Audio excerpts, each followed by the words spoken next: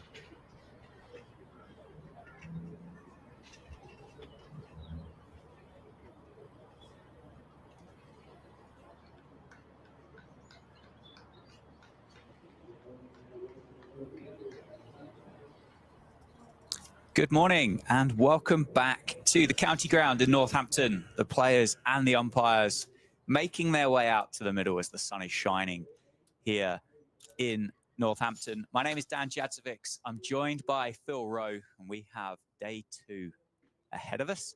We had 13 wickets fall across the course of day 1.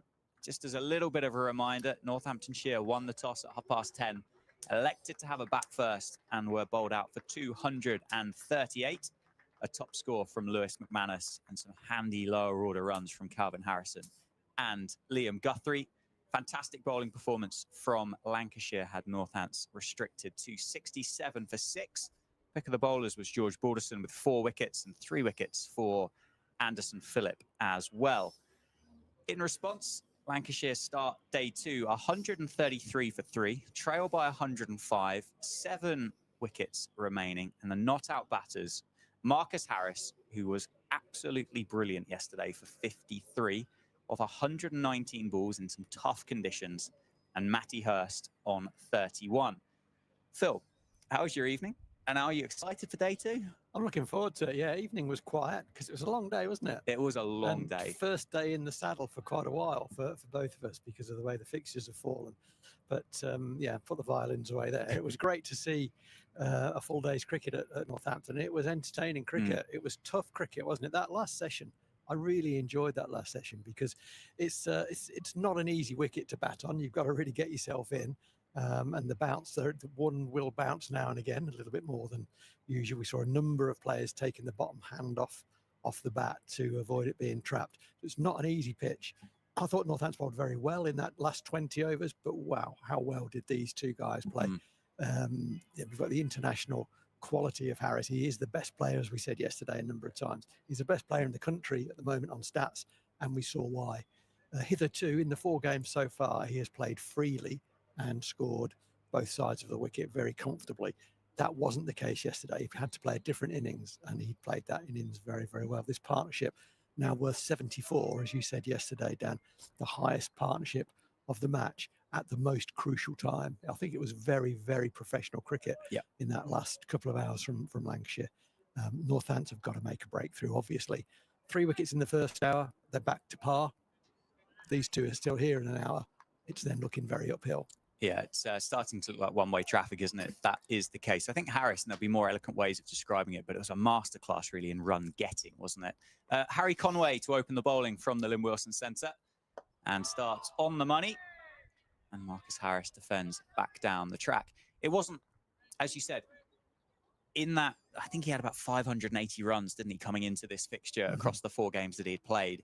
And he was striking at 62s. I think he said 62 and a half, maybe. Yeah, that's right. For a lot of this innings in this game in particular, that strike rate was down at 30, potentially a little bit lower at a point as well. So it was a really, really gritty performance from Harris. The ball went past the outside edge a lot. It did pick up the outside edge, but he played it well and played it down throughout. But got a challenge to start day 2. There's still plenty in the pitch. That's down the leg side and a good take from Lewis McManus. And Northants, yeah, they toiled hard. They bowled pretty well. They did go past the outside edge a number of times. That's going to happen on this pitch. We've talked about that. They did drop 2 half chances. They were half chances, possibly even under half chances, maybe 30-40% as one to Zaya, but mid-wicket from Hurst. Yeah, that was Matty Hurst on 0, wasn't it, at the time? Diving away to his right, and there was a very good attempt from Harrison, full length, to pick up Harris that just didn't stick. And that was, yeah, Marcus Harris was on 28 at the time there as well. So that partnership wasn't, but could have been broken on 0. And as you said, it's now worth 74, which the biggest in the match. And well, we had a little game within a game yesterday evening, didn't we? Those final 20 overs. And it felt like it was a real kind of tipping point in the game. And it certainly tipped in Lancashire's favour with the runs that these two accumulated. And they did start to get a little bit freer as the evening went on. The ball started to do a little bit less. Nicely pitched up. And this is a first warning coming here. Oh, it's not. Very, very, very soon, Tom Lungley is going to talk to Harry Cowan about getting off the pitch. Yeah. Conway, sorry, I keep calling him Cowan. Harry Conway about getting off the pitch because he had a look, the ball before, The umpire had a look at the follow through, and he's just running down the pitch basically. So he's got to get off, and it's perhaps one of the reasons why he seemed reluctant to come around the wicket. Yeah, he will know himself that he has trouble getting off the pitch from around the wicket, and that's literally down the middle of the stumps. Well, keep your eyes peeled on the umpires, because as you say, that would be coming. Does it start with an official warning, or is there a polite word just as a reminder to start with?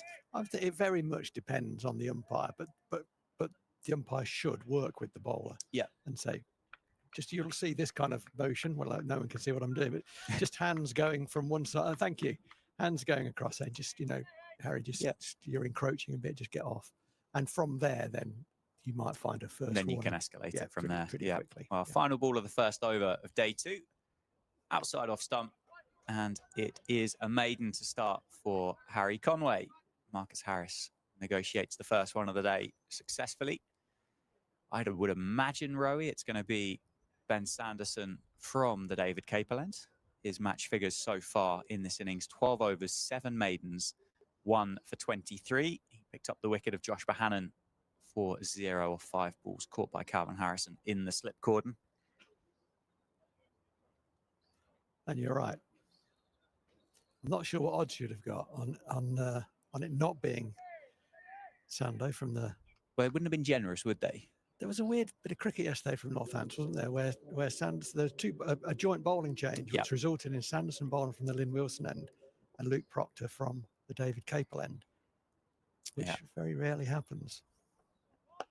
Sanderson starts from the David Capel end, oversteps and gets driven through the covers by Matty Hurst for 4. Not the ideal start there for Northamptonshire, and well, that shot there just proves that there are runs that you can score here on this pitch. Yes, fine, it does look green. Yes, it has offered assistance to the seamers. But That you can is a beautiful score cricket shot, Dan, runs. isn't It is superb. Just leant on it, didn't he? That's how you play that shot. He did, yeah. There was no great sort of violence about it. It was just pure timing. Beautiful shot. Yeah, up to 137 for 3 now. Left alone as it offers to shape away. The ball was well looked after yesterday, wasn't it? It stayed shiny for a long time. It is now 40 overs old. It will be offering less, and the hard work that Harris and Hurst put in yesterday evening, they'll be hoping that once they can get themselves in this morning, if they can get themselves in, that they can really cash in on day 2 here at Wantage Road, which traditionally is the best time to have a cricket bat in hand. I wonder how long Northampton will go without sweepers here. So currently they've got 4 catchers, 3 slips and a gully, 2 men either side of the wicket saving the single. But it won't be long, I suspect, into this partnership before a sweeper goes out, because boundaries are going to be a real premium in what is a relatively low-scoring game. Northampton want to pitch the ball up, get the batters driving. That extra little bounce will help find the edge, but also they're drive balls, so you need insurance. Yeah, absolutely right. Well, the deficit now is just ticked under 100 as well. It just stands at 99. And yeah, from what we've witnessed so far, then yes, it has been a low-scoring game. But with this pair at the middle, with Luke Wells, George Balderson, Tom Hartley to come, there are plenty of runs left in this Lancashire lineup, and the intention here is that they bat once, isn't it? That's the whole way they've set their stall out, is to do that, and quite rightly so. One there, just dying on Lewis McManus, and it'll go through for a bye. It's been a couple of those, haven't there, in this surface? It's just kept low. I think that's hit Lewis McManus in the forearm, I think. Yeah, he's not happy with that. That's hurt him, actually.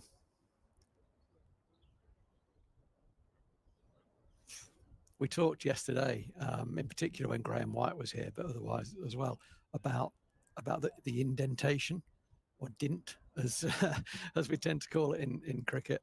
When there's a little cup shape left on the surface of the wicket, it happens fairly frequently, some grounds more than others. What happens when those go dry is the ball hits the edge of the dint nearest the batter. It'll bounce a bit more. if the ball hits the edge of the nearest the bowler, it'll do what it just did and keep low. Oh, it's a beauty. Oh. What an absolute jaffa that is from Ben Sanderson.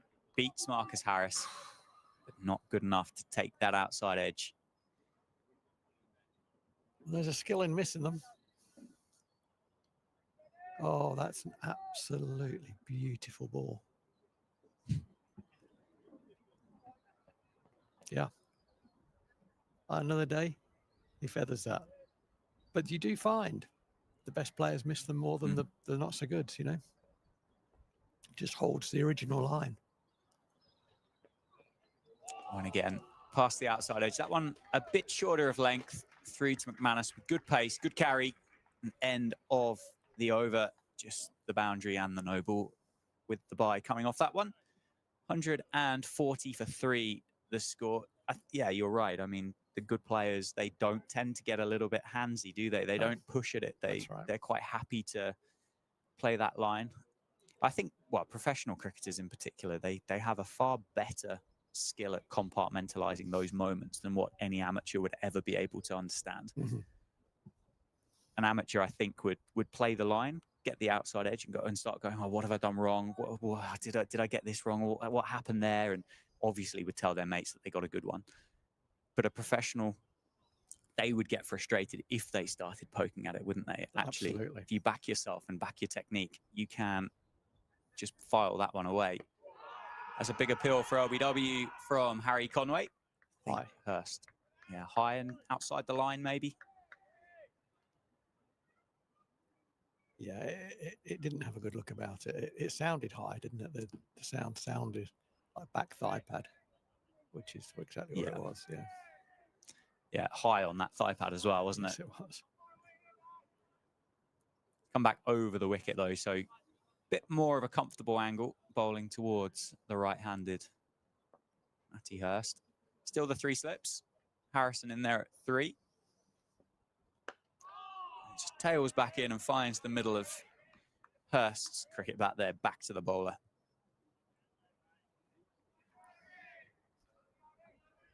I'm enjoying watching Matty Hurst. As I've said yesterday, I've really seen him in one-day cricket, in T20 cricket, where he's very, very exciting. And the question is always going to be, for the young players coming into the game in the modern game, is great. What's your defence like? And his defence is very good. And he's prepared to defend as well, which is he's had to do here. Ooh, well bowled, well bowled. That's a nice bit of cricket there. The ball pitched and just held its line. First, initially looking to hit that into the leg side, just fell over it a little bit, but from that position, which he got into a pretty poor position, he then adjusted very well and did enough to get a bat on it. It's a good contest again, bat against ball. And that's what we were talking to Graham White about yesterday, isn't it? Wickets that do offer a bit. Yeah. Result pitches, I guess you'd probably call them.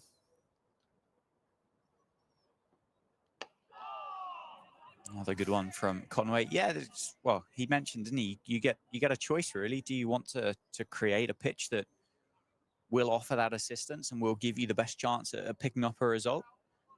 Or do you want one of those that, do you want to spend 4 days out there? And I think with some of those, if you're looking for those 4-day pitches, you're looking for a mistake, aren't you, from a team to really kind of open a door.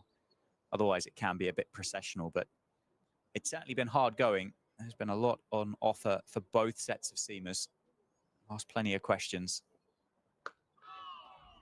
Conway continues to do so.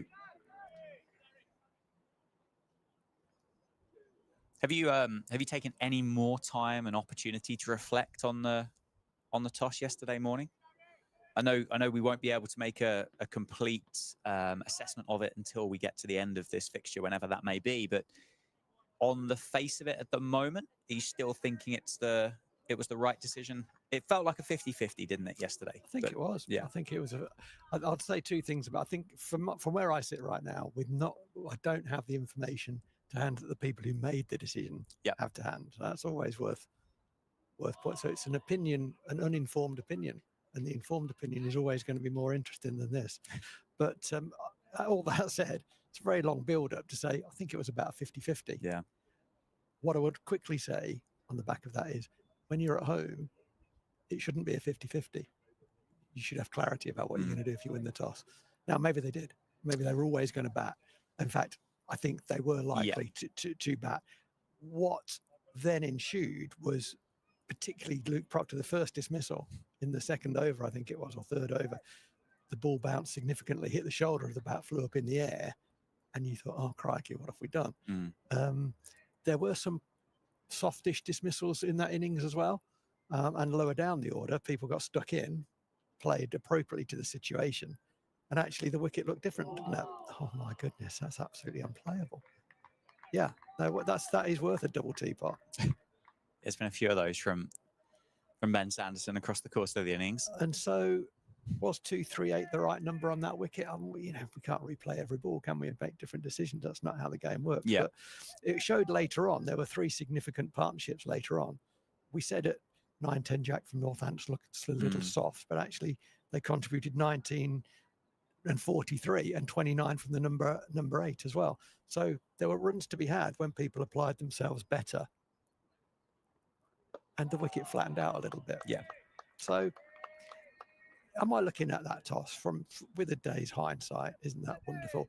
And saying, actually it was the wrong decision. No, I'm not saying that. I think there's every reason to do what was done. Yeah. We just didn't bat well enough. Yeah. And Graham White, who was up here yesterday, said, whatever you do first, you got to do it well. We didn't bat well enough. And I think I'd rather maybe focus on we didn't bat well enough rather than did we do the right thing with the toss. I think it was a bold, strong move and gave clarity. And also, one final point is we didn't want to be batting last. Yes. Yeah. Nice shot through the offside there by Marcus Harris. Not timed well enough to go for 4. Just add a couple of runs to his score. I think yes. I mean, you can choose to own that, can't you? You can't look back and kind of feel sorry about a decision, but actually you can sit there and say we'd have hoped for more than 238 because we backed ourselves to do so. I just wonder as well, and I'm sure everybody's been there, but with that first wicket that fell, second ball of the day, the one that bounced a bit on Luke Proctor, kind of picked the shoulder of the bat, didn't it? As Harris works that one through the leg side and will add another couple of runs. A safe save, picks it up and returns the ball back into the middle. Is it a wicket? Is it a moment of play that suddenly sends an unconscious shockwave through and you suddenly look at it and go, oh, this could be a bit of a snake pit? I don't know. I'm not sure. I'll tell you what happens when that ball hits Luke Proctor's shoulder of the bat and flies up in the air. Go on. Everyone goes, yeah, and he's not going to be the first person to say anything because you don't want to make negative comments when something like that happens. So nothing is said, which speaks volumes. Yeah, that's a fantastic shot again from Harris, but again, it's not going to go. Proctor himself just stops it inside the rope and he'll finish off with a 3. I would say this, and I think from what I've heard about the way Darren Lehman talks about wickets, is get on with it as well. I think if you're a player who sees that and goes, oh my God, yeah, you're not setting yourself up for success. Also, players have been known to kind of go, oh my God, it's a minefield or explosion or whatever it might be. And it's incredibly selfish because you've got players around you who maybe don't want to think about that. So I think you've got to play the ball, and you've got to play the ball as though it's not going to misbehave. Because if you play it as if it's going to misbehave, you're already beaten. If you do get one that does misbehave and catches your glove and goes through and someone catches it, well, that's unlucky. But how many balls have misbehaved? Well, not many. Handful? If not many at all. A couple of kept low. A small handful. And that one in particular just bounced a bit more, didn't it? And you go to the best pitch. You go to the Adelaide Oval, and we're in the second day. Yeah. And you might say, how many balls have misbehaved? And you'd say a small handful. So, get on with it. Yeah. Oh, I don't disagree with you at all. No, I know you don't. I don't disagree. I know you don't. It feels like I'm telling you off there. But bit of a dressing down. I'm telling an imaginary, 11:15 in the morning. batting lineup. I'm saying just get on with it. Told off by the teacher. Because I saw Jason Gillespie talk to the Yorkshire squad about this, and he said, I don't want to hear about moaning about a pitch. because all I hear is I can only play on good pitches. Well, then you're no good to me. Yeah, fair comment. Yeah. Fair comment. 147 for 3 after 43. Good over there for Lancs.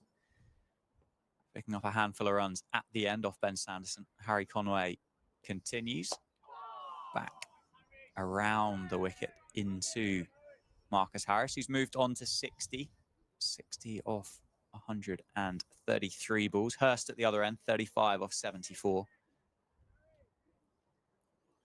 Another absolutely cracking day in Northampton, isn't it? Yet another. Let's say yet another. Not a cloud in the sky. I made an attempt yesterday to give the Saints lads a good rap for getting British Lions call up. Did you? And you just let it go. Well, I left it. I think it's fantastic. I'm not a rugby man, Rowie. But you're a sporting man. I am. I live in a little pocket of the world, though, that there isn't a professional rugby team anywhere nearby. It's weird, isn't it? So yeah. It's a sport through my life, really, that has kind of passed me by. Is London Irish still a club? Is that still a, I mean, that would be the nearest one. And I think they were in Reading, which is about an hour and a half away from me. So well, they folded. I think there is a move to bring them back. And I might have missed them. They are coming back, but they did fold. And actually their players went hither and thither.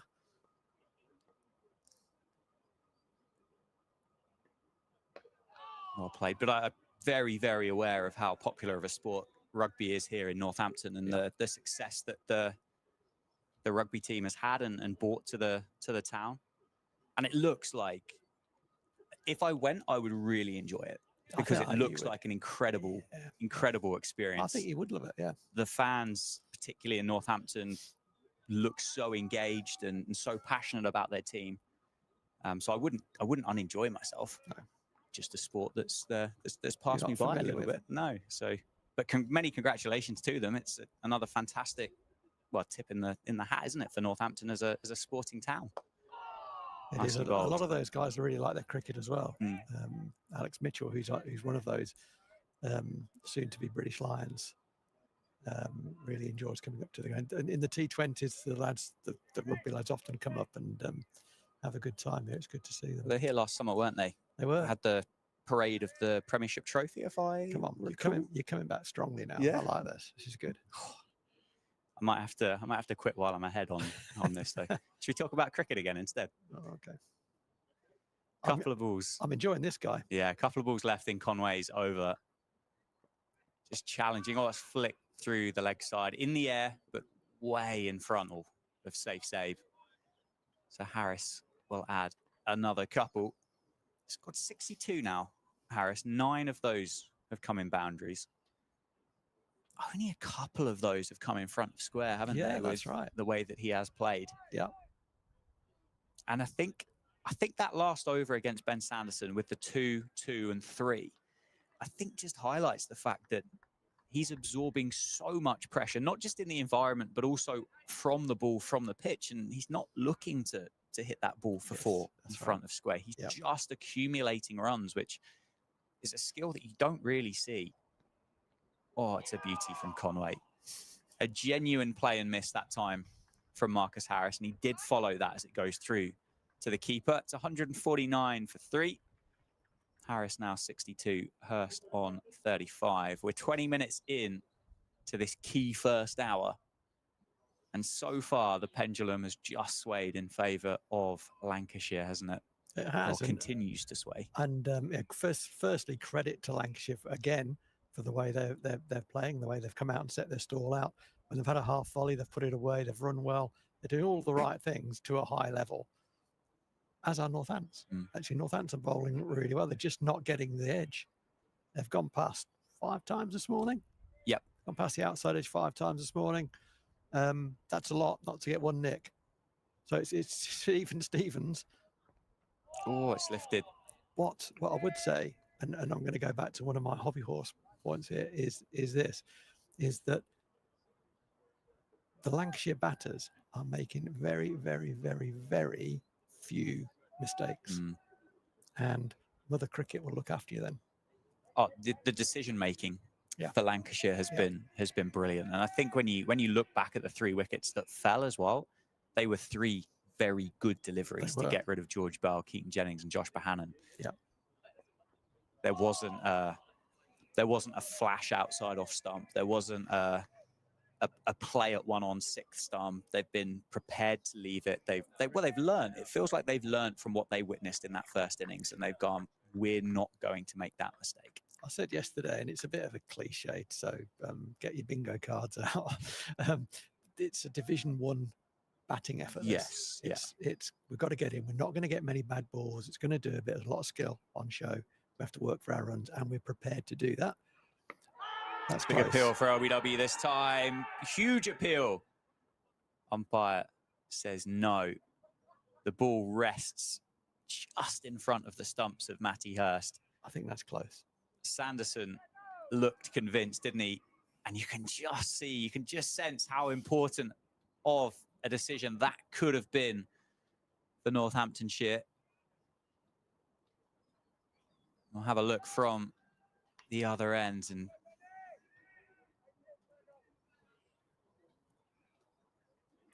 it's a good appeal. It's a good appeal from Northamptonshire, but not enough to convince the umpire to stick that finger up. So Hurst carries on 35. I'm sure for a moment there would have been a raise in the heart rate of Matty Hurst. Can Sanderson get his man?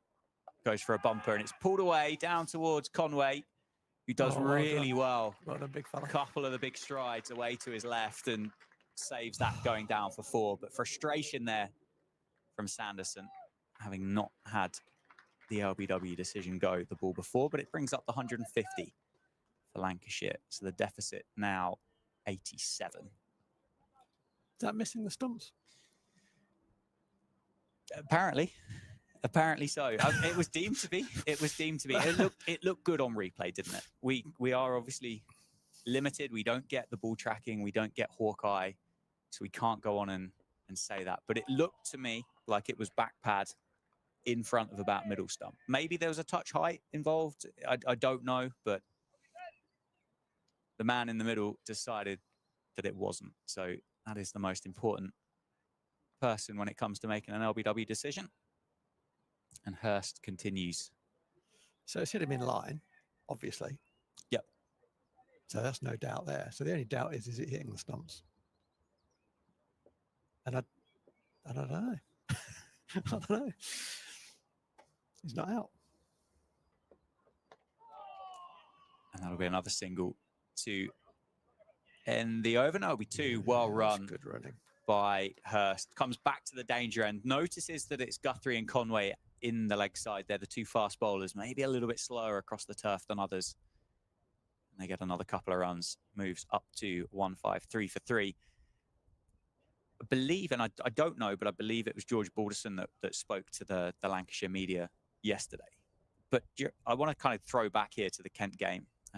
Lancashire fans, if you are listening, it won't mean a great deal to you, but there was a comment with the runs that Tawanda Muyeye and Jack Leaning had scored for Kent in the innings, and that does look very close. And they both said that they didn't feel in at any point in that innings, and they both batted brilliantly, and they both scored. Well, it was 60s, wasn't it? 60s and 70s, I think they scored. Yeah, quite quickly. Quite quickly. Yeah. I'd be curious as to know whether Marcus Harris has felt in on this pitch, and Matty Hurst for that matter. Well, the answer is no. Yeah. I mean, I thought the same thing a couple of overs ago, that when he just got to 60, Marcus Harris thought he's got to 60. He's faced well over 100 balls, and he's never been in. And that is a massive compliment as well, because you wouldn't know that. Yes. Yeah, you wouldn't know that from his body language and the way he's playing and his decision making. It's just that he has been asked to play at balls that have just been too good. Not nervy at all, is it? Guthrie is the change. He comes in to replace Harry Conway from the Lynn Wilson Centre. And Conway just bowled 3 overs this morning. 3 overs, 2 maidens, no wickets for 2 runs. Liam Guthrie, the quicker of the Northants bowlers on show, just looking to swing the ball away from Marcus Harris. He has got 1 wicket to his name. He picked up George Bell, LBW, without scoring earlier on in the piece. He's got 8 overs, 1 maiden, 1 for 31 so far, has the Australian quick. It's good shape. But as what's become a bit of a familiar sight, Marcus Harris quite happy just to watch that one go straight past. it's been this has been a masterclass really in leaving the ball by Harris. He's made decisions so quickly and so early, and he's shown absolutely no interest in playing anything that he doesn't have to. I've really enjoyed the way he's gone about his work. It's not been aesthetically pleasing. He can play that way, as we know, but it's been proper top class professional batting. And I say that with a Northamptonshire hat on. You've got to tip that hat and say, mate, well played. And Matty Hurst as well has played, and Keaton Jennings played well as well. And I would say, I think for the most part, Northampton bowled pretty well, particularly Sanderson and Conway. Yeah, maybe just not been backed up quite to the same degree by Guthrie, and Proc's been a bit below his best. Outside half of the bat, but run down to deep third. It would just be a single with Sanderson. Comes in and tidies that up with a bit of a wild throw back to Lewis McManus. There was a bit of feeling in that throw, wasn't there? Yeah. Well, the bumper that Matt Hurst negotiated the ball after the LBW, I think had a little extra bit of sauce on it, didn't it, from Ben Sanderson? Not Matty Hurst's fault. No. But just a little bit of frustration coming out there for Ben Sanderson. And understandably so. Interesting to know how George Bartlett feels about that as well.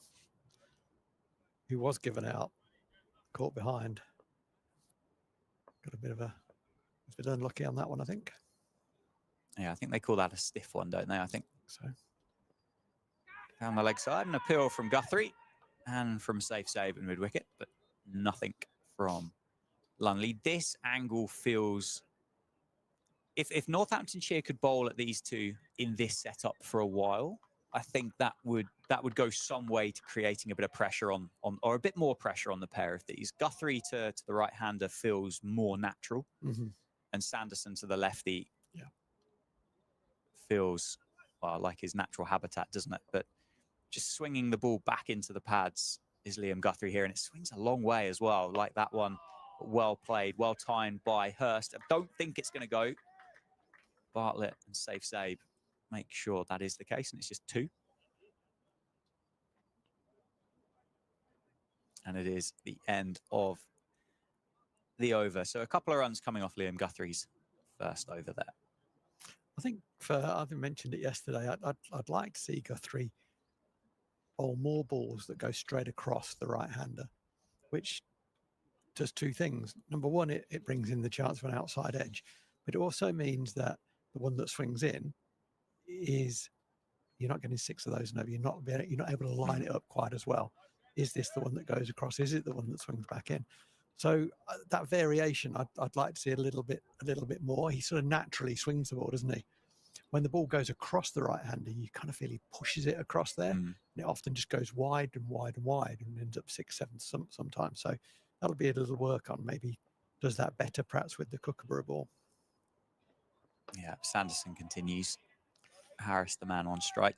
So I suppose it will be a pretty steep learning curve for Liam Guthrie, really. Would have played all of his cricket, with the exception of a bit of club cricket in the UK, but professional cricket over in Oz with the Kookaburra. I suppose there's a chance, depending on what league he would have played in the UK, they might have had a Dukes, but I can't believe many would be running around with a £130 cricket ball each Saturday, if any at all. But I'm sure there must be one out there somewhere, some affluent area of the UK, somewhere in Surrey. Maybe your neck of the woods. Definitely not. I can assure you that we do not use those. One turn nicely by Harris. So Sanderson won't get to bowl at the left-handed Harris for a prolonged period of time. I've had to give, this is true, it tells you what was happening at the club when I was coaching here.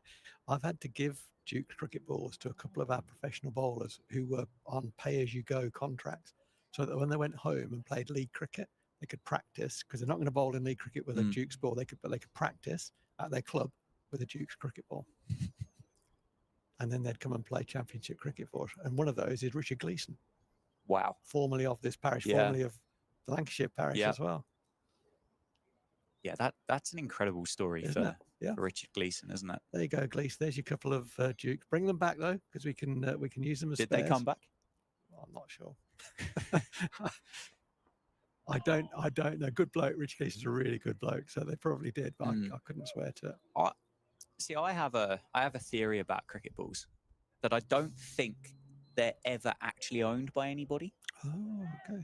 They are, but they're not. They tend to. Oh, can I borrow? Yeah, of course you can. Yeah, just take one out of the bag. Does it ever make its way back in the bag? No, probably not. Not convinced it's conscious either. I think it's a. I think that. Okay. 3 slips and a catch in mid-wicket for her. Short ball played with so much time in front of square, and I think that's going to beat Harry Conway. It is down at deep mid-wicket, so it's going to be 4 added to the tally. Matty Hurst moves up to 45, and that brings up the 100-run partnership between Hurst and Harris as well. 50 for Harris, 45 for Hurst. And, wow, what a partnership that has been in the context of this game. That's just taking it away, isn't it? Fantastic. Run by run. It's been a fantastic partnership. And I hope there are some of the Northampton lads out there who are learning from this. I really do. And again, through the leg side, half stop by Zabe. He will tidy up, make sure it is just the one. There is, I mentioned it yesterday, the more I see Marcus Harris, the more he reminds me of Chris Rogers, who was a phenomenal run getter. You used that expression earlier, run getter. I remember Graham Gooch talking about batting, and he said, you don't score runs, you make runs. You know, you've got to create. It's hard work. You've got to make a score. And that's what we've seen in front of us. Yeah, it's been attritional cricket, hasn't it? I mean, the strike rate is catching up for Harris, but it's not as fluent as what the start to the season has been for him. Safe save there, just going round the corner, almost at a 45 there. So I wonder if Sanderson's going to try and bowl this one shorter into Harris, see if he can get him round the corner.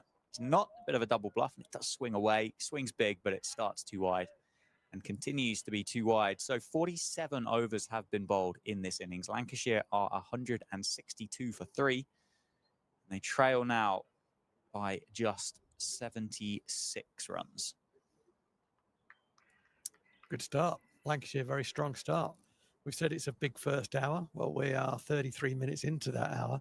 And I wouldn't say, in terms of the scoreboard, it's been all Lancashire. So, you know, undoubtedly they win that first 33 minutes comfortably. But I think Northampton bowled quite well. Yeah. Big shout for LBW against Matty Hurst, Ben Sanderson. Sanderson in particular has gone past the outside edge. Conway also a couple of times as well. So have Northampton got the ball in the right area often enough? Yeah, I think they have. Have Lancashire made any mistakes? No, they haven't. They've just continued to play really, really well. And that's why they're ahead. That's why the deficit is only 76 with still 7 wickets in hand. Oh, Liam Guthrie looking to change it. There's a mistake. That's the, you know, we can comment on that. That is a standout because that's a bit of a indeterminate shot, wasn't it, from Matty Hurst? He had a little dabble at that. Haven't seen much of that going on throughout the card. Where's he run? He's looking to sort of run that down. It bounced and left him. That's the ball I want Guthrie to bowl more, the one that goes across. Yeah. All he's got to do now is nick it. Yeah, I mean, it's the first bit of indecision of the morning, isn't it, from Hurst? It is, yeah. Again, that one just, you know, we can see just bouncing a little bit more than Hurst wanted it to, but got it down very quickly, bottom hand off the bat. So the field that Guthrie's bowling to, he's got 2 slips, first and second slip, and he's got James Sales at quite a square gully. There's a man at point, which is remarkably is Harry Conway. And there's a sort of guy, the captain, is doing 2 jobs at sort of splitting extra cover and mid off. He's more extra cover. A mid on, mid wicket, 2 out on the leg side. That's very nicely bowled, very nicely fielded as well by James Sales, diving away to his left. That was going to be 3 in the summer, the middle of the summer, that was going to be 4. But today it was nothing because James Sales got a very good left hand on it. Good line again from Guthrie, that. Obviously, he swings the ball from the arm, and getting the line, the start line right is a real skill. That was bang on the money. Would have hit into off bail. That's where he wants to be. and he's thereabouts again. I think one of the things from what I've seen about Guthrie so far in his short spell so far with Northants is his grouping needs to perhaps improve a little bit, and just backing up, good ball, good ball, good ball, good ball, wicket. And I think that's where he needs to be a little. I mean, I think there's a word that I'm searching for, which is consistency. Just a little bit more consistent. But he's got some good attributes. There's no doubt about that. Yeah, I think you made the point yesterday that he's prepared to be driven. He's prepared to be hit for runs. He had 7 wickets before the start of this fixture at 46s, which would attest to that and confirm that there is some truth behind it.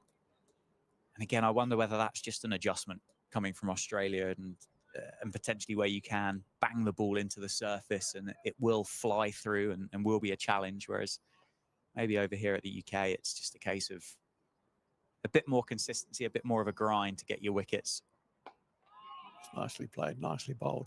I mean, people might be surprised possibly to hear us talking about getting used to the different cricket ball, but it's massively different. I mean, it's a bit like a dart player who is used to throwing with his darts for 10 years and then being given a dart which ends up in a slightly different place in the board.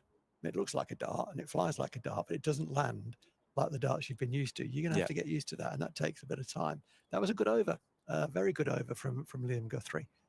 It was more consistent, asked the batter to play, the lines were good, and it did draw a rare play and miss from Matty Hurst in terms of rather than being beaten defensively, being beaten trying to fiddle one down to third man. He didn't nick it, and so he remains not out on 47. He keeps the strike, having pinched a single. The partnership 104, which in the context of this game and the way that the ball has beaten the bat is a terrific effort with power to add. That's nicely played as well. He got it down. Yes, it was a nick. Yes, it was a moral victory to the bowler, but the batter got the ball down quickly. Runs all the way down to the vacant third man boundary, but they only get 2 because it's quite a short boundary. The outfield's been slow, isn't it? Yeah, it has. It's lush, isn't it? It's incredibly green. I couldn't tell you the last time we had any substantial form of rain in the UK, but I don't think we've had much, at least since the last time we were here 5 weeks ago. And it is all incredibly lush still. You can see that really with the square, can't you? It looks stunning. Nicely bowled from Sanderson again. Sanderson's field, just always trying to work out what people are trying to do. So Sanderson's field is 3 slips. There's every reason why he's got 3 slips, because the ball has gone past the outside edge a lot. George Bartlett is at backward point and the captain is at his normal place at that kind of extra cover position. There's a mid-on, a straightish mid-wicket, and then 2 men out on the leg side boundary, one just behind square, one at orthodox long leg, which suggests he's going to bowl a very, very tight line. There was a very big shout for LBW earlier this morning. This one, too straight and too short. Hurst turns it away into the leg side, picks up a single, takes him to 50, and quite rightly, there's a very warm round of applause, which he acknowledges. And he will get 50s that are nowhere near as good as that 50, but probably look twice as good. That's a very, very good effort from the young man. Well played. Yeah, fantastic work from him. A good crowd in today as well. It's nice. I think it was about 14, 15 degrees when I made my way in this morning at about 9:30. So undoubtedly we'll get warmer as the day goes on. Now, Saturdays are going to be competing with club cricket as well, isn't it? It's kids cricket in the morning, senior cricket in the afternoons. So to have as many people in the gates today as we have is a good look for county cricket. Lancashire tend to travel pretty well as a county, don't they? There'll be a few supporters that have made their way south from Manchester and the surrounding areas to come and support their county. It's a cricket county, isn't it, Lancashire? There are cricket counties and there are non-cricket counties, and undoubtedly Lancashire is right up there. It's part of their DNA, really. Round the wicket, Sanderson. Looking to target that front pad, but Marcus Harris yet again good enough to get the bat in front of the pad. He's alternated over and round the wicket just to change the angles, ask different questions. He's equally good either way, either over or around the wicket. Some bowlers are markedly less good around the wicket, but that isn't true of Sando. He just starts over, comes round, and as though he's been bowling there all morning. Last ball of this, his 17th over, is left alone. It's a wideish ball, and Harris has nothing to do with it. And Sanderson has a double teapot and then indicates to Marcus Harris, "Why didn't you hit that through there?" he says. And Marcus Harris says, "What? what are you talking about?" I wonder, I mean, Ben Sanderson will know the mindset of cricketers a lot better than what you and I will be able to do so. But I wonder if that's an attempt to try and unsettle Marcus Harris at all. Just, I don't think it's possible, to be completely honest with you. I'm not convinced he's there to be rattled in this game. He possibly has been in his career up to now at different moments, but right now, I mean, he just looks like he's playing with a bat twice as wide as everybody else. It's a pitch that's doing a lot, but he looks like he's batting on a different one. And as you said, he doesn't look phased. I don't know his career well enough, but I've seen enough of the scores. When he gets them big as well. It's he's hungry, isn't he? He's hungry for runs. Just loves batting. Guthrie starts this over to the right-handed Hurst. Bit of rinse and repeat there. On the hip, turns it to mid-wicket, no run. Conway is getting warmed up. Yeah, he'll replace Sanderson, won't he? He will. He's become quickly a fan favourite, hasn't he? Harry Conway. He's a character. He is a character. I think anybody that walks around 6'7", I think you naturally are a character. But then to have that personality on the field as well, and the mannerisms, particularly with the bat in hand. Yeah, that was brilliant. It's very, very likable character. Little bit of width on offer, and very well played by Matty Hurst. Got it down quickly on the back foot. There's a little bit of confusion about whether they were going to turn for a third. They didn't in the end, and well done Conway keeping it to 2. I think if they'd run really well, they perhaps could have pushed the big unit for a third. But he's enjoying his time at. I think he just enjoys his time basically. But currently, he's enjoying his time at point, and he won't have found himself there very often, I suspect. I can't see a Paul Collingwood-esque backward point screamer being taken by Harry Conway. I'd love to see it, but I'm not convinced it's in the locker. I tell you what, he would throw everything at it. Yes, wouldn't he? There's that. Whether he'd get near the ball is that's a different question. Big wingspan. He's got big. There's a lot of him, isn't there? In every sense. He's a big personality, a big character. And very early in his Northampton career, he's made an impact on this group. Good energy. He brings really good energy. As does Guthrie. Looking to swing that one back in through any gate that Matty Hurst might leave. There was none. It is still swinging, isn't it? Which is encouraging. It is. I mean, you would expect it to. It's early season. The grass is very green. The pitch is green as well.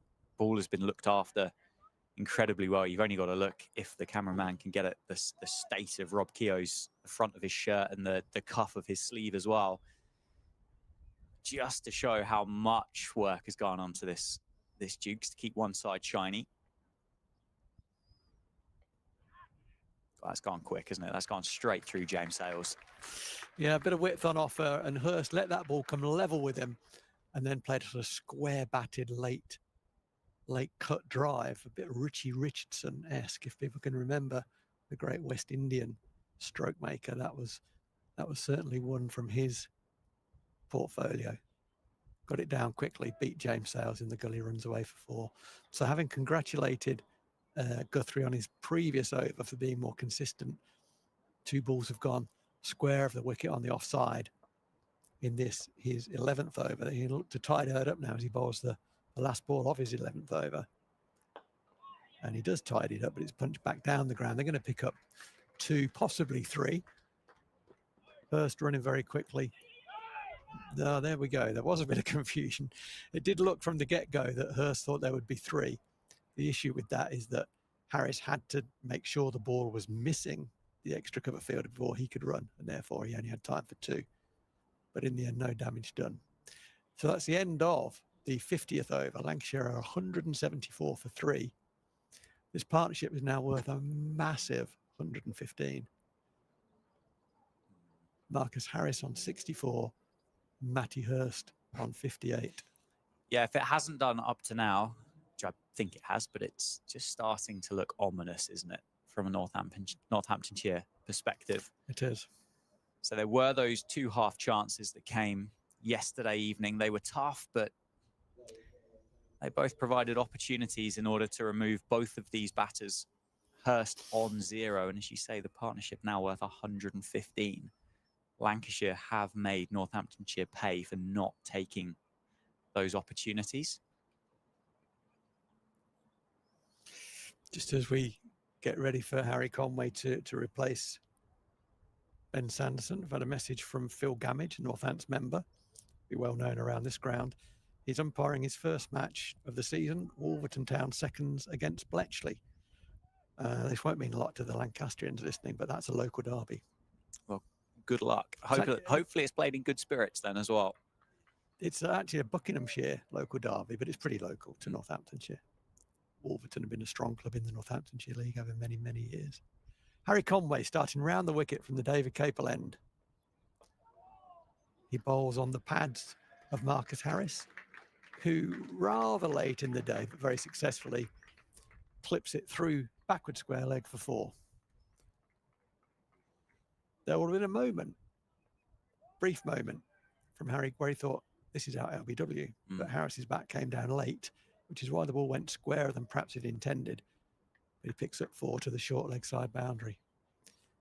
And that leads to a longish conversation between Conway and the captain, Luke Proctor, and that'll be about line, I would imagine. You mentioned early on this morning about how quickly Northamptonshire would put outfielders on the boundary to protect those runs. As yet, there's just been one change, isn't there? Really, the third slip has gone to a gully, but the rest of the fielders has stayed the same, and the deficit now is only 64. Yeah, I'm glad you brought that up, because I thought at the time maybe I needed to qualify that, and you give me the chance to do that. So that I think what I'm describing, I'm not describing defensive fields, I'm describing in-out fields. So no fewer catchers, although we have lost a catcher already, but no fewer catchers than the 3 we've got, but maybe a boundary rider one side, just to limit the boundaries, just trying to slow that rate down. So that when the nick comes, and the nick will come, it's just a matter of when, that you've managed the rate pretty well, and then you're back in the game. It's as with everything, it's a balance. As I look out at the field right now, I don't think, well, that's a train, that's a train wreck. What on earth are we doing? I think it'll be pretty soon, maybe into the second hour, when we might see a sweeper, or possibly 2.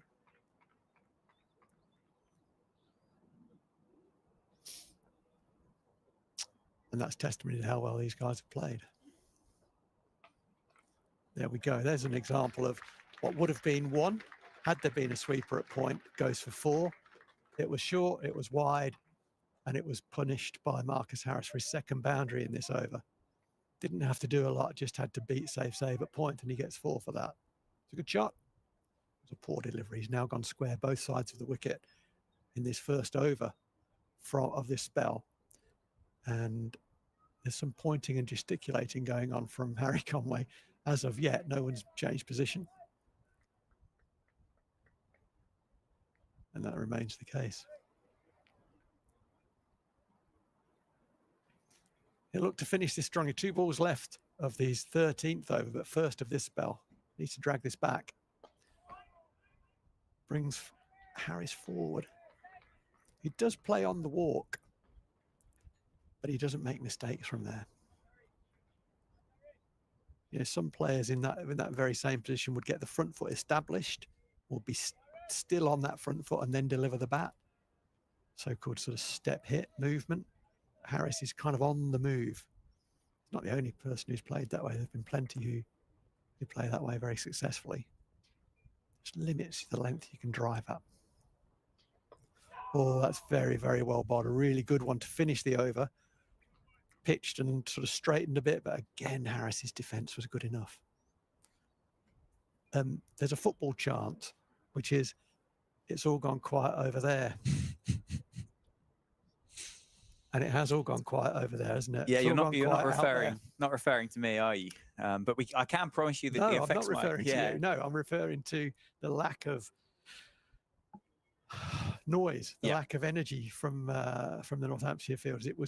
It's been pretty good so far.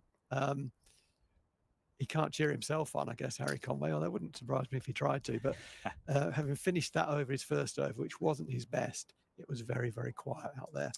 Yeah, I mean, I can promise you the effects mic is still on and still working. But you are right. It's a noticeable difference between the two sides, isn't it? Northamptonshire are a quieter group in comparison to Lancashire. Yeah. We have got one of those fielders out on the leg side now. Maybe a couple of overs of short ball tactic from Liam Guthrie. Yeah, I've sort of off-air conversations that I've been part of with one or two people have suggested that this might be a tactic for Guthrie. Should the ball stop swinging or particular phases of the game, the issue he's got is that Harris will probably get under it mostly. Hurst might take it on if it's a short boundary, so it's not the ideal setup. He got that one down quite well, Hurst, which rotates the strike, brings Harris back on. And there is, actually that field has been there throughout, hasn't he? It's an interesting position, that very square third man, isn't it? It's a backward point rather than the third man. Yep. To the left-handed Harris. I wonder if that is because of how short it is out there on that side at the moment, just to cut that angle off as best they can. I think that's dead right, yeah. We've gone a bit flat quite quickly. It's like someone's let the air out of the balloon. Need something, need a wicket, need a bit of inspiration. Who's going to be that man? Who's going to step up? Give me something. That's what I'd be thinking as a captain. Give me something here. Come on. Yeah, well, testament to the way these two have played in the innings so far and the way that they've started the day, haven't they? We're 7 minutes away from that first hour. They've added the best part of, what have they added? 51, I think, since we started. I think it was 133, wasn't it? Yeah. There was that one LBW appeal, but other than that, absolutely nothing. These two in particular, they've let the air out the tyres for Northamptonshire. They've done it brilliantly. Yeah, absolutely they have. And I don't think, Rowie, they will, I'm sure, at some point, but they don't look like getting out. No, they don't. But that's a really interesting point, because I agree with you. They don't look like getting out, but at the same time, they've never really been in because of the movement that's been on offer. So yeah, I think it's just application, absorbing pressure, those good batsmanship things that happen more in Division 1 than in Division 2. A bit of cloud comes across, which is going to be good news from a Northamptonshire perspective.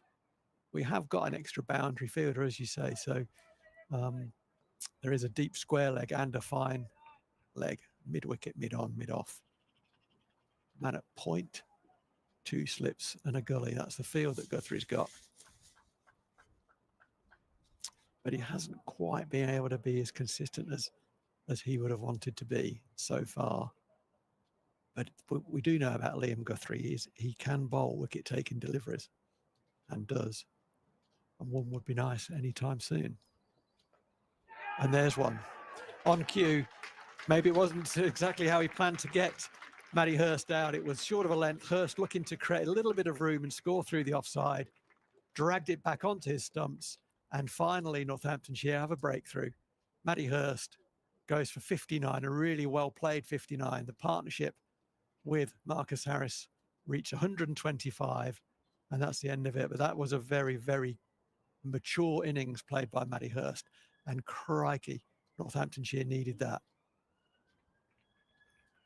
He'll get a warm hand from the crowd, and a warm hand from the balcony as well, because in the context of the game, that's a massive partnership. People talk a lot about weighted runs, don't they, nowadays, and how hard it is to go out there and get them. And 59, a fantastic 59 for Matty Hurst. They're going to be worth more than that. Once the analyst has run those numbers through whatever spreadsheet or whatever computer system they have, they're going to be worth considerably more than 59. The partnership between Harris and Hurst was fantastic. And not often the commentator's curse works in favour, but I did just say neither of them looked like getting out. You did. That one there's just come back in and, well, cramped him for room a bit, hasn't it, from Liam Guthrie? Yeah, I mean, it was the line and length of the ball meant that sort of square drive was open to Matty Hurst. It's a shot he played in the previous over very well, got 4 for it, and that one he just underedged back into his stumps. It was to that extent, it was a mistake. It was a very rare, very, very rare mistake from either of the two batters.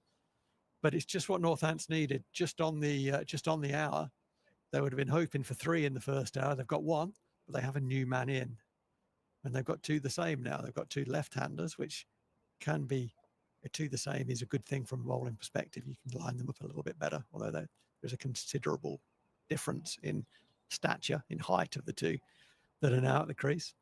Luke Wells has batted at the top of the order quite a lot in his career, and you'll have seen a bit of him over the years, I guess. Yeah, I'm a big fan of Luke Wells.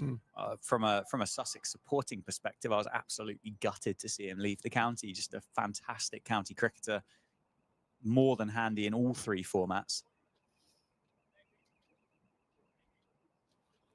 It's a good signing, wasn't it? Good. Yeah. Wide. That's been given as a wide. It was quite wide. You don't get many of them in first-class cricket, do you? But it was quite wide. Well, I'd kind of looked away because I thought it was a nothing. And I've looked up and the umpire's got his arms out. Okay. Use the extra one, Harry. No, he's had a good start to the year, though. Luke Wells, 247 runs at 35s. He's a handy man to have around. Very, very handy man. At 6. To have Luke Wells come in at 6. You sometimes, particularly in Division 2, I guess you look at number 6 as they walk out to bat, and it's a guy who can play. Of course it is. Often will be a shot maker. And you think, let's get him before, dry him up, or let's get bowl well at him, dot him up, he'll play a shot. But you've got Luke Wells coming in, who, as I say, has predominantly spent most of his career hitherto in the top of the order. And he's not going to make the sort of same mistakes as a young up-and-coming number 6 might make. He'll know exactly what's required here. Full ball from Conway. It's driven out by Harris. He hasn't timed it. It's got an outside third of the bat. Runs away to third man, Sabe, who's on the backward point boundary. Has to run 30 metres or so. Picks it up, throws it back. They'll pick up 2. But it's interesting. The first ball of the over was a wide from Conway, a wide on the offside. That ball was quite wide as well. So whether there is a plan to bowl wide at him, I don't know. Try and dry him up. Obviously not, as he turns the next one off his hip to Rob Keogh, just behind square for a dot ball. I suppose if that was the plan, it would be it'd be a test of ego, really, wouldn't it, towards the batter? You've left well. You've not been interested in playing at anything. You've not had to. How long are you prepared to do that for if we bowl out here for a prolonged period of time? Are you prepared to let the next 30 balls go past without scoring? Or do you actually want to feel a bit of bat on ball in this innings? And as I say, he's accelerated, hasn't he, Harris, throughout the course of his innings so far? He has. If it were a plan, I wouldn't personally love it. Yeah. Got to get him out. And is he a player who's going to chase balls that are wide? I don't show no signs of that so far, has he? So he'd be quite entitled to just let them go by. He did have a little run down at that one. Depends on the length. If it's a safe length, he'll probably have a look at it in terms of trying to score. But if it's a dangerous length and wide, he'd let that one go, I'm sure.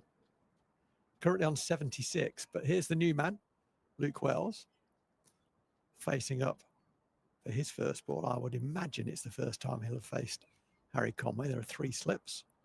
Conway round the wicket. Oh, that's a good leave. It was a good leave as well. There's lots of oohs and ahs, as I'm sure you heard through the effects mic, but it was a good leave in that it went through at about 4.5 stumps. It swung.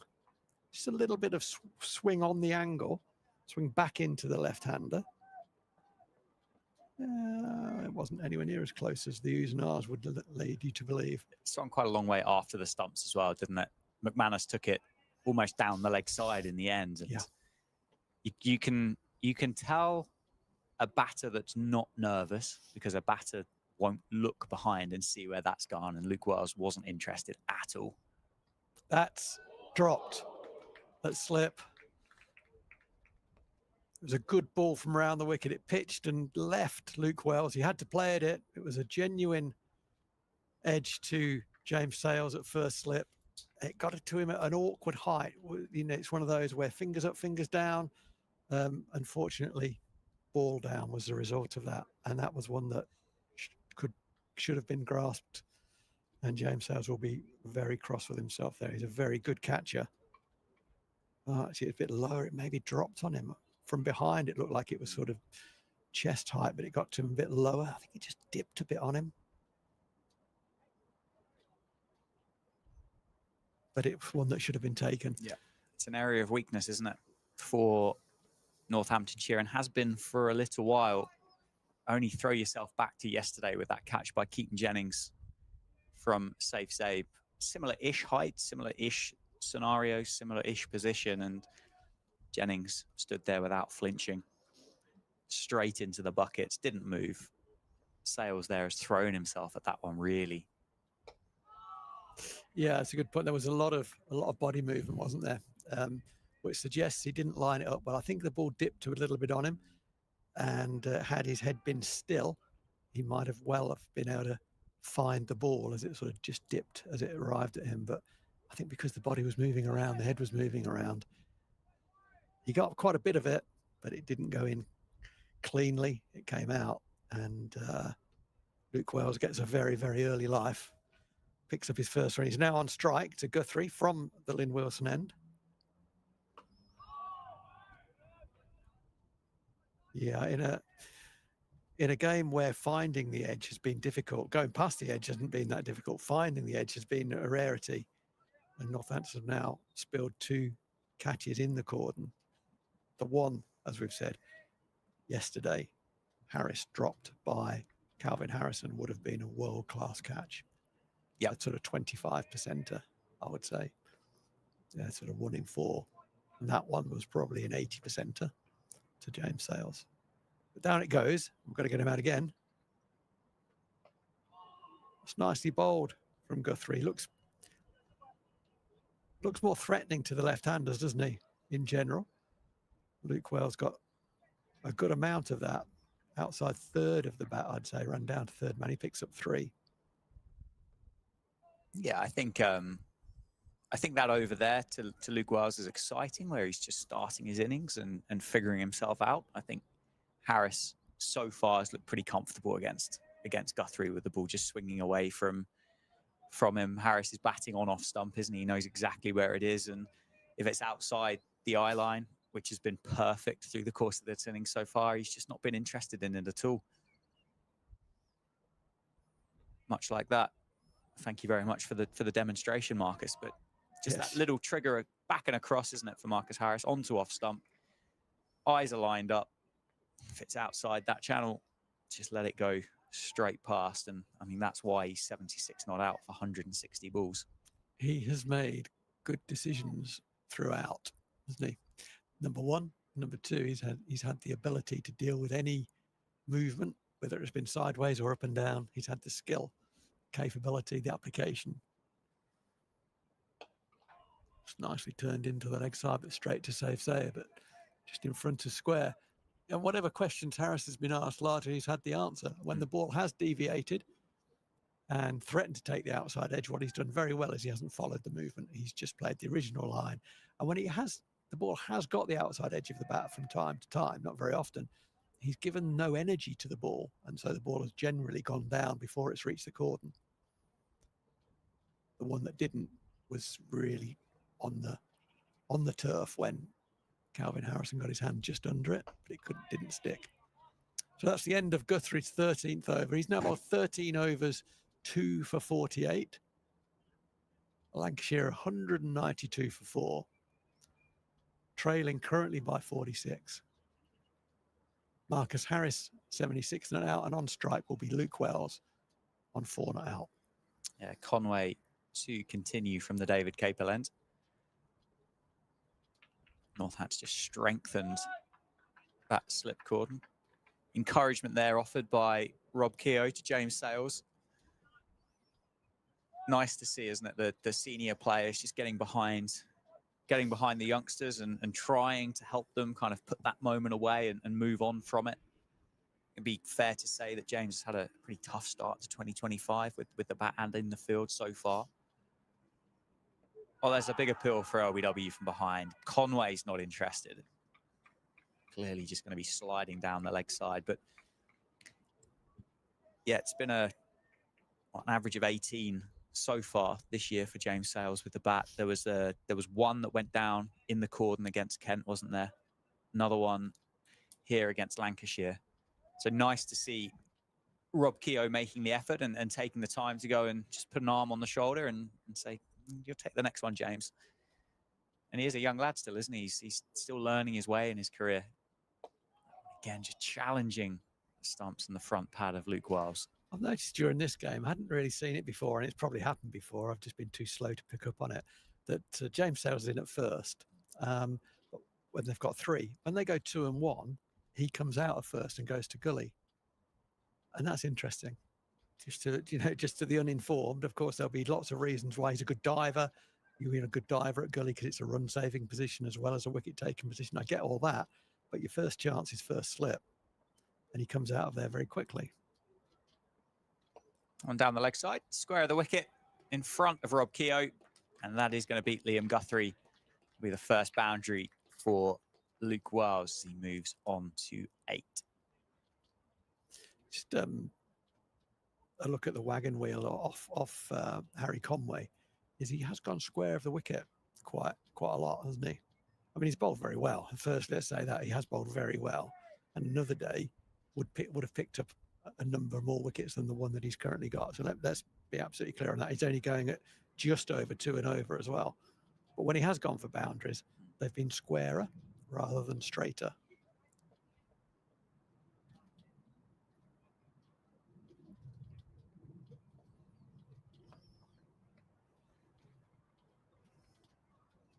That's a better line. There's a lot more energy on that ball. Nicked him off.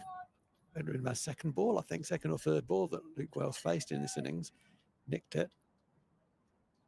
Oh, I'm looking at James Sales. He's just looking at his boots. He doesn't look a happy man there. Get your head up, young man. Get your head up. Next one. Yeah, interesting with Conway that you've picked that up. But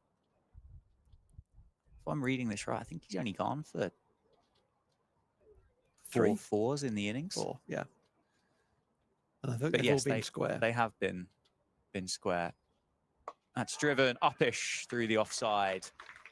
Got to race across the square. I don't think the ball's going to win. I think Safe Save will win.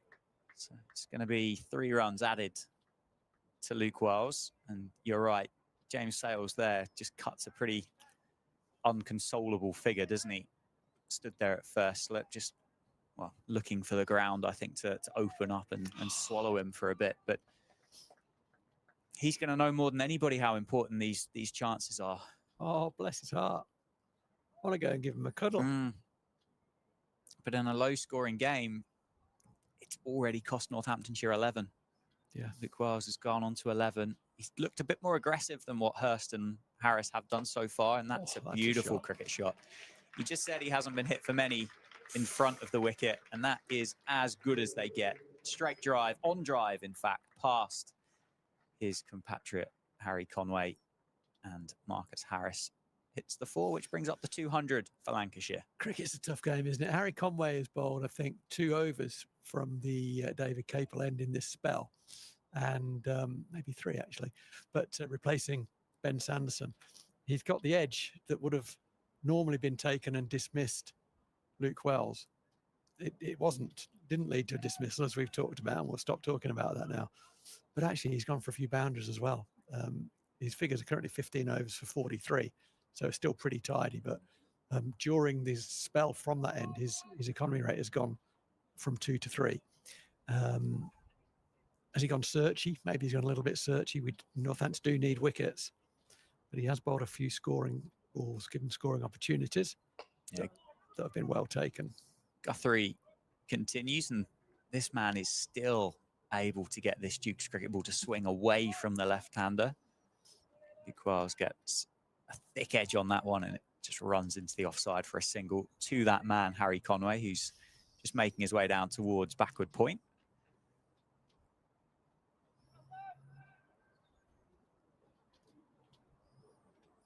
"17 runs off this 5-over spell from Liam Guthrie so far, including that big wicket of Matty Hurst.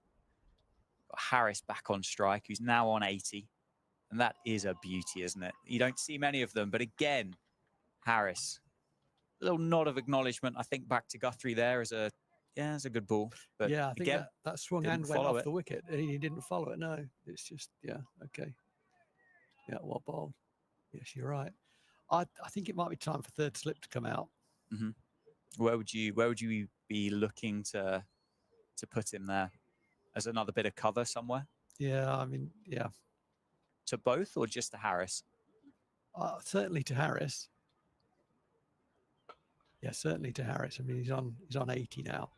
Yes, he's played a miss. He played a miss at the penultimate ball, but 3 slips when the deficit is only 34 down. Yeah, is it going to get to? Is it going to get to third slip?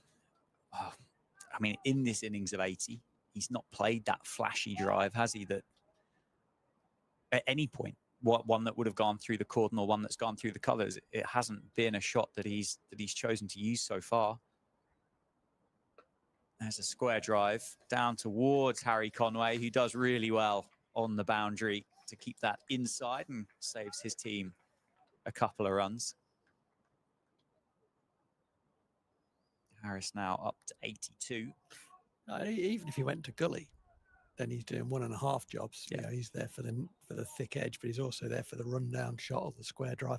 Harris has driven behind point a number of times, so if he, he could perhaps dive on a couple of those as well. This is intended for the catch to go to third slip, obviously, these comments. And there it goes. And it's gone to straight slip. to Vasconcelos and gone straight through him as well. It's gone quickly. It's gone all the way for 4. But there's another chance created for Northamptonshire, and it's another chance that has gone down. I hope Vasconcelos is all right there. I hope he's only on the floor. Yeah, I think he is. With a bit of disappointment, but it went quickly. Got 2 hands to it, second slip. And it's another one that's gone down for Northamptonshire, and that's 2 lives now for Marcus Harris. 1 at 28, and the next one at 82. It's hard to say that it has to be taken, but it's a clear-cut chance. That one just driven through the offside, and to add insult to injury, a misfield from George Bartlett to allow Harris to keep the strike. Yeah, Ricardo Vasconcelos is wringing his hands there. I think another day he might run off for some treatment or a spray, and actually I think he'd rather stay out on the field rather than go back to where the coaching cordon is. It was a full-blooded, the first, I think one of the few, I would say, one of the few full-blooded drives from Marcus Harris. It was a healthy nick. They are very close there, the slip cordon. It went at very catchable height, fingers up onto the right shoulder. It's a nice place to catch the ball, and it just burst through. I mean, it just did him for pace. It's as simple as that, did him for pace. Should have been taken. I think in some ways I'd say that was a simpler chance than the James Sales one, because I'm pretty sure the one to James Sales did dip on him a wee bit. They both should have been taken. Neither were. And that's disappointing. 2 big opportunities go by. Score up to 211 for 4, which means the deficit now, Lancashire just trail Northamptonshire by 27 runs. with still 6 wickets remaining. And with those drop catches, Northamptonshire are looking to take 14 wickets now in this innings. Yeah, well said. Yes, different percentages for each of the opportunity that's been created, but against, as you say, a Division 1 batting lineup that has occupied the crease and ground the runs out, grinded the runs out, in fact. That's a very, very... I mean, that is the first time that Harris has had a drive at one that wide. Maybe they have just decided to inject a little bit of impetus into the innings. Yeah, well, he's, what, 13 away now, isn't he, from what would be his 3rd first-class 100 this summer. The unlucky number for Australians, isn't it? It is. Does it count at 87? Does it count? Or is 87 the unlucky number? It is. 87 is the unlucky number. Yeah.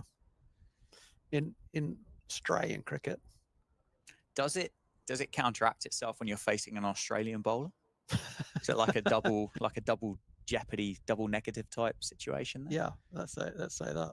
I'll have a look at the cricket ball here. 2 umpires just making sure that it's going to go through the gauge, and I think they're both happy with it. So it goes back to Luke Proctor. Despite the best efforts of Northamptonshire to have a look at a different one, they will be continuing to bowl with the original. And again, it's one of those that it's continued to offer something. Yeah, it has. Yeah. But Northamptonshire have asked the question a couple of times. Conway through to Harris again. Play and miss through to McManus. No run. Shall I get my mother cricket?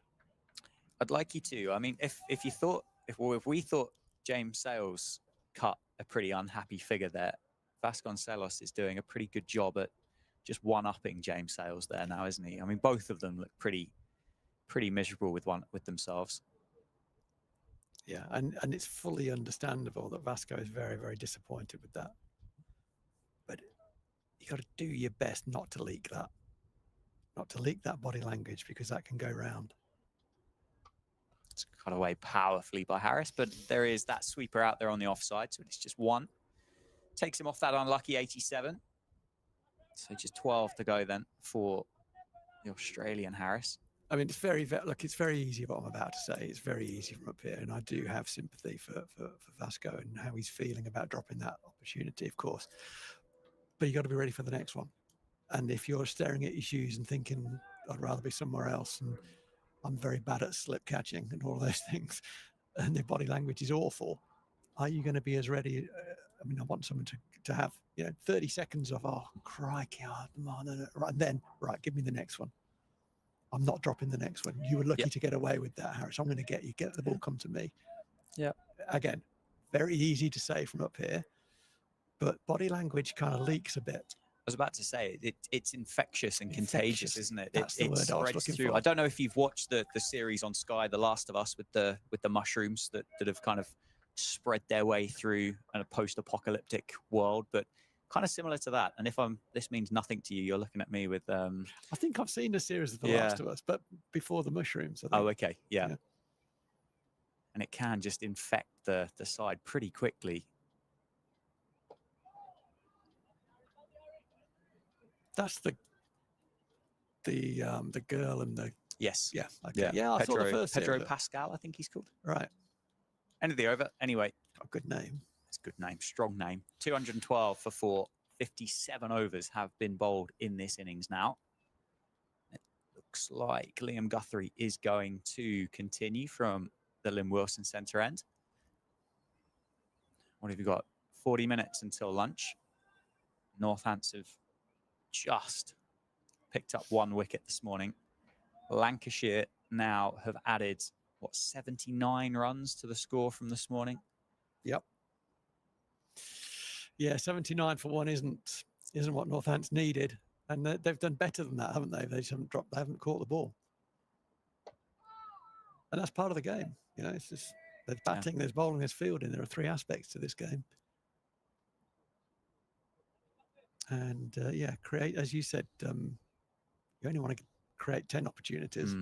Who would, obviously we just spoke about the body language there and the fact that it can spread through the team. Who, I realise you've not been in the dressing room for a while here at Northamptonshire, but would there be a designated cheerleader amongst the players to try and keep everybody's spirits up through that moment? That's gone too straight. It's gone fine. Harris gets a little edge on that, and it runs down front of the Spencer Lounge for 4, and Harris moves to 92. No, it's a short answer. It is Should no. there be? Well, my view is that it's an individual thing, and people must play comfortably and not out of character. It's a long time to go out there and pretend to be someone else if you're not a vocal guy, for example. Yeah. But if you're not a vocal guy, that's absolutely fine. Then don't be vocal, but give me brilliant body language. Mm-hmm. Yeah. If you've got pretty ordinary body language naturally, then I would say, look, may not be a big thing to you, and that's your personality, but maybe just a simple thing. Michael Vaughan, this is a Michael Vaughnism, was, it's not for everyone, this kind of chest out head, but keep your gaze above the boundary boards. Mm-hmm. Okay. Yep. For example, a very simple thing, keep your gaze above the boundary board so your head's up. It just looks different. When you're looking different, you actually do feel different. Your body language can change your mindset. If you're staring at your shoes the whole time, you're going to end up pretty miserable. Yeah. So the captain can help with that. That's it's gone again. dropped again. Harrison this time at third slip. Guthrie gets the edge of Luke Wells, and that has gone to Calvin Harrison. And once again, that has found the grass at Wantage Road. Guthrie can't believe it.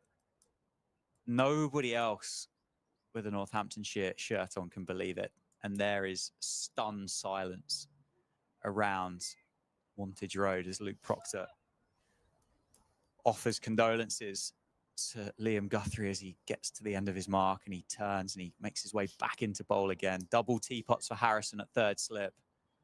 That one pitched up, and Luke Wells just crams the bat down on it.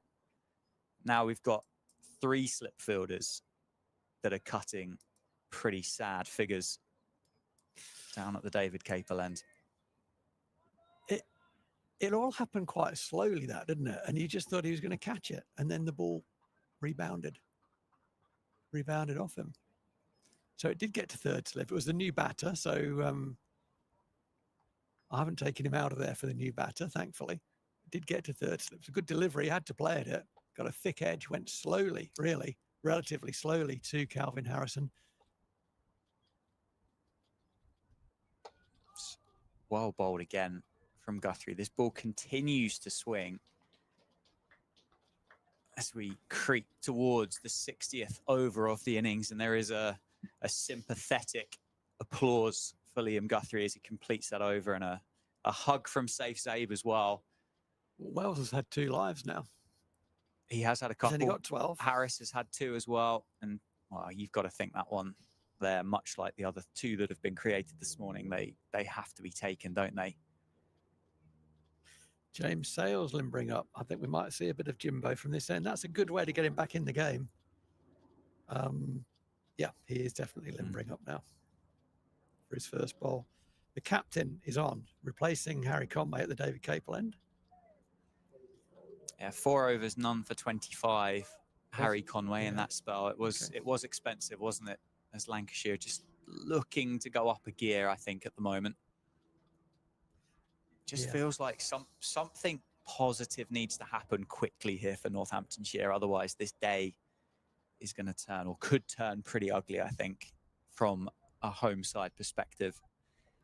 There needs to be a positive shockwave through the lineup if they can find it somewhere. Proctor, as you say, replaces Conway. Harris defends back down the track, because at the moment, with what Northamptonshire have created this morning in this hour and a half, they're doing their best to beat themselves, aren't they? Yeah, I mean, it's difficult to watch, isn't it, really, with the ball just being spilled. 3 chances created. And also, the LBW was a good shout too. 3 clear-cut chances created and 3 spills. It's difficult to watch. This is where the captain has got to stand up, hasn't he? He hasn't bowled well in this match so far. 7 overs have gone for 41, which is a very un-Proctor-like return. He's normally miserly with the ball. He knows that. Don't need me to tell him. He hasn't been at his best, but he's got to be at his best now. He's got to pick this team up because they're all staring at their shoes at the moment. Yeah, into the body again to Harris. He looks like he's bowling with a bit more pace today than what he was yesterday. Luke Proctor, or from these 3 balls that we've seen so far. I think, yeah, everybody's kind of looking at their shoes, and I think everybody's looking at one another for something to happen. I certainly get the impression that's what we're doing at the moment, looking out of the commentary box, just wondering where it's going to come from. Well, yes, we'll come back to that in a sec. Oh, was there a little tickle on that? I felt there might have been. There might have been a noise. I don't think it's carried to McManus. So my question to a group is, who's responsible? You know, we've just had, so for example, this is a conversation I've had. We've just had an hour of cricket where no one said a word. We've all looked at our shoes. We look like we don't want to be there. Who's responsible for that? Is it you? Is it you? Is it me? Who is it? Is it the captain? Who are you going to palm it off to? It's actually, you're responsible because you set your own standards. So it's 11 of you. You set your own standards. You set your own operating standards. Save. I've just seen him out on the point boundary, clapping away. That's setting a standard. Someone meeting someone's eye, going to get the cap and the jumper. That's setting a standard. And these things snowball. They're really important. Well, that's what I mentioned or questioned about the cheerleader type member of the squad. Is there somebody out there that would take that impetus and take it forward as Proctor bowls to Harris? He drops it into the leg side, adds another one and moves up to 94. It can't work if it's one man's responsibility. Yeah. It's actually 11 people's responsibility to set their own standard. Now you setting your standard of behaviour on the cricket field will be different to the way I go about it. But if we're both setting our standard and trying to reach it, then we're okay. Now, what you'd also have to say is, there are 11 guys out there. Can they all bring their best level every day? Of course they can't. You know, some are going to have things going on at home. Some have got contract discussions. Some have had a bad decision. Some are not feeling, whatever it might be. But if you've got enough people consistently trying to bring what they can on the day, whether that is applause, whether it's good movement, whether it's a word here, whether it's keeping their head, whatever they can bring, you got to bring it. It's a long season. They're long days. It is not easy. People might say, well, it's only cricket. It's not easy. And it becomes a job and there's lots of pressures on the guys. But if you set that stall out that actually there's no cheerleader, we're not going to, it's individuals, bring the best you can. Yeah, fair comment. Well, James Sales replaces Liam Guthrie from the Lynn Wilson centre end. He makes his way into bowl. Be our first look at James Sales this season at Wantage Road. He didn't bowl against Kent. Did bowl a couple of overs last week up at Grace Road against Leicestershire and did come away with a wicket to his name. As you mentioned, it'll be a good opportunity to get James Sales back into this game, to get that head back up again. Great. I think great. You got half empty, half full. I think this is a great time for him to bowl. Yeah, swing from the hand there as well, as that's defended by Harris.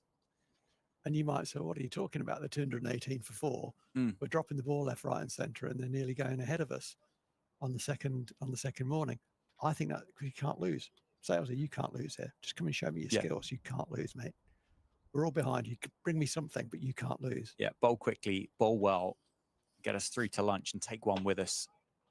As Harris mistimes that one to George Bartlett. Harris now is, he's got his average. 92.71 his average in the 2025 County Championship for Lancashire, and just above it. So he's doing all right, Marcus Harris. Started well, James Sales. He has. He's on the money, isn't he? Yeah, right on it. Good lad. And again, nicely bowled, but Harris just rides the bounce, drops it out to Harry Conway. Takes himself up to 95. Luke Wells on strike on 12. He was the man that James Sales put down at first slip, whilst Luke Wells was on 0. So can he make amends? Can he get rid of Luke Wells himself? 2 slips and a gully in place. It's the ball swinging away from Wells. And what a great delivery that was. from Sales, and Wells plays it very well, drops the hands, drops the bat, does watch it go past to Lewis McManus. Good cricket, that. Enjoyed that. Brilliantly bowled and actually equally brilliantly played as well. A bit like that Sanderson bumper to Matty Hurst at the start. There was a bit of extra relish on that, wasn't there, from the drop catch earlier in the innings. And that one back of a length. Conway will wander around and make sure it is just one. So it's a couple of runs off James Sales' first over. Score now 220 for 4. So Lancashire trail by 18 with 6 wickets remaining in the innings. Good start from James Sales. It makes you wonder why he's not bowled sooner. What's it now, the 60th over? Blessed with options, aren't they, really? Luke Proctor and Northamptonshire with Sanderson, Conway, Guthrie, Proctor himself, Harrison, Zabe, Keogh, Sales, Justin Broad, who's not in the side today, would have offered a seam bowling option in previous rounds. There's a few toys to play with in the bag, isn't there, for Northampton, Luke Proctor? So we just can have a little bit of a delay in play. Down. About 10 foot above the sight screen. There's a couple of fans just taking their seats. Yes, they're a long way away. It's very true. But Luke Wells wanted to make sure that he was ready. As he does, Proctor gets that one into the thigh pad, and it's going to be a leg bye. But there's an example of the little tiny things that can help a team in this sort of situation. The keeper, Lewis McManus, running after that ball, throwing it at the stumps at the far end. It's just saying, you get yourself in there, Luke Wells. You run in there.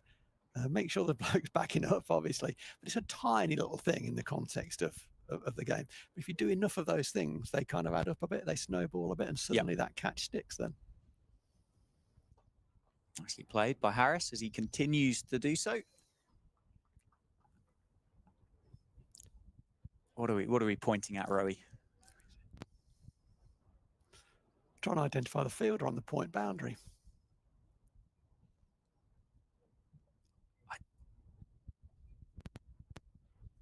Let's see if he turns around, see if he's got a number on the back of his jersey. 24. So he played. Well, 24 would be Gus Miller, wouldn't it? I believe. So that's who it is. Yeah, that is Gus Miller, I think. Our producer Toby has just confirmed it is Gus Miller. So who's he on for? Well, firstly, fantastic to see Gus back on the field, isn't it? Having had a pretty tough injury to his foot at the start of the season and missed the first few rounds. Came back for the second 11 as we spoke with Graham White yesterday and scored 70. So I'm sure he's thrilled to bits to be back amongst the group. Not picking up cash for playing club cricket today. Exactly. Yeah, who is off? I mean, Guthrie's down here. Conway's still there. Sanderson up there alongside Luke Proctor. He's having a nice chat with his mate Jimbo Sales about the catch, I think. Hopefully offering him words of encouragement. I think he is.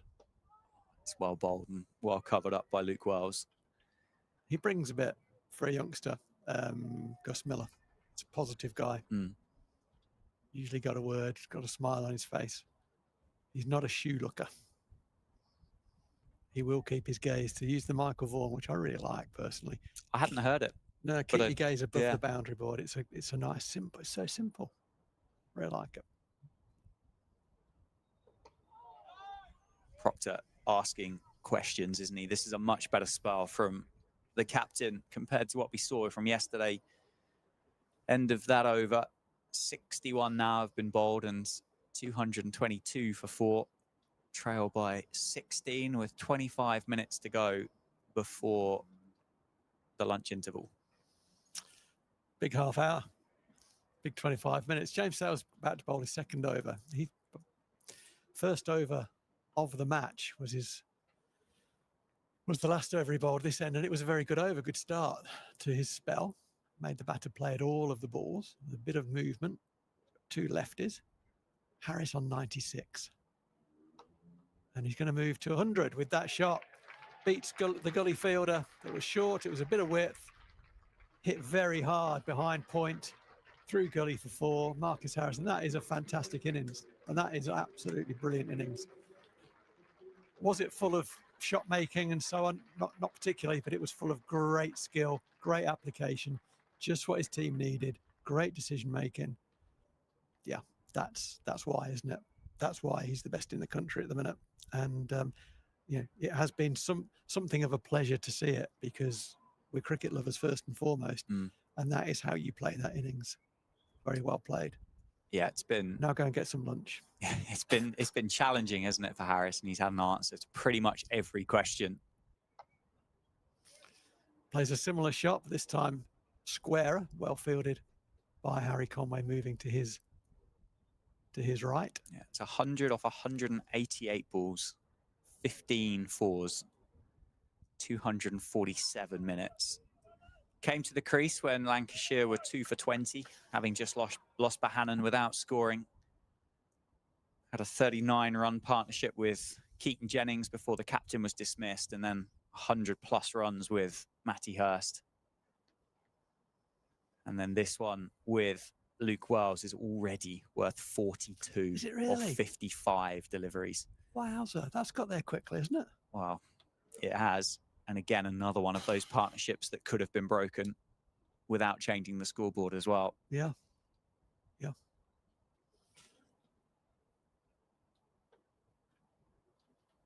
Oh, Harry Conway doing some running repairs on his shoes, I think. Just held up play. That's nicely bowled, James Sales. Targeting the front pad of Luke Wells. He plays around the front pad a little bit in order to get the bat back on line with the ball, but he successfully does that. In fact, he does it very well, because the ball goes all the way up to mid-on. Third first-class 100 this summer for Marcus Harris. The average now up to 97.5.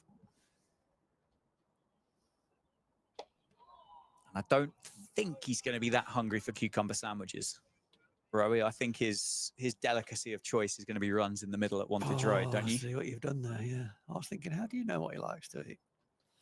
Cucumber sandwiches just feels a bit crickety, doesn't it? Well, it does, yeah. Yeah. It's good, this from James Sales. It's bowled nicely. He's got to get that nick, and it will be taken. I feel certain we're going to catch one. Last ball of this is second over. It is nicked, and it is caught, and there's Nostradamus Row again. Very well caught by Save in the gully.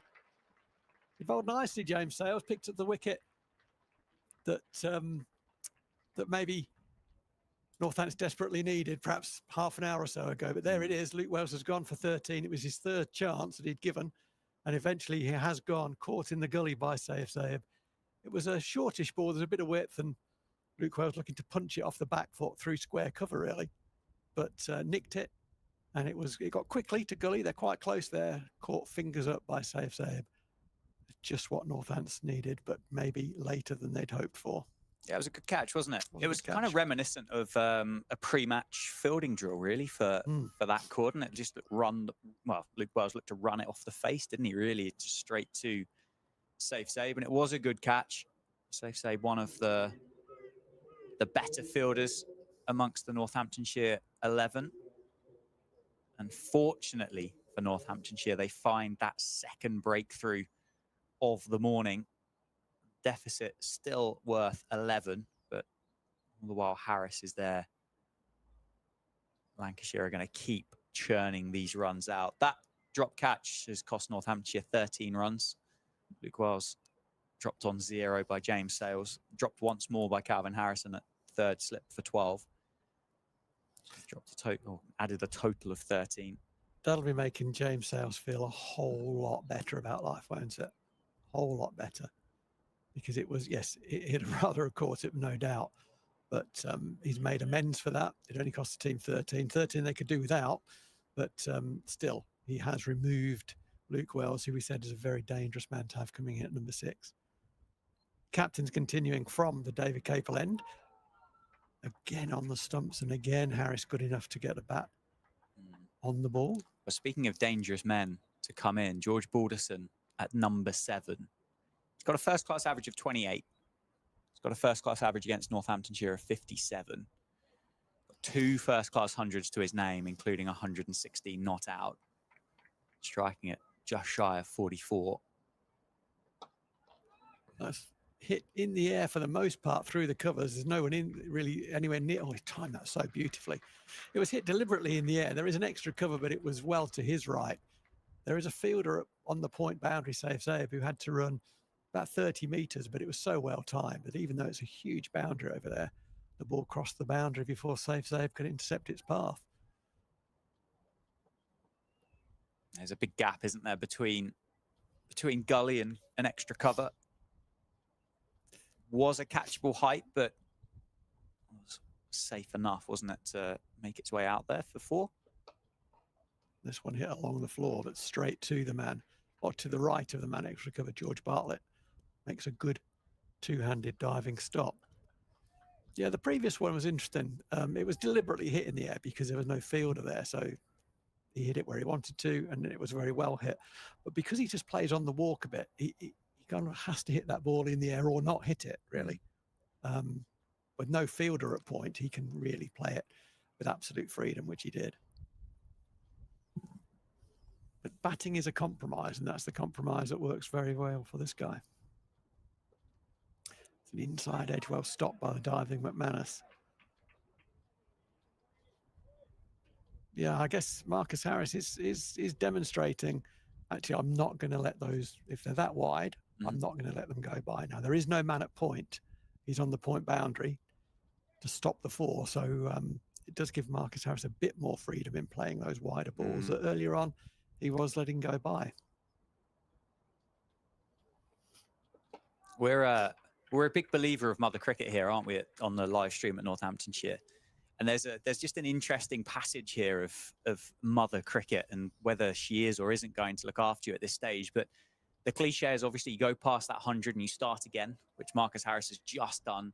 He's just lost his partner of Luke Wells as well. And you've got that classic 1 brings 2 scenario here. So it's almost kind of up the ante a little bit here for Marcus Harris. And the last thing Lancashire need right now is to lose Harris quickly, having just gone past that 100. And it's just started to show, isn't it? Just a little bit of indecision in that over from Luke Proctor.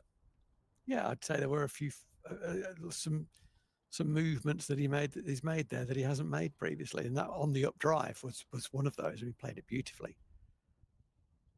But he's not going to let Proctor just bowl channel and let them go through.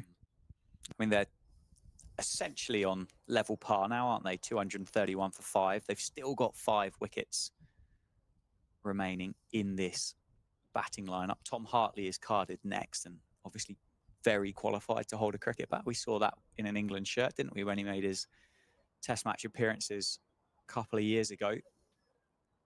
And then I'd have to go in and look and do some research on Tom Bailey, Anderson Phillip and Will Williams. But the statistics that you put together certainly implies that pretty much all of the runs that Lancashire have scored this year have come in that top 6, top 7. Looks that way.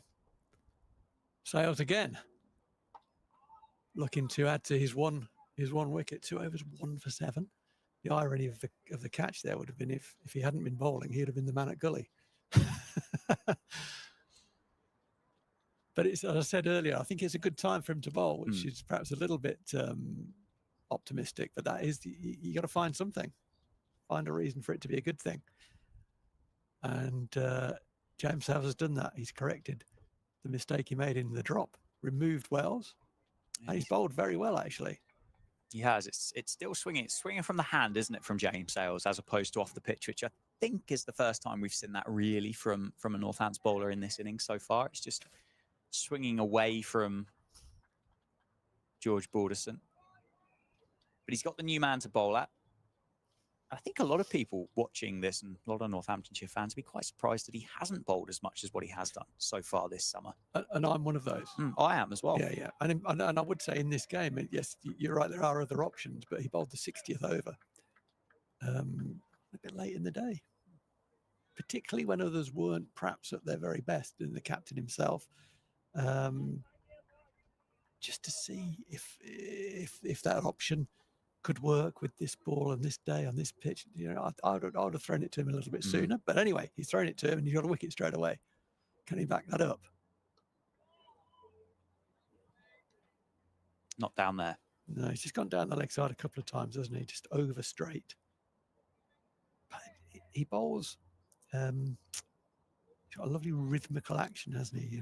You would not know what speed he's bowling at from his action. Actually, it's a little bit quicker than people might necessarily think. It's above medium pace, and he can crank it up on occasion. That one was a bit more of an effort ball. Yeah, that standard that you mentioned there by Safe Save again, wasn't there? There was Harry Conway was there. He was going to back that up easily. He just took one step to his right and picked it up with no hassle at all. But Safe Save sprinted to his left, threw himself at the cricket ball, action man, tumble roll across there, missed it. Yeah, but he prevents the run, right? Yeah. So if he doesn't make that move and the ball's gone to Conway's right, well, they run through comfortably, and we just say one to the total. But Zaeb has created indecision, but he keeps the man on strike. And that's where Mother Cricket looks after you, because that could have been a nick, couldn't it? Goes past the outside edge. So these things multiply. They're great coaching cliches, but they actually do mean something. It was beautifully bowled. It's worth a replay. It was a beautiful last ball of the over. Oh, that's bounced as well. Oh, Jimbo. He's bowled well, hasn't he? He has. He's looked dangerous, actually. I'd say he's looked as dangerous from this end as most, if not more dangerous. Oh, it's good to see, because as we highlighted about half an hour ago, wasn't a great deal of enthusiasm, was there, coming from James Sales at Gully after he'd put that catch down on Fluke Wiles. So to see him back in the action and performing well is fantastic from a Northants perspective. Meanwhile, Proctor continues. The boys have got round quickly. He's hit him on the pad. There's an appeal from behind. There's no appeal from the bowler or anyone else. Yeah, Northants were 4 behind the over rate. There were 3 overs last night from Calvin Harrison, which helped bring the over rate down to -2. But they are hurrying between overs, and they'll want to get that back to level par before the end of this innings for sure. Yeah, there's been no real delay either, has there? There's been no scorers' opportunities to say, oh, we lost a couple of minutes here and lost a couple of minutes there, other than the odd look at the cricket ball across the course of the innings so far. There's not really been much, which has been good. No, you don't get time for that, unfortunately. That comes out of your own wallet. But a couple of overs of spin will soon see that. Right, and that's missed. Well, Lewis McManus, you stuffed me there, young man, because the keeper caught that. I thought there might have been a little nick. That's good. You hear what you want to hear, don't you? And the keeper took it and looked as if he was going to celebrate. It's just gone past the outside edge of Harris's bat. There is still movement there, isn't there? There's consistently been movement on offer.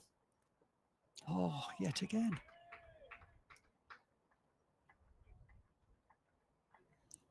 Wow. Tricky period, isn't it? As I mentioned the start again after the 100. 1 brings 2. Plus, there will be a little eye on the clock here. There's 10 minutes to go before lunch. Lancashire will be desperate not to give Northampton another one. So they do still trail by 7.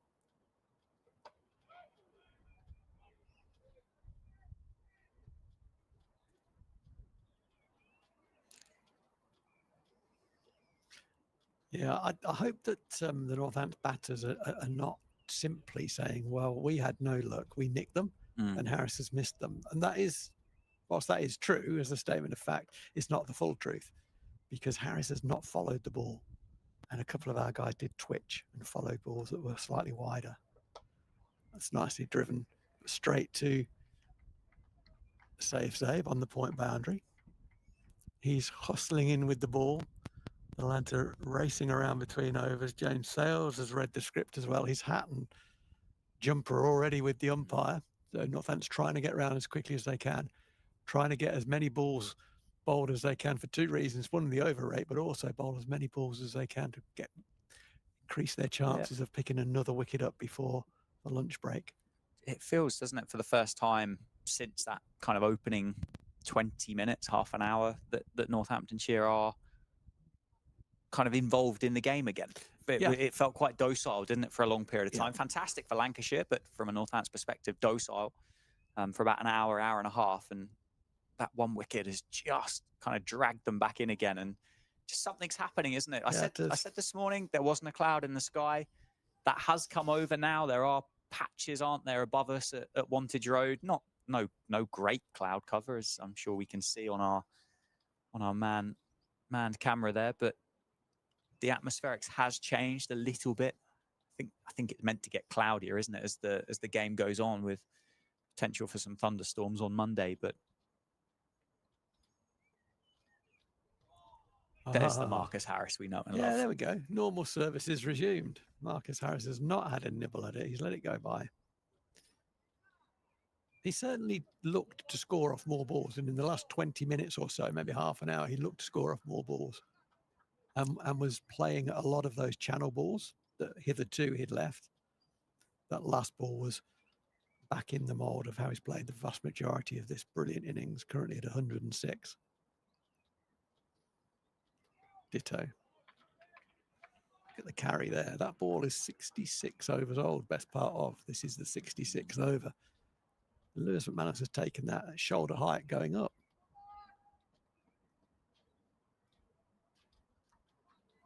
It's no bad thing. Not at all. We mentioned, didn't we? It's been well looked after.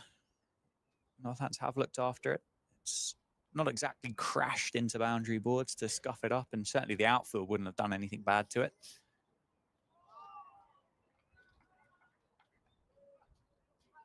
Don't mind that either. Well-directed bumper, played very, very comfortably by Harris.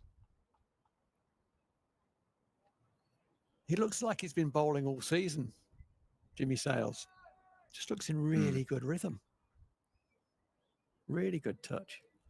Yeah, there's another argument there which would say that's because he's lightly bowled. You know, he's got pretty good spring in his step, but he doesn't have a spring in his step. Oh, that one sort of died on the pitch a wee bit. You do see those dragged back onto the stumps, but it wasn't. It was the inner third of the bat. It's been another good over so far from James Sales. Let's finish it off now. Join the dots. Yeah, it was well controlled, wasn't it, in the end by Harris? Yeah, well, we've got 7 minutes to go with one ball left in this over. 2 for 99 in the session this morning. And you just feel one more just drags Northants slightly back into that conversation. I still think it's been Lancashire's morning with 100 runs on the board. There's no doubt about that. And 99 for 2 is no questions, but 105 for 3. Yeah, you'd want 3. I mean, I said 3 in the first hour, and we win that, and then we're back in the match. If it becomes 3 in the morning, then it's not as good as 3 in the first hour, obviously, but it's something. 2 in the morning, and yeah, we've come second. But nice maiden, challenging maiden as well. There are maidens and there are maidens. That was a challenging maiden. Made the batter make decisions. Played at 3, left 2, but they were good leaves, and 1 ducked under the bumpers. That's a pretty good over. Hands the baton on to the captain, who will be bowling at George Balderson, who's yet to score. Yeah, 4 overs, no maidens, none for 7. Proctor in this spell. A marked improvement from yesterday for the skipper. Okay, that's interesting. Not change in field, but change in personnel in the field. In that, say, if Zabe has come into gully and James Sales has gone out to point. So I don't know who initiated that. I would imagine it would be James Sales. And mate, come in here. Oh, batter backed away. Coincided with then Luke Proctor banging the ball against his knee, I think, and the ball flew out to extra cover. It's all a bit weird. Why backed away? No, I'm not 100% sure. There was something that ended up on the floor there. I don't know whether Luke Proctor wears an activity tracker or a bracelet or something like that. I'm not sure, but Marcus Harris did pick it up and hand it back to Luke Proctor. I don't know what it was, but wasn't a mobile phone, was it, by any chance? No, it wasn't. No. Was that Tom Bailey? It was, yeah. And that one is going to go for 4. It squirted off a thick outside edge. It gets George Balderson off the mark. Not quite as he'd like to, but he won't care too much about it. He was looking to hit that square on the offside, and in the end, he got it through gully all along the floor. It was never a chance for 4 runs. So he's away, 236 for 5. And the lead is currently just 2 for Northamptonshire. Do you know more about that than I do? I don't know much about it. I've seen a photo. That's nicely bowled, but also nicely played. Didn't push at the ball, got a thick outside. He's run very, very well, George Balderson. Oh no, that's going to be 4 overthrows. Yeah, there was a. Well, it was a good throw. Well, it was a quick throw back from James Sales, wasn't it? And I think Lewis McManus here has just potentially indicated that he pulled out of that, because otherwise there would have been a hefty collision between himself and George Balderson, who was looking to make his ground. But as it is, it's missed everything and everybody, and it's gone straight through, and a couple of buzzers added to the score for Lancashire. I think that's what happened anyway. It looked like McManus had just pulled out of it. It did.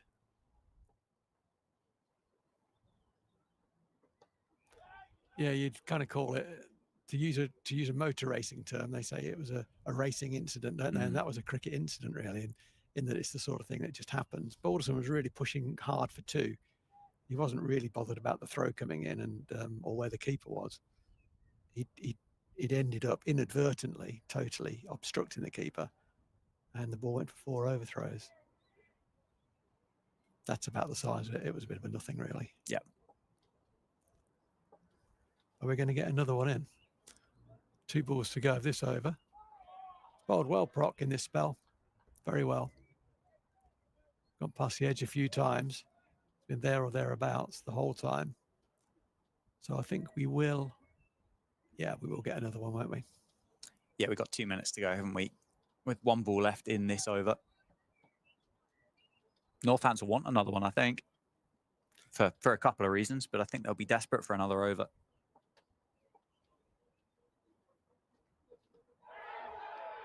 And that's out. And they won't need another over at George Balderson, because that's the end of George Balderson for 10. We were just saying how well Luke Proctor has bowled in this spell, having bowled poorly really earlier in the game. But this particular spell, he's bowled absolutely brilliantly. We said we wanted something from the captain to pick his team up, and he has absolutely bought that, removing George Balderson with the last ball of his 12th over. 242 for 6. Now that makes the score. Lancashire are ahead. They're 4 ahead thanks to those overthrows in that last over. But lunch will taste a little bit better. They're about level. 4 wickets required after lunch to get batting again. Yeah, just come at the wrong time, isn't it, for Northamptonshire? They were just, that last 10, 15, 20 minutes, were just getting themselves back into the contest. And they finished that session, well, the score, 109 runs for 3 wickets. Lancashire will be the far happier of the sides. You say they are just in front with 4 wickets remaining, but most importantly for Lancashire, that man Marcus Harris is still there on 106, not out. But yeah, that last 15 minutes has certainly brought Northamptonshire back into a contest. We'll go get some lunch, Rowie, and we'll be back in about 40 minutes for the afternoon session.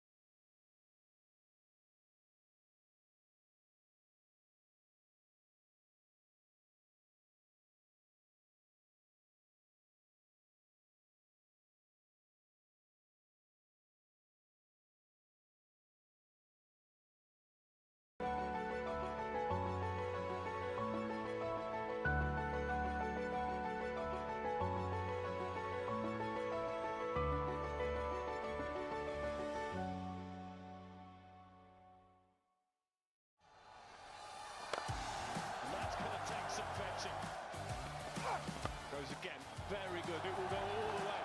Half a dozen more. Oh, wow, that's absolutely awesome.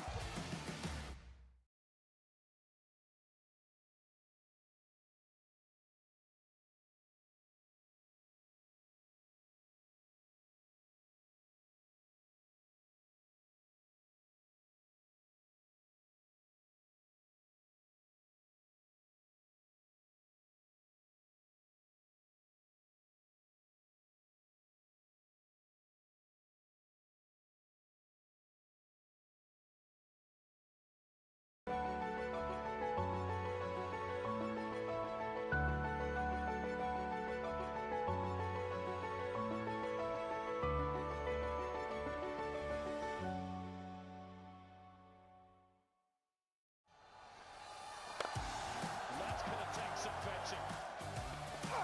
Goes again. Very good. It will go all the way. Half a dozen more. Oh, wow, that's absolutely awesome.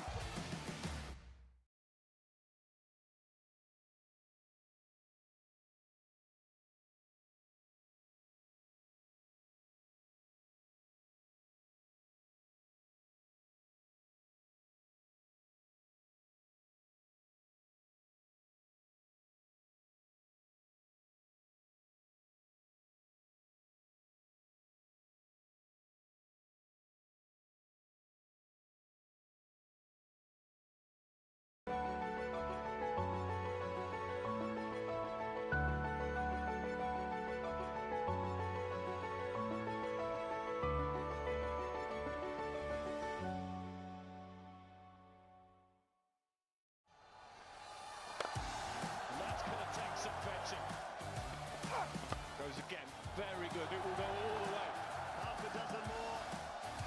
Oh, wow, that's absolutely awesome.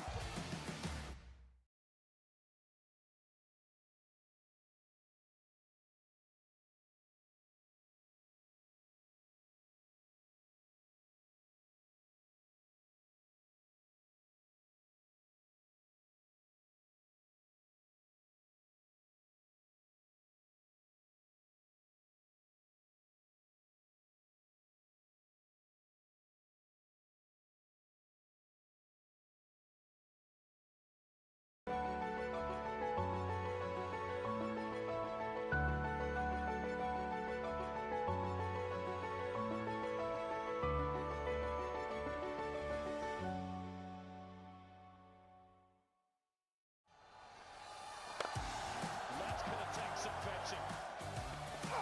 Goes again. Very good. It will go all the way. Half a dozen more. Oh, wow, that's absolutely awesome.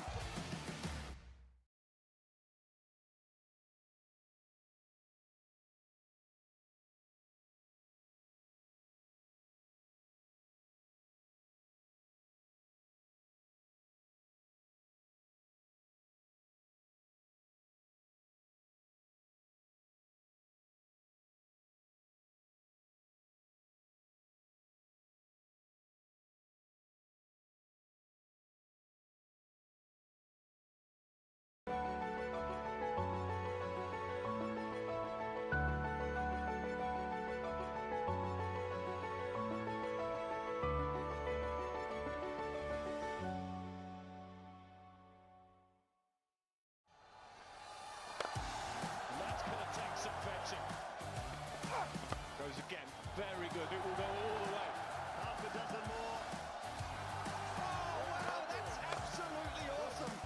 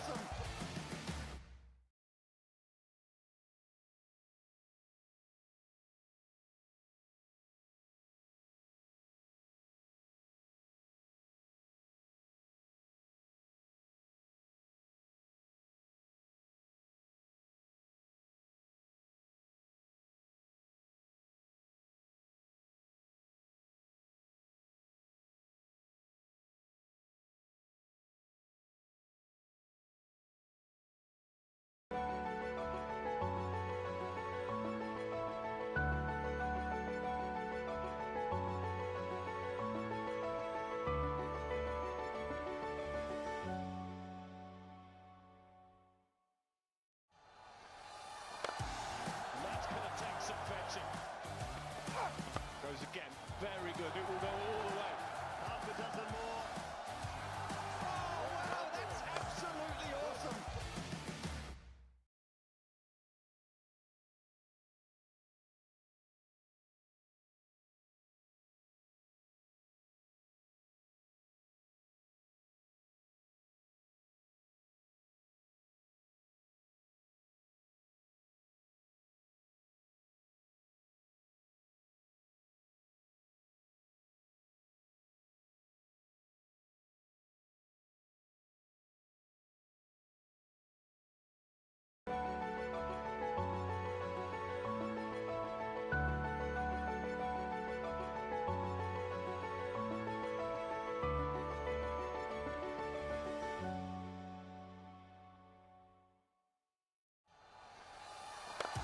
And that's going to take some fetching. Goes again. Very good. It will go all the way. Half a dozen more. Oh, wow, that's absolutely awesome.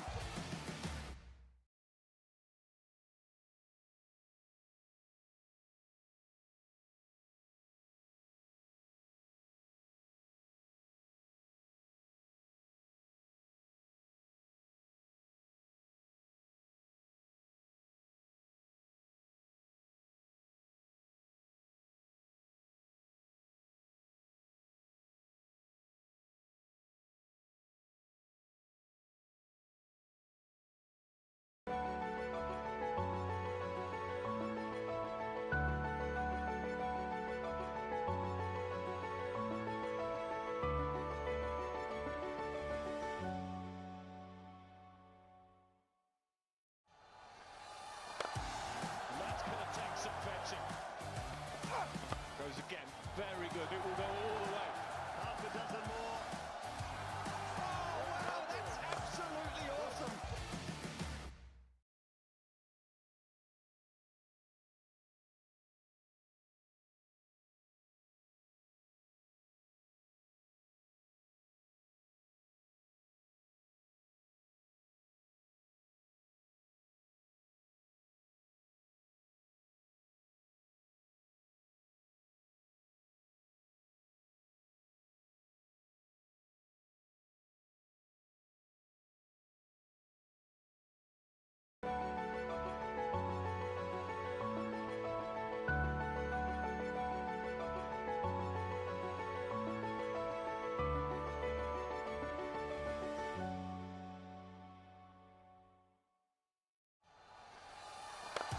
And that's going to take some fetching. Goes again. Very good. It will go all the way. Half a dozen more. Oh, wow, that's absolutely awesome.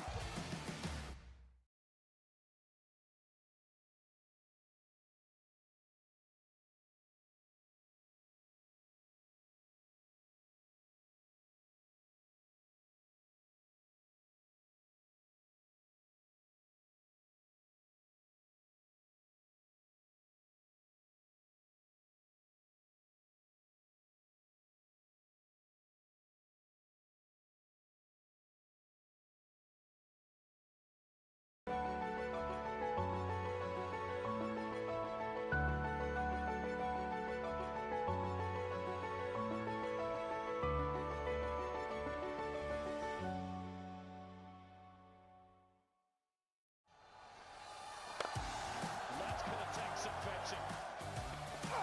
Goes again. Very good. It will go all the way. Half a dozen more. Oh, wow, that's absolutely awesome.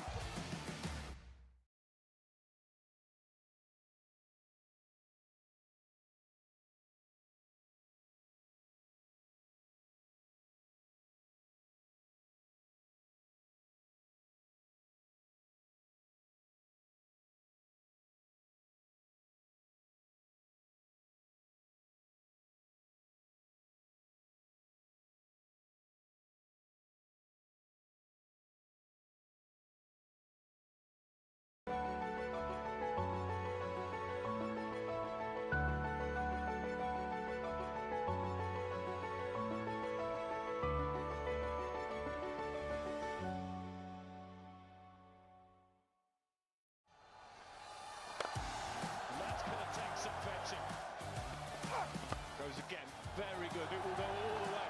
Half a dozen more. Oh, wow, that's absolutely awesome.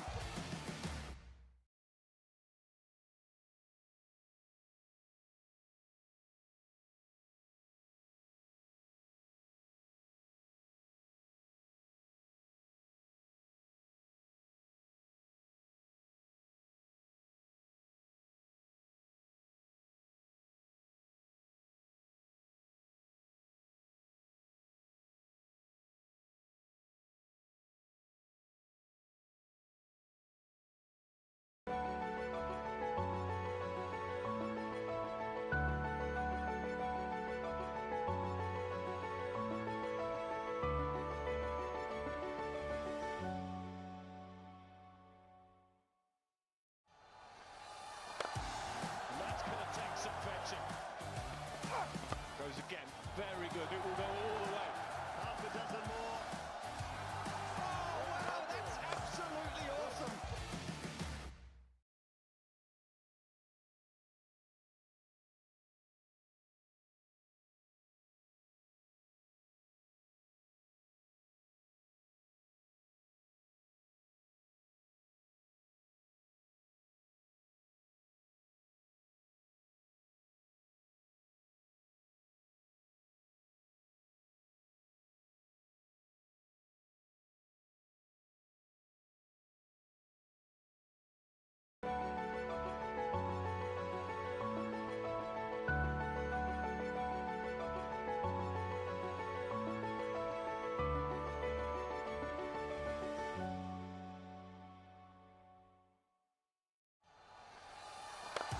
And that's going to take some fetching. Goes again, very good. It will go all the way. Half a dozen more. Oh, wow, that's absolutely awesome.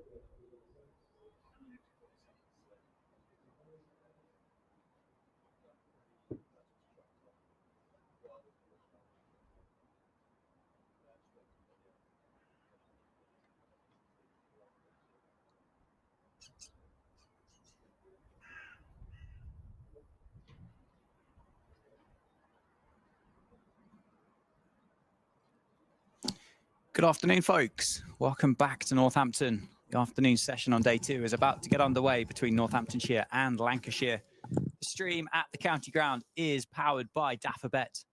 My name is Dan Jadzovics, joined by Phil Rowe, as I have been throughout the course of the game so far. Looks like Liam Guthrie is going to open the bowling for Northamptonshire from the Lynn Wilson centre end, and I think I saw Harry Conway rolling the shoulders over, who would be bowling from the David Capeland, although I'd be shocked if it's not Ben Sanderson. But it is going to be the left arm quick of Liam Guthrie to start. Marcus Harris is on strike. He's 106 not out of 207 balls. Has to start again here, and he's joined by the new man, Tom Hartley, as George Balderson was adjudged. LBW, final ball of the morning session off the bowling of Luke Proctor. Lancashire lead by 4. They have 4 wickets remaining. Roy, you've had 40 minutes to mull over what you saw in the morning. How do you see this panning out? What happens next? Well, that's good. That's a good start. Right on the money from Liam Guthrie.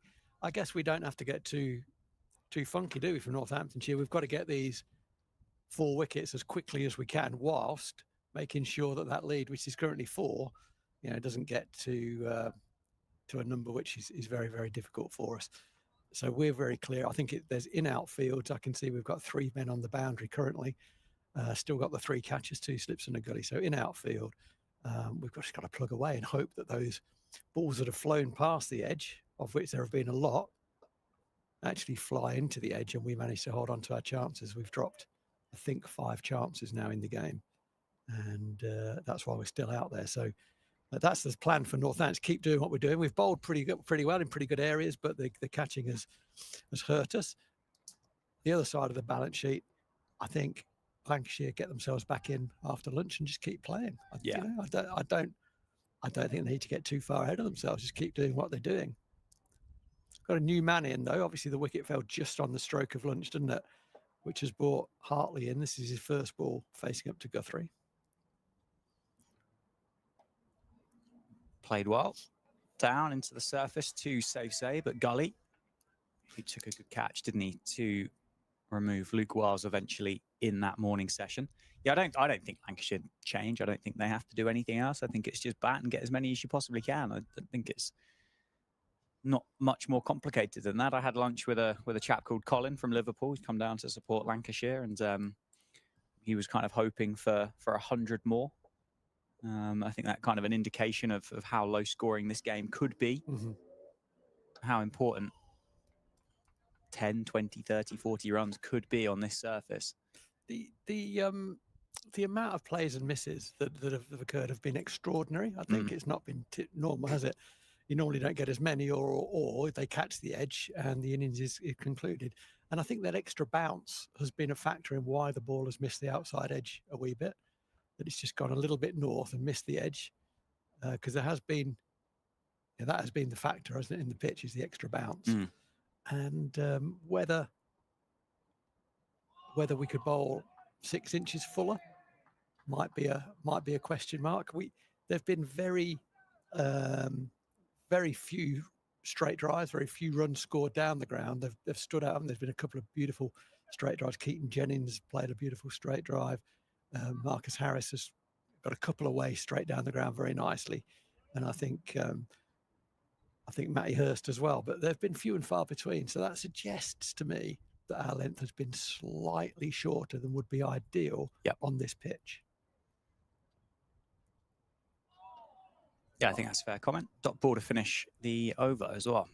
The issue is how quickly you learn from that and adjust. I remember a game at Lords. We played Middlesex at Lords a few years ago now, And I thought we bowled absolutely brilliantly, but we couldn't get a nick. The ball was just doing too much. And Middlesex got around 300, something like that. We were bowled out for about 120, mostly to half volleys. You know, they just pitched it up so far. Tim Murtagh in particular, Toby Rowan Jones, pitched it right up, couldn't resist the drive, snick, snick, snick. And they learned the length you need to bowl. So hopefully there's been some reflection on that, because I think it's a little fuller. And you are going to get driven, you know? That's the issue. But I'd rather that than the ball going square of the wicket off the hip or cut balls. Yeah, and a fair few runs for Lancashire have been scored square and behind the wicket, haven't they? Some have been edges, but yeah, for sure. Some, as you say, have been onto the hip. And don't get me wrong, I think in the main we've bowled well. Yeah, and if we catch our catches, we're not even talking about this. But yeah, they've been expensive, haven't they? Those chances. It was Hurst that was dropped on 0. Harris dropped on 28. Wells dropped on 0 as well. Harris continues and just adds another one. Just drops it into the leg side and casually wanders down the other end. Luke Proctor's continued from the David Capelin, which I think is a good move from the captain. Interestingly, it's not Ben Sanderson, but that spell before lunch, Proctor was 5 overs, no maidens, 1 for 17. Got the wicket, didn't he? The very final ball before the players broke. He bowled very well, didn't he? He did. He bowled very well. And the new ball is kind of round the corner. Yeah, true. It's sort of 11 and a bit overs away. So managing your troops for that. And there's an example, really, I think, of what I've been talking about. The extra bounce, it goes past the bat and there's oohs and ahs. But it was the extra bounce that meant that the edge didn't... I think it's the extra bounce that missed the edge. Yes. Yep, I think that's a fair comment. A little bit surprised not to see James Sales continue from the Lynn Wilson centre. And it was 4 overs, 2 maidens, 1 for 7 for James Sales before lunch. 2 quick wickets for Northants, wasn't it? It's a nice drive by Tom Hartley, but can't get it past Sanderson. Sorry, Dan. It's a tough equation for the captain in this situation, because it's not like you've got 4 overs to the new ball. As they came out, they had 13 overs to the new ball. The best chance of getting someone out is when they just get in, so they're just back in after lunch. Yes, you want your new ball bowlers ready with the new ball and fresh. Some of those argue against each other, you know, in terms of managing your troops. Yeah. That one's just swung, hasn't it? As it's gone past the stumps there, Lewis McManus has just exaggerated that slightly as it's gone down towards the leg side. Bit of a wobble as well, wasn't it? Yeah. Yeah, and we mentioned in that morning session that Luke Proctor is kind of spoilt for choice, really, with options. And maybe sometimes when you have as many options as what Northamptonshire do, it's slightly harder to stumble across or not stumble across, but decide on the right pairing at the right time.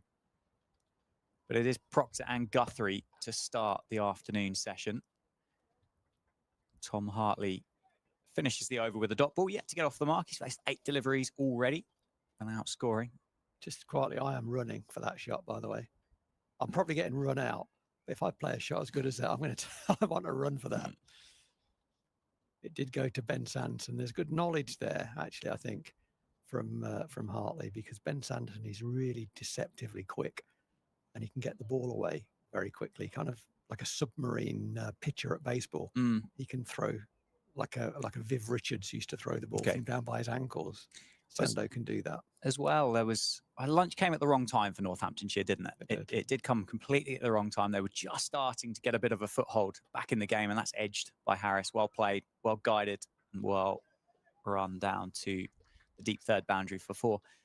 Tom Hartley will know also the fact that the last thing they need to do here is lose a sloppy wicket. Taking a single that might not be there just because you want to get off 0. Oh, I'm kind of kidding. I know the joke was on me, not on him. Also, he would have pinched the strike, and you don't want to be doing that when you're on 0 and the other bloke's on 100. Yeah. So quite right. For so many reasons, it wasn't a run. And that explains why I'm sitting up here and he's out there. Yeah, 112 now for Harris. Changing the field as well with the Australian on strike. Calvin Harrison has moved from second slip to gully, and Safe Save has gone from gully down to deep third, just to cut off that boundary as Lancashire look to extend the lead that they have over Northamptonshire, which is now 10 with 4 wickets left. It's now 11 as Harris casually jogs through and adds another one to his score. Interestingly, Jimmy Sales has got himself out of the cordon completely, hasn't he? Because he was either at gully or first slip. We've got both those, and he's neither. So he's voted with his feet there. We are going to be joined around 2 o'clock from someone who was an exceptional catcher, wherever you put him. One of the crowd's favourites during his 2 spells here at Northants. We're not going to break his name just yet. It's a big reveal. Will also be known to the Lancashire contingent as well. Wow, that was stiff from Harry Conway. That was going down in instalments there, wasn't it? That was stiff. Harry Conway. There was a moment there between Harris and Hartley, wasn't there? It was, is there a 1 there? Don't think there is. No, there is actually. We better go. And yeah, Conway did well to get down in the end, but it's a long way down from 6'7". It is. And again, he found himself at point there, didn't he? To the ball's always going to go there. Left-hander, left-arm swing bowler. It's probably going to go to point. He's been in the game. Harry Conway, shorter ball. It's an attempted pull by Harris. Can't get it past Luke Proctor at mid-on. That came off the wicket at a very slow pace, that one, didn't it? You mentioned, didn't you, on day one, these dints? Dints. It's Dintin Steve. Oh, there we go. His name's Steve. The guy's going to come and join us. Oh, there we go. We're giving the game away now. Do you want to go for the big reveal now, Rowie, or are you still just building? Okay, that's fine. It's absolutely fine. But do you think those dints, as you called them, do you think they are coming into play now, or do you think it is a little bit too early in the piece for those to be taking effect? It's a big flashy drive from Harris, which we haven't seen in this innings so far. Since he got into those 80s, he's just started to try and accelerate, hasn't he? And just proving the point there that it is a little bit challenging still. Absolutely. There's been movement from ball 1, and that's going to. I think that's going to continue because the grass still looks pretty live. It's not quite as tingy green as it was on day 1, as you'd expect, but there's still a bit of it. So I think 14 mil is the length of it, so there's still a bit there. So that's going to continue. But yeah, I think it will go. I think there'll be variable bounce as the game continues. There has been some already. That's been the sort of the key thing, hasn't it? No batter has really found themselves on it, which makes that 113 not out from Harris even better than it might otherwise be. But yeah, I'd expect that to continue. And yeah, you don't. I mean, that's the thing about the toss, isn't it? You don't want to really be batting last, I think. Yeah, and I mean, both teams and both sets of fans will know how important this is, but Northamptonshire will know that obviously they've got to bat next, and the lead's 12 with 4 wickets remaining. How big of that lead does it get to before Northamptonshire feel like that's a struggle to overturn, to create an innings that Lancashire would then have to bat 4th on this pitch and make use of that toss on day 1? You know, this is where I'm going to go back to my old sit on the fence, which is let's not get too far ahead of ourselves. You know, the game will unfold and things will happen. And actually, a lot of that stuff is out of our hands. So what we've got to do now is get batting, and then we just got to bat well, I think. Clearly, the short answer is the lead as few as possible. Stepping back from that and trying to answer your question, give you a little bit of help on it in terms of giving you a decent answer. I think any lead is a problem. Yeah, but it's a bit of a rhetoric, isn't it? Any lead is a problem. But I think if that lead gets to 3 figures, I think the game looks very, very, very difficult for Northamptonshire to get out of. Yeah, it's certainly a bit of a rhetorical question. So you can be forgiven for not having the answer prepared. But well, I think it comes from what having worked in as a coach, you want players to focus on the next ball, or the next 5 minutes or the next half an hour. You don't want them thinking about 2 innings away because their mind's not in the right place there. So you end up as an individual closing your own thinking down to what do we need to do now rather than what's coming around the corner. But yeah, a lead of 3 figures, then I think the game is very, very difficult for Northants. Yeah, particularly with the skill set of those Lancastrian fast bowlers. George Balderson was the pick, wasn't he, on day 1 with 4 for, but Anderson Phillip bowled What we later found out was about mid-80s on this pitch, and offered and asked plenty of questions. Will Williams, so skillful, and I think it'd be fair to say that Tom Bailey wasn't at his best on day one, so you'd expect a better performance from him later on in the game. And well, Marcus Harris again leaves that one well alone outside off stump. This has been a good comeback from Proc. You know, we're looking for positives, and a very clear positive is the way that Proc has come back after his first spell of the game, which was not at his best. He went at sixes of his first 6 overs, I think. Since then, he's bowled very, very well. Had Harris dropped at third slip and has created problems throughout. Picked up the wicket of Balderson just before lunch. He has bowled exceptionally well. And I think, as people of Northamptonshire will be fed up me saying this, he is an underrated bowler, and he's an under-bowled bowler as well. Yeah, as I said again, Lancashire won the title in 2011, and Proctor was part of that squad, and he batted and he bowled in that side. You know, he was an important player in that side, and that's the pedigree of Luke Proctor.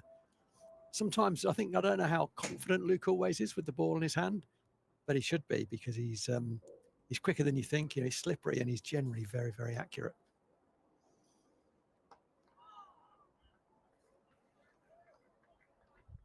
Yeah, I mean, would that be anything to do with the options that Northamptonshire have got in the squad as to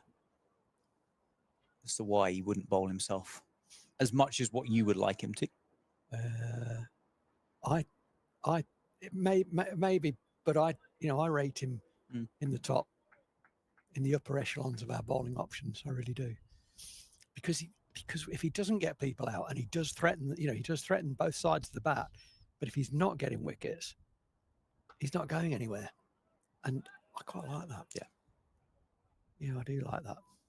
You don't want an attack full of that. You know, Luke Guthrie is an attacking, aggressive bowler. He's going to go at fours, but he's going to get players out as well.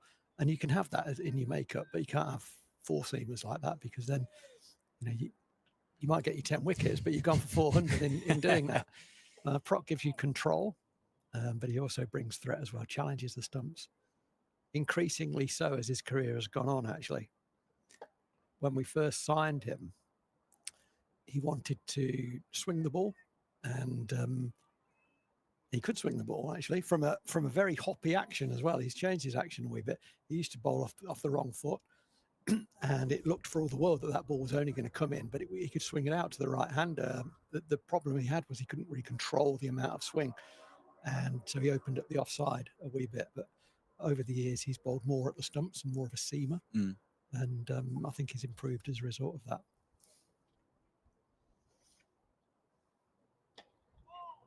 It's going to be another one to Marcus Harris. Behind square, just turns it off the hip. Down to Ben Sanderson in front of the Spencer Lounge. So what have we got? 8.2 overs to go then before that second new ball becomes available. So I'd have thought you'd want Guthrie fresher for that second new ball. That was why I thought Jimbo Sales would start straight from lunch, because he bowled well as well. You know, that's the other thing. Yeah. He had bowled very well. Short ball and well directed, but well played by Tom Hartley. Geez, he had enough time there, didn't he? He did. Just played it right in front of the eyes, didn't he? Took all the pace off of it and ran it out to James Sales at deep backward square. It's just quite for another difficult single. to get that down, you know. When it comes off the surface so slowly, it's quite hard to control that and get it down. He did very, very well there, because it almost ballooned towards him. Yeah, I thought Jimbo this end, because he'd travelled nicely. He picked up the wicket of Wells, and he'd only bowled 4 overs, I think. I'd have been looking to get him on. Yeah, it was just the thought. There's a chance for a run out here if they're quick. I think Hartley was gone for all money. That's a bad run. It was Harrison coming in from second slip. Just scooped it up and tried to underarm it with one stump to aim at. Almost flicked it over the top of the bails, didn't he? But I think Hartley was gone for all money had Harrison had hit there. Yeah, Hartley was not ready for that run. I think he's entitled not to be ready, because it was It was a strange one. It's the sort of run you take pretty comfortably when point is on the boundary and gully's not that close as well. But a momentary lapse by Marcus Harris, but no problem. Well, he was all right. He was running to the safe end. Yeah, but you both got to get in, right, to get a run. You do. You do. In. 2 slips in a gully then for Proctor. I know you were joking, by the way. We try and have fun, don't we? We do. Stroked out to James Sales for a single. Keep ourselves amused. Exactly. Nobody else enjoys it, but we do. Jimmy Anderson was bowling again at lunchtime. Oh, it's so good. And I can't not watch him when he's bowling. And he just hits the stumps all the time. Ridiculous. I'd pay an admission fee just to come and watch that. He actually changed from red to white as well. Did he? That's ball, not wine. During the lunchtime, and was bowling some white ball variations, and he was nailing his Yorkers. That was my lunch break. Oh, it sounds like you've had a fantastic one. Talking to Colin was lovely, to be fair, but I didn't get to watch Jimmy Anderson. Colin from Lancashire. Colin from Lancashire, yeah. From Liverpool. Liverpool, yeah. Evertonian. Oh. Just travels around the country, tries to watch as much Lancashire cricket as he possibly can, and been down to Northampton a few times, enjoying the sunshine. Good for him. Well, you're very welcome, Colin. Well played.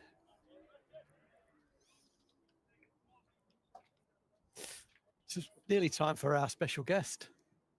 So you've gone a bit quiet on the build-up. Do you need some statistics at all to throw in there?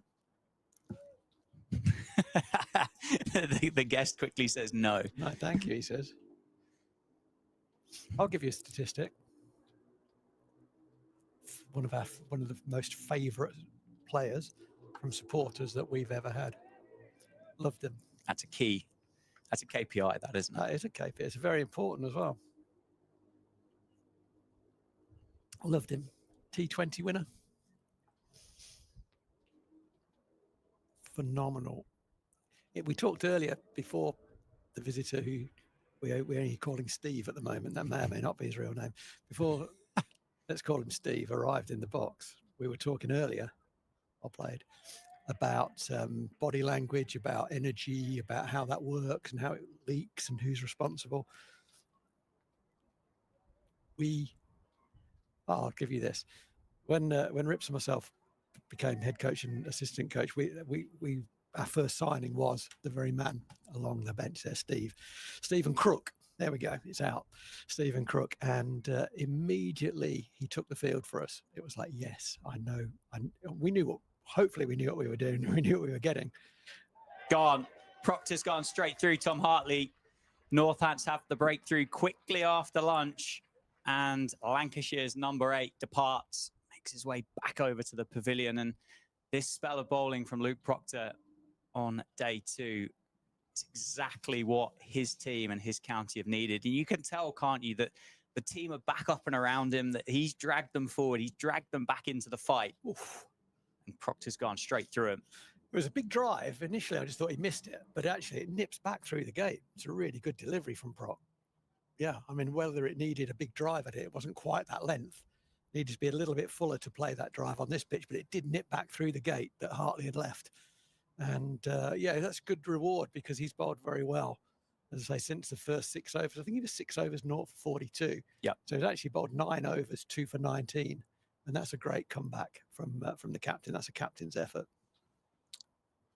Yeah, they needed, the team and the county needed someone, didn't they, to pick them up and bring them back into the fight. It was, well, very, very flat following that 3rd drop catch in that morning session. So it's exactly what Northamptonshire needed. And they are into the tail. They've got an end open. Marcus Harris is still there. Let's not forget that. He's 116 not out. But Tom Bailey makes his way out to the middle. Better than you think. Just an average of just shy of 20 on 18.8. So yeah, that's handy, isn't it?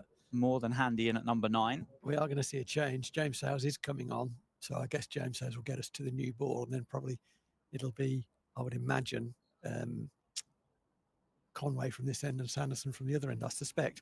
But yeah, just to finish that point off, yeah, Stephen Crook was our first re-signing because he'd been with us previously. We brought him back from Middlesex and where he was in contract, but some good negotiations between David Ripley and the Middlesex hierarchy enabled us to prize him away, and just brought energy, real energy to our group. Sales continues and starts well again. That ball just continuing to shape from the hand.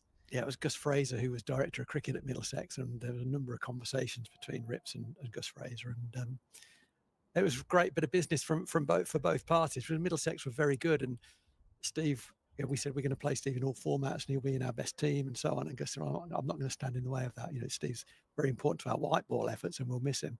But okay, goes with our blessing. And gee, what a good signing that proved to be. It's getting to about time that we asked Stephen to put the headset on, isn't it? And yeah, let's get him in. Bring him in. James Sales will get his first look at Tom Bailey. So welcome, Crookie. Good to see you. How are you, mate? Yeah, I'm good. Can you hear me okay? Yeah, loud and clear.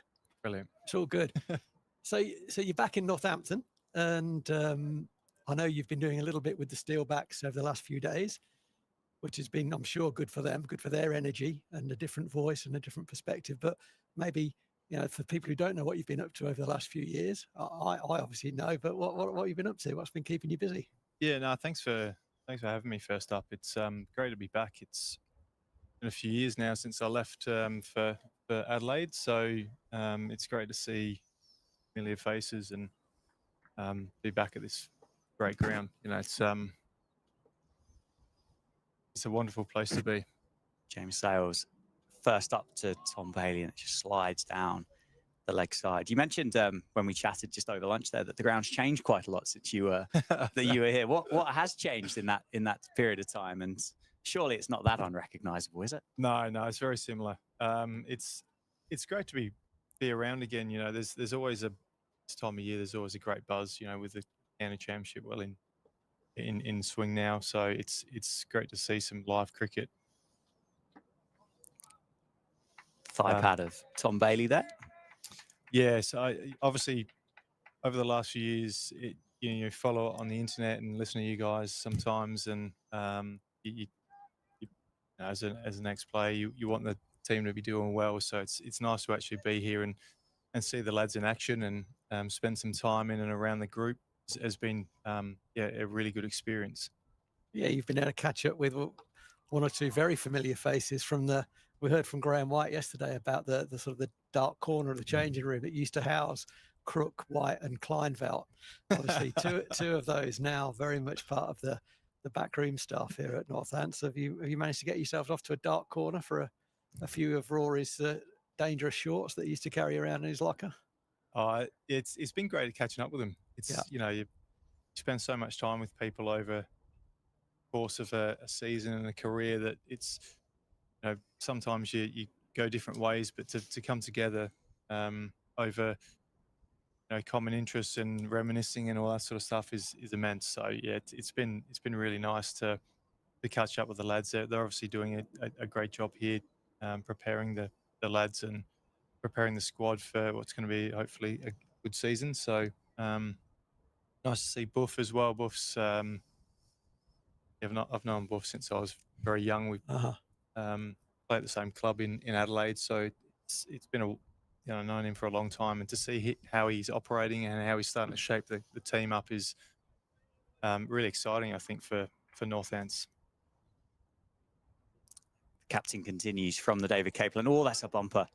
That has rushed Marcus Harris, and it's hit him pretty hard. Luke Proctor straight away comes down to check on the Australian, make sure he's okay. I think he is. I think he's responded well to the inquiry from Proctor and McManus, but it's the first sign, isn't it, of a little bit of a indecision from Harris. It's just tracked him and it's hit him hard.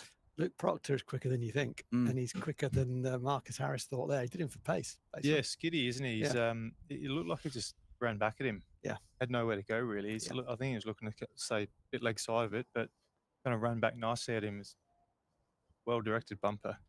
Hot, wasn't it? It was right on the money. Obviously, first thought is the safety of the player, and he looks okay. but then you'd say what a good bumper it was. Yeah. God, that's nasty on replay, isn't it? Mm. You could tell the reaction from Proctor and McManus there that it got it. Harris got himself into an awkward position, didn't he? And it hit him in an unpleasant place. They are just checking the grill, aren't they? I think on the helmet. Runs back at you. Mm. That's nasty. That's the nasty one. Yeah, it's because not you've got nice, nowhere is to it? go. As Steve was saying, you've got nowhere to go. Gives us a chance though. Where have you been? So you last played for Northampton in 2018, That's correct. and Yep. then you moved and you were looking after some of the commercial stuff for a while, Yep. and then sort of, I'd say emigrated, but went back home, really, back to Adelaide. Yeah, that's right. Yeah, took the opportunity. Obviously, that was, you know, I guess navigating through COVID was pretty tricky, and to be able to get the opportunity to go back to a place where I grew up and take my family over there has been a great move for us.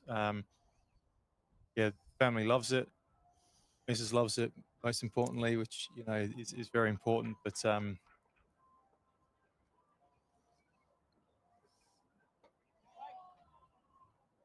Yeah, happy family is an important thing, isn't it, Steve? It's an important absolutely, thing. yeah. And you're pretty much on the beach there, from what I understand. Yeah, not too far from the beach, which is yeah, it's lovely. But Oh yeah, it's not Abington Park, though, is it? You know? it's no Abington Park. That's correct. Yeah, no, it's yeah, it's funny when you spend. You know, I spent 3.5 years away from England, not seeing it, and spending time here during the early part of the summer is great. Well bowled and well played. That's just tailed back in quite late as well from Luke Proctor, and Harris has just worked it through mid-wicket for another 4. He moves up to 121, and the lead now up to 19. 23. Apologies. Yeah, it's a you forget how beautiful this place is. You know, It's good to know. Yeah, you know, England in spring is unbelievable. yeah. You've brought some weather with you, which is nice. Yeah, no Yeah. worries. No worries. It wouldn't have been like this if Stephen hadn't come back. Yeah. No, it's great. You know, catching up with people and coming back here is great. But yeah, England in this time of year is so beautiful. Driving through the countryside and seeing what's going on, beer gardens and all that sort of stuff.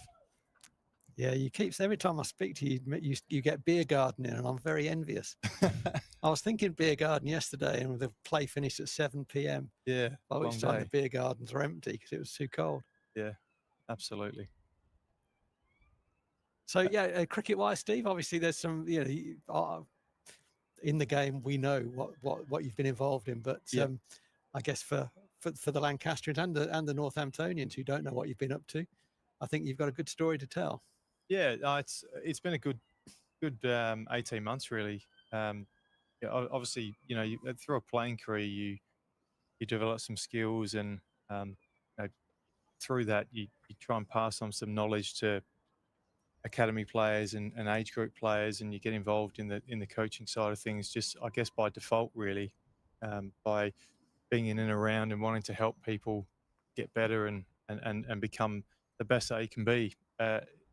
Coaching isn't something I ever thought I'd go into full time. There was nothing.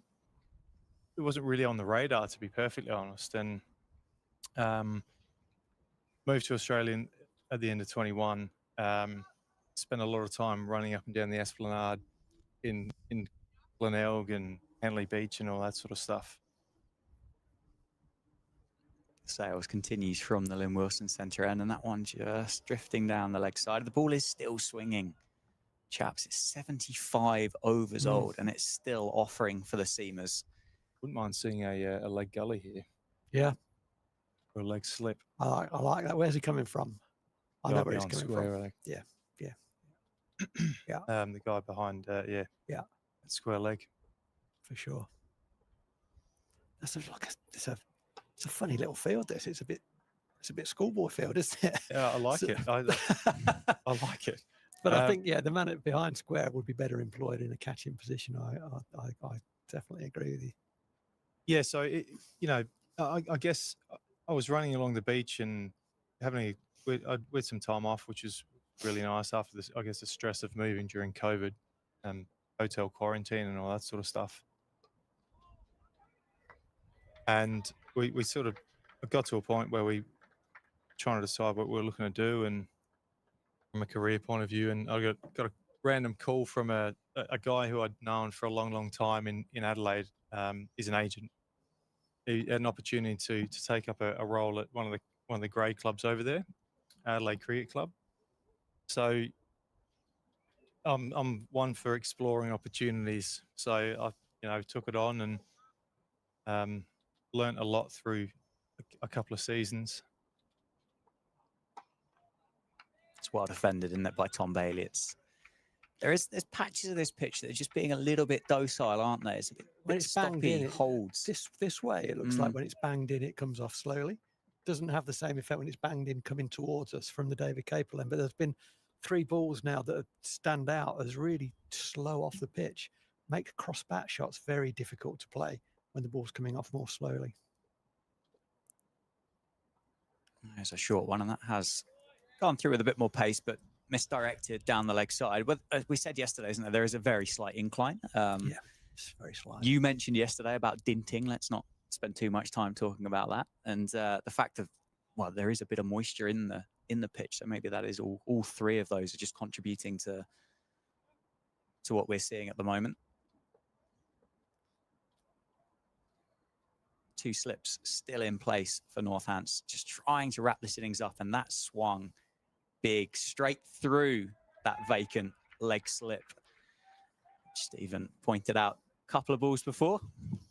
So you're at Adelaide Cricket Club, Steve. You were there. We're about 22 now, 2022, something like that. 2022, 23, yeah, and 23, 24. I was there. We had a young group and built something, an environment. I spoke earlier about how important environments are off air in terms of creating success. And one thing that I'm massive in my coaching now is about trying to create good environments, learning environments where it's just about trying to get better and enjoying playing cricket, which is, I guess, the philosophy that I try to operate in as a player. Mm-hmm. So I spend a lot of time trying to create that sort of space where a bit of bounce. Yeah, well played by Bailey in the end. Gets on top of it, make sure he gets down and wide of safe say, but gully. Yes, I spent that time trying to create that space, and we had some success. Promotion into Division 1 in my last year with Adelaide, which was great. We had one of the players who was named as the Sincock Medal winner, best player in the league, which is fantastic. It's a big wide that from Luke Proctor, isn't it? Well over the head of Tom Bailey, who's a tall man, and McManus does well to get a fingertip on it and just tip it over the bar. It's a real shame that, because he's used that. It's a wide. It's gone through for a bye because it looked to all the world that he was going to set him up with, push him back and then blow his toes off. He's not going to get the chance to do that now. And I think, if I'm right, Steve, one of the players from here came over and spent some time. Gus Miller came over to play some cricket with you. Yeah, he did. Yeah, Gus was very good. A big appeal for OEW is close, and Harris goes. Proctor gets another one, and the brilliant Marcus Harris goes for an incredibly well-made 121 of 230. And I can't stress enough how incredibly made that innings and that 100 for Harris was put together. But it is the end of the Australian. He has done the damage. They lead by 26, but they just have 2 wickets remaining in this first innings now.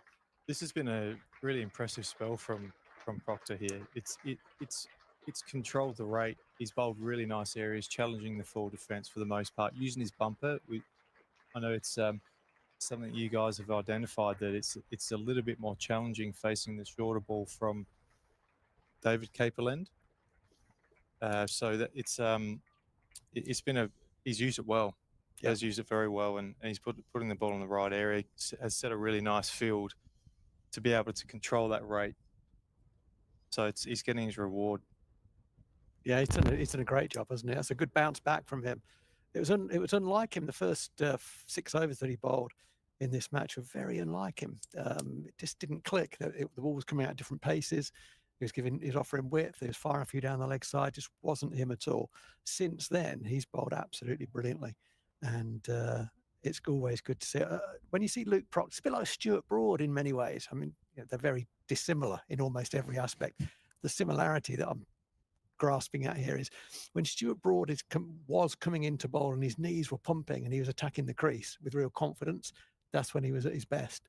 And the same is true of Luke Proctor when he's hammering in, because he hits the crease hard when he's fit and firing and confident, then he's at his very best. And that's what I've seen here in this spell.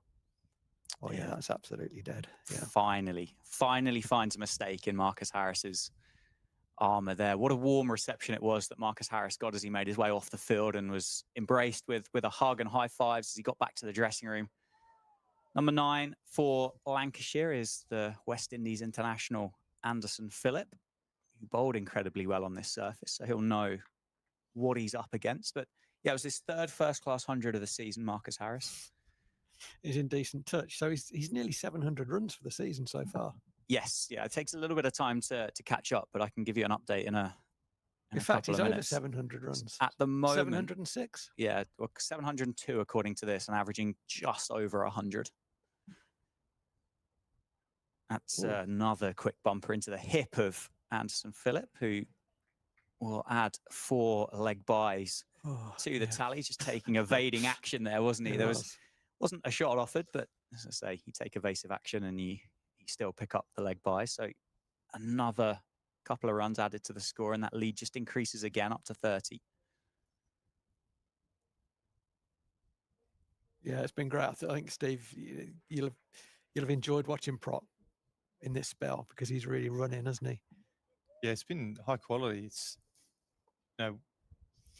we talk a lot back home about challenging the forward defence and making the batter make decisions and tough decisions, and that's what he's done really well in this spell. From what I've seen, is he's putting the ball in a nice area. There's nice energy on the ball.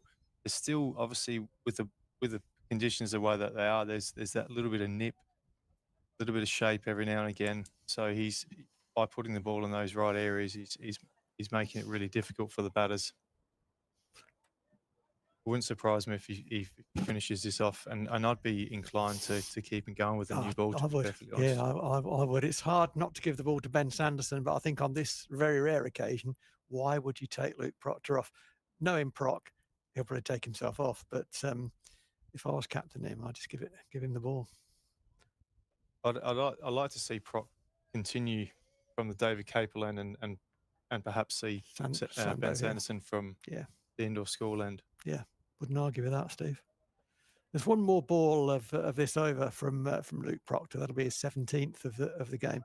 And then, Steve, I know you've got other responsibilities. You've got to go and meet up with some old musical colleagues, I understand. Yeah. But we don't want to keep you from that. But maybe you could tell us a bit about the last sort of 6 months or so of your coaching career, because I think don't be shy. It's been quite a story. Yeah, I was very fortunate. So on the back of my time in Adelaide, I spent a couple of years there, and I did a couple of bits in the Adelaide Premier League, which is a sort of a franchise 100 competition over there, which was a great experience, and got the opportunity to head up a fresh program with South Australia, which was the Adelaide Strikers Academy. Mm-hmm. It was a program that was designed to house probably anywhere between sort of 6 and 8 players that were getting primed and ready to be replacement players for the senior squad. So worked with those guys for a period of time, getting them ready for what would be the big bash of just gone, and shape from sales. Still swinging, isn't it? Yeah, it is very much so. Still swinging, nearly 80 overs old now as well. That's big shape. So I got the opportunity to work with those guys, and we went up to Darwin for they call it the Top End series, Top End T20 series. There was quite a number of teams, Big Bash teams with the Melbourne Stars and Renegades, Perth Scorchers, Tasmania Centre team, Pakistan, and Bangladesh. So there was Oh, some wow. good Yeah. teams went up there, and we're very fortunate. We had a decent team that went up and somehow scraped through to the finals and ended up winning it, which is an unbelievable sort of start to a journey that is been a very good sort of 7 or 8 months for me, and from a coaching point of view. So whilst I was up in Darwin, an opportunity came up to be the assistant coach of the South Australian team and the LA Strikers. Threw the name in the hat. Obviously, it's you got to put your name out there and try and do those things, and managed to snag the role. And working alongside Ryan Harris, who was recently appointed the head coach, and Stephen Stubbings. I'll need to say this because I know Dan likes it. Formerly of this parish. I'm a big fan of that. He was here of this briefly, parish. batting coach briefly with us. Great guy, Stubbings. Yeah. So got the opportunity to work with those guys, and it's been a phenomenal season, to be honest. We started off and it was just about trying to win games of cricket and do the state proud, and we ended up winning the One Day Cup and the Shield in the same year, the first time that South Australia had ever won both. And if anyone doesn't know, the Sheffield Shield is effectively the county championship, right? Played for by the 6 states. And Correct. South Australia, the win that you're talking about, just gone, was the first time they'd won it in how many years, Steve? 29 years. 29 years. And who was in that South Australia team 29 years ago? Oh, yeah, Buff. Darren Lehman, yeah. Buff was in there. It's great, actually. His son, Jake, plays for us, and he had a fantastic final, made 100, massive contributor through the season. I know that Buff obviously followed it very closely, not just through Jake, but being a South Australian legend as well. So, he followed it very much so. So it was a fantastic, as a supporter of cricket and South Australian cricket, it was great to see, but to be actually part of, having a small contribution to making that and that happening is something I'm very proud of. Yeah, and rightly so. That's Big appeal for LBW. That's close, isn't it? Umpire Someone needs to field the ball. Says no, and does Anderson Phillip react to it? No, he doesn't. Stays on 0. Yeah, A real change in tempo here for now. Now Harris have gone. It's kind of everything must go Blue Cross sales type situation. This is what you get from a number 10, is that he's blocking and leaving like Don Bradman, then trying to hit the straight balls out the ground. It's interesting. He's had a couple of width balls that he's just let go, and then the next one's pitched up on middle stump, and he's tried to hit it out of the ground. But gives me a chance to say, well done, mate. I'm proud of you. That's a fantastic achievement. Thank you. Phil. First, to get involved in that elite cricket that you've got involved in, to look after that junior sort of rookie squad really up in the north and win that trophy, to land the job in with South Australia was huge, and to win 2 trophies in your first year is just immense. So, mate, congratulations. That's a fantastic effort. More to come. How do you beat that, though? Yeah, it's pretty tricky. I mean, I guess trophies, and you'll know this, Phil, that trophies are great when you win them, but I guess as a coach, you got to look beyond trophies. You got to look beyond, the outcome of a game of cricket or a particular session or what happens over a season. It's about developing a group of players and trying to get them to be the best that they can possibly be. Mm-hmm. And if you do that, then the success is part and parcel of it. So for us as a coaching group, we have to continually try and get better ourselves, Mm-hmm. which is really, really important. Which a lovely stop in the gully. It's been excellent today, isn't he, Safe Zabe? He really has lifted the team when he's had the opportunity to do so. Took the catch that got rid of Luke Wiles eventually, and has thrown his body all over the place just to try and help his team out. Yeah, we talked earlier about personal standards, setting your own levels, no matter what else is going on. The mood of the group, and Zabe does that so well. Yeah, 271 for 8. Now Lancashire, the lead of 33. How does pre-season work, Steve? So you'll be starting to think, I guess, or amongst your coaching group, what do you want to do pre-season? What happens? Obviously, we used to go to Barbados most years, and they were terrible trips from memory. What do you guys? Do you go to Bali? What do you do? Brilliant. I'm not hearing no. I'm hearing that's a good idea. Yeah, I might float that idea actually. No, we'll start again sort of mid-June, so we have a couple of months off, and then from a build-up point of view, we will start sort of mid-September from a actual game point of view. But there's a tour up to Darwin, which 8 or 10 days.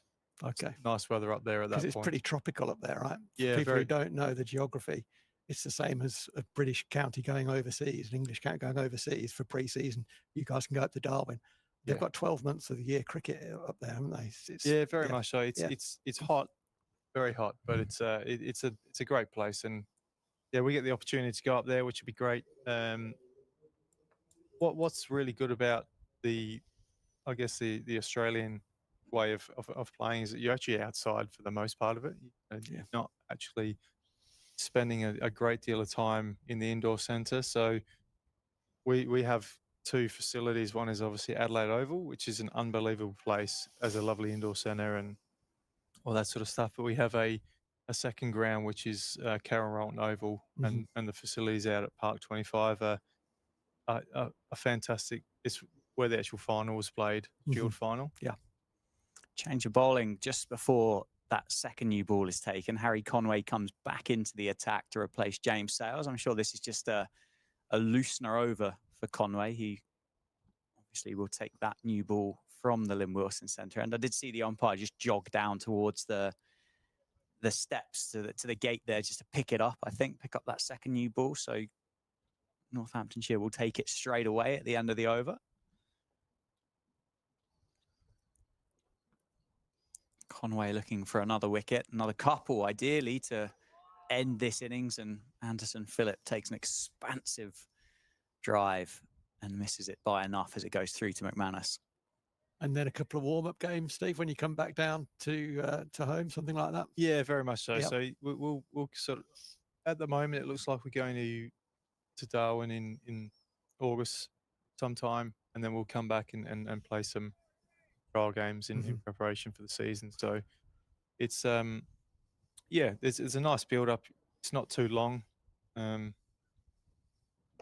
It's up and it's gone through the leg side. Rob Keogh there at mid-on was interested for a short moment, but Anderson Phillip got it wide enough, picks up his first boundary. 275 for 8. Now the score and the lead up to 37. Yeah, this is an important passage of play, isn't it, really, for Northamptonshire? Yeah.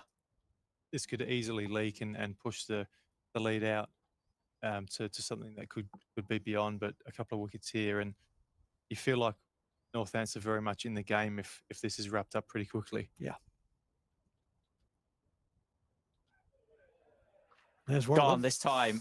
I just paused there. Just wanted to make sure, but Conway does break that partnership. Anderson Phillip goes, almost looked like a toe ender through to Vasconcelos. It looked like it just shaped to first slip. It did, didn't it? Yeah. It came off the end of the bat, I think, and that put side spin on the ball. Actually ended up being a good catch. Good catch by Vasconcelos. Another one in the cordon, which is good. So Anderson Phillip goes for 5, 275 for 9, the lead of 37. Last man for Lancashire will be that of Will Williams. He will join Tom Bailey in the middle. New ball just around the corner. Maybe Northamptonshire don't need it if Harry Conway can remove Will Williams quickly. But 37 would feel comfortable, I think. I think if it ticks over 50, I think it starts to feel a little bit more shaky at that stage. Yeah, from lunch, Northampton will be delighted to get off with under 50, I think. Yeah, I think that'll be the key. I think anything under 50 would be comfortable with that, I think. Yeah. I think the best time to bat is probably going to be coming up.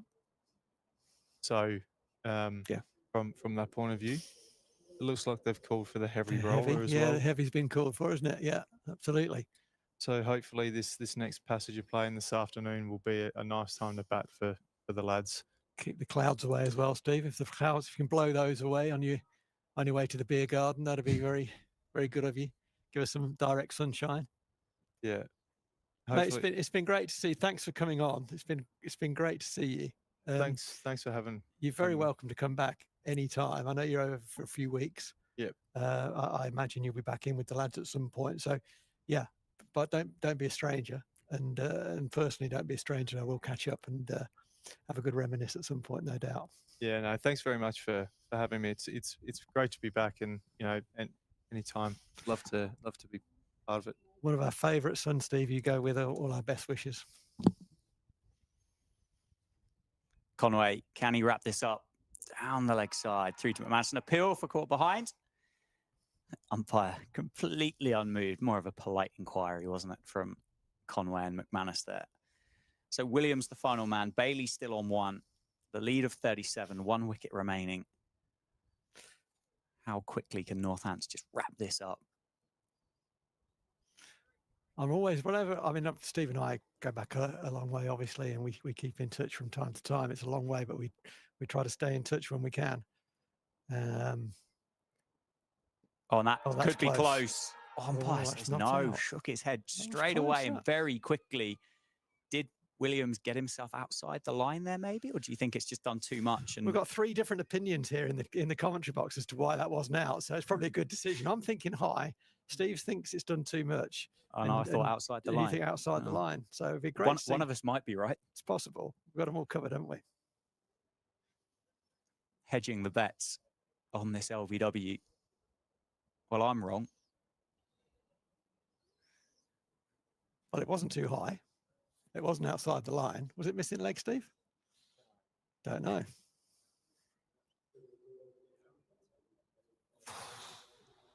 The ball comes back on the offside, which is usually a good sign, isn't it? Usually a good sign. But there was enough doubt there. The umpire gives that not out. That's reasonable enough. It's a good appeal. We are going to see Ben Sanderson replacing the captain, and there's someone's getting a warm round of applause.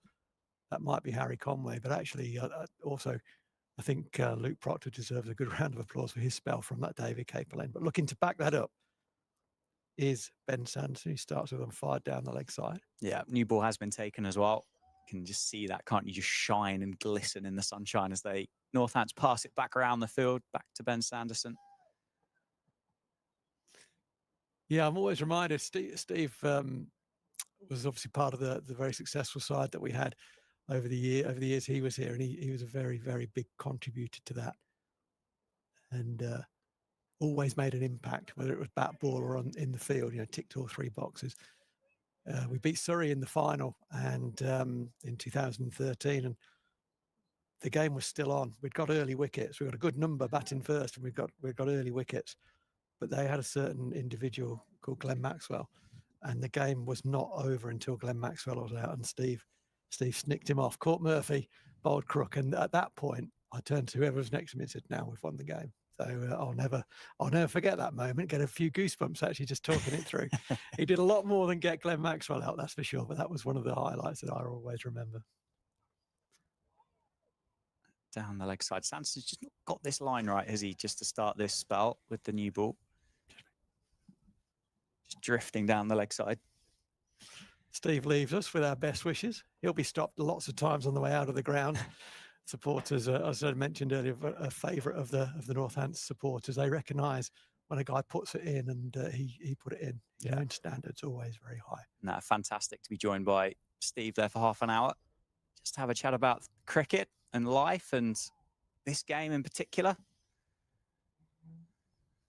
Nice just to get a different view, isn't it? Every now and again, and hear from a different voice and hear some stories. Yeah, I was fortunate. I caught up with Steve the other day just to have some lunch with him, and he'd been in working with the Steelbacks, and it was very interesting to get Steve's perspective and to talk to Steve as a coach. I talked to him a lot when he was a player. To talk to him as a coach now was great. Actually, I really enjoyed it. You can see why. South Australia snapped him up and have got him into the role that he's in, because he's got a lot to offer. Yeah, spoke very well very calmly as well. And I think in a leadership role that can be incredibly important, can't it? Just a change of the field here. Look, we spoke about a leg slip and a leg gully about 10 minutes ago, and actually Lewis McManus has just marked Safe Zabe out a spot there. Literally marked down a spot the leg side. I've never seen that done Stand before. there. Do not move. Zabe. I want you there. Sanderson's just struggling here, isn't he? Just sliding them down the leg side. And now there is that catcher in there. And as it is, he gets on the line that possibly he wanted to start on to end the over with the new ball. So Williams yet to get off the mark. 276 for 9. 81 overs have been bowled. Yeah, Steve, as he was leaving us, made the point of how important these last couple of wickets are for obviously for both teams.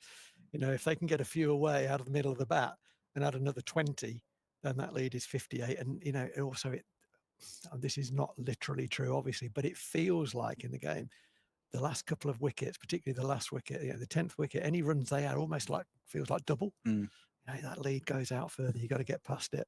So from a Northants perspective, we're looking to close things down as quickly as possible. Bailey can play. That's for sure. As you said, he averages just under 20, and he's shaped up very well here. So Northants will want to bowl at Williams as much as possible, but it's Bailey on strike at the moment. And he has gone. Caught at first slip by Ricardo Vasconcelos, who's run straight off with the ball to get his pads on. It didn't last that long. Very good reward and just reward, I think, for Harry Conway. Ends up with 3 wickets. Lancashire all out for 276. That's a lead of 38 in the first innings. Built off the back of that fantastic 120 from Marcus Harris. Another 100 this year for Marcus Harris.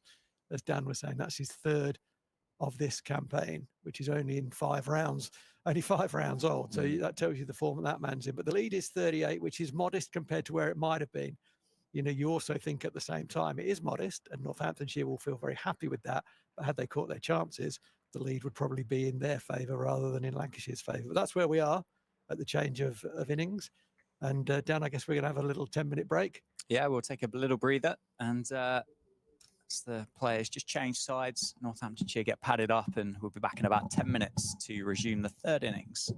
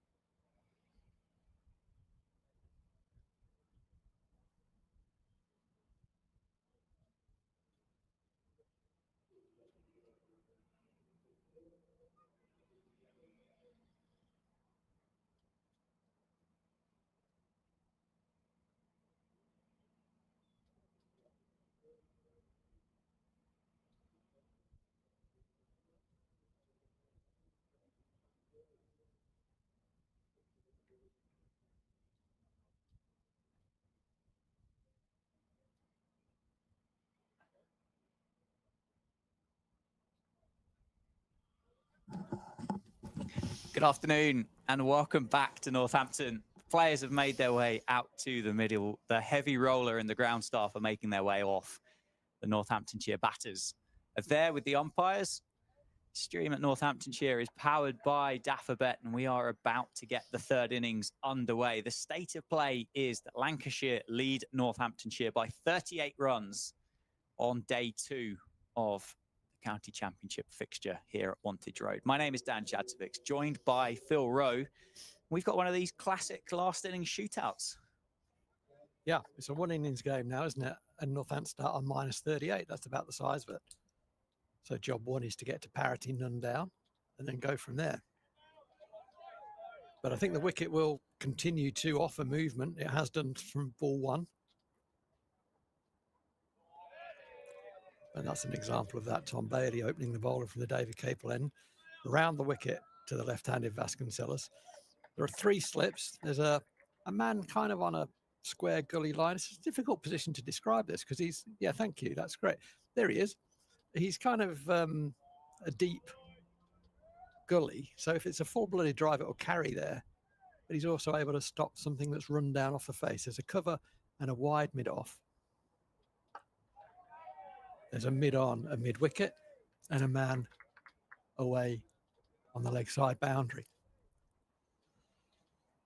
So Tom Bailey opening the bowling from the David Capel end. Started with two good deliveries, actually. He was not the pick of the bowlers. I think it'd be fair to say in that first innings, George Balderson would get that accolade. And I thought Bailey was just below his best. He's a good bowler, there's no question about that.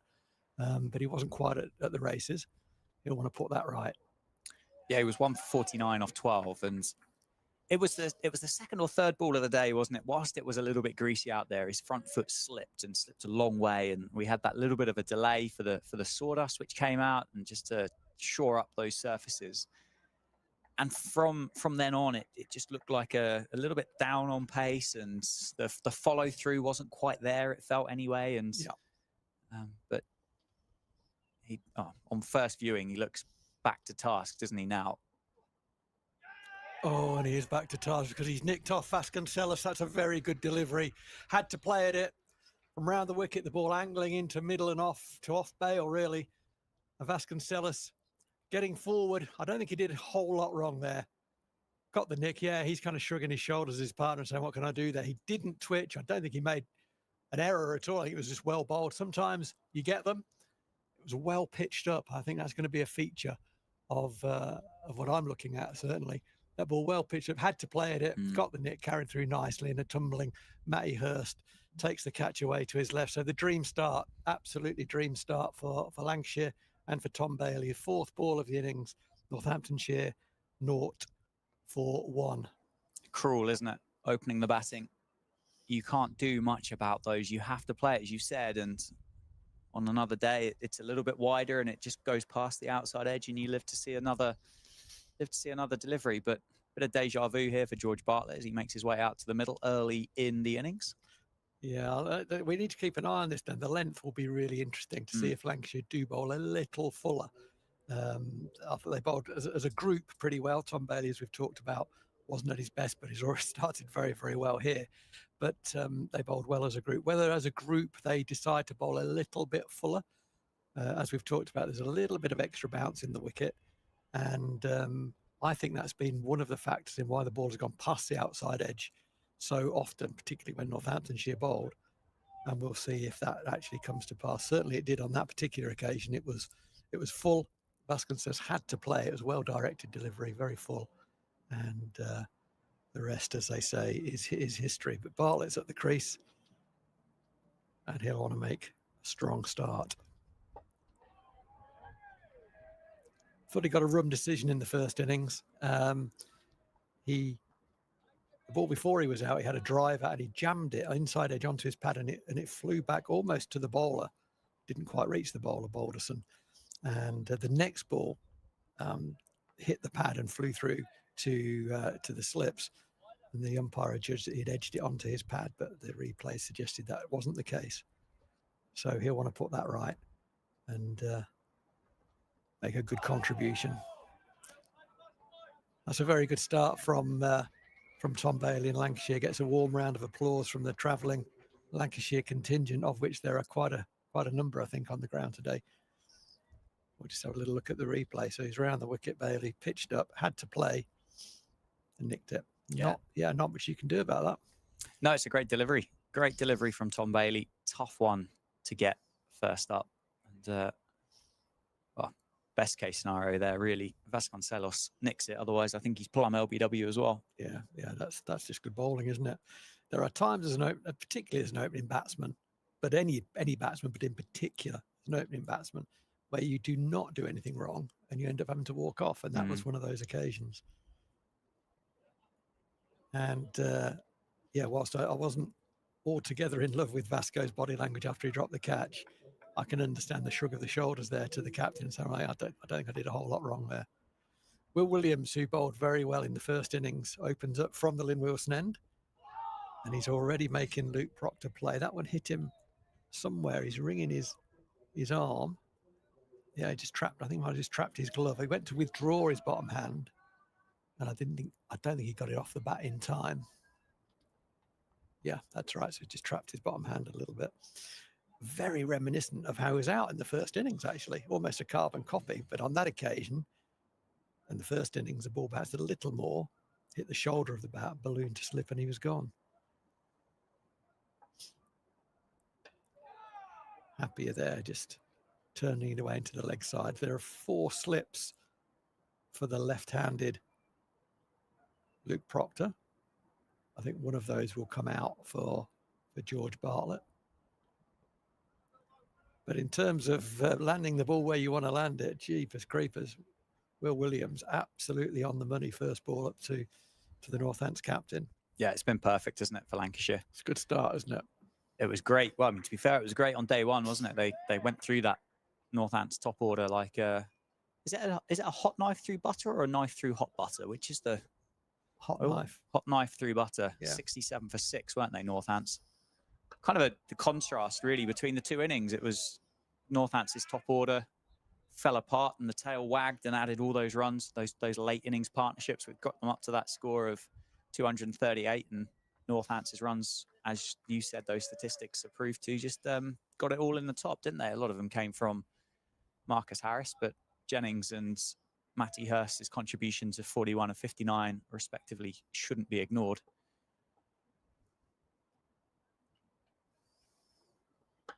That's nicely played, nicely bowled, nicely played. I'm just thinking about a knife through hot butter. I reckon hot butter is a puddle. I suppose it depends how. I suppose warm butter. Yeah, how hot is hot? It's all relative, isn't it? And is it butter or is it, well, healthy sandwich spread or something? Clouds have gone, Rowie. That's a positive. That's a tick in the box for Northants. It's have they? Those kind of fluffy clouds that were above the grounds an hour ago have departed. And nicely bowled, nicely left. Another bowler, Will Williams, a bit like James Sales, who is kind of economical in the effort that he puts in, but extracts maximum output from that effort, and that's about timing, isn't it? That ball kissed the surface, carried through at head height to the keeper. Lancashire signed Will Williams when we were very close to signing him. Oh, really? Yeah, they just got in ahead. He's been there a couple of years now, hasn't he? Yes. 4 seasons, I think. Yeah, absolutely, yeah. Nice finish to the over. 2 very, very good overs from Lancashire at the start of this innings. 2 overs, 1 run, but importantly, crucially, 1 wicket, the wicket of Vasconcelos. Northampton remain behind, 37 behind, only 9 wickets now remaining. A very good start from both opening bowlers. It's important, when there's extra bounce in a pitch, sometimes bowlers go the other way. They go too short and it all looks pretty and there's lots of oohs and ahs and the ball's firing into the keeper's gloves. But it's about being fuller of length, and then that extra bounce pays dividends.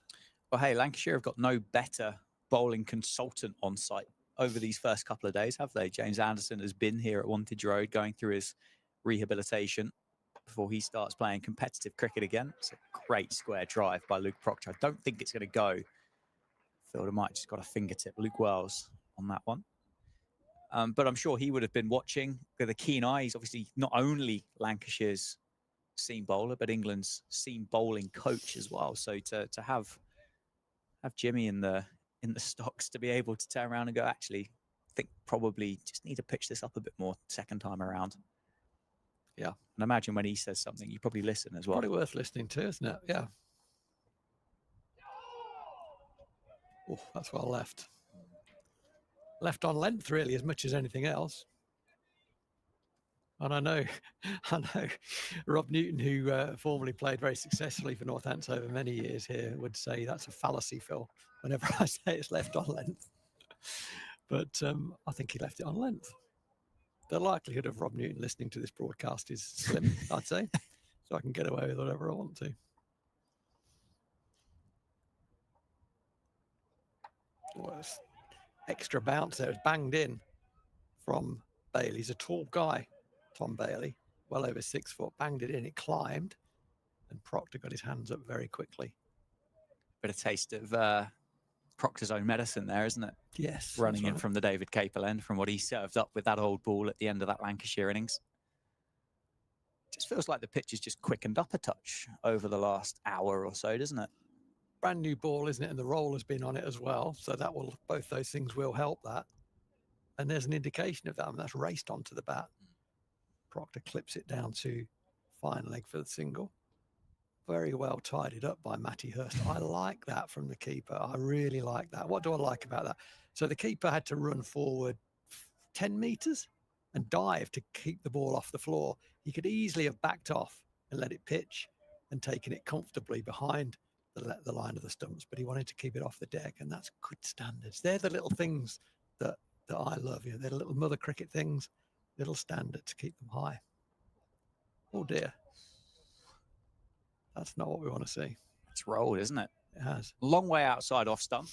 So no harm or no danger for George Bartlett, but that has really just shot along the deck. It's a bit of a classic daisy cutter, wasn't it, from Tom Bailey there? On the, what's it, second bounce as it got through to Hurst? Yeah. I think they're those little kind of moments that if you watch cricket exclusively on TV or on a live stream, you don't see it, do you? You don't get the benefit of seeing that standard from Matty Hurst because it might have just happened out of shot. But you get the, I mean, that's kind of why I think anybody should really try and spend as much time in a ground as they possibly can. And particularly on a day like today, it's beautiful out there. Don't worry, I'll point out the really nuanced points that are meaningless because I love those things. They're the little things that make a big difference. I think over a period of time, they make a little difference. And what Matty Hurst has communicated there is, these are my standards. Yeah, I'm going to play at my standards. He didn't admonish the thrower. There was no glance towards the thrower, but he didn't need to because the thrower knows he's made the keeper run 10 metres and dive. He'll do better next time. Will Williams continues. Luke Proctor gently pushes that down the ground. He sees that Josh Bohannon is in the same postcode and declines to think about running. There are a few electric fielders in the game, and there's a lot of the standard of fielding is ridiculously high around all cricket. And in county cricket, there are a couple of guys who are so quick, and Josh Bohannon is one. Kieran Carson at Glamorgan is another one.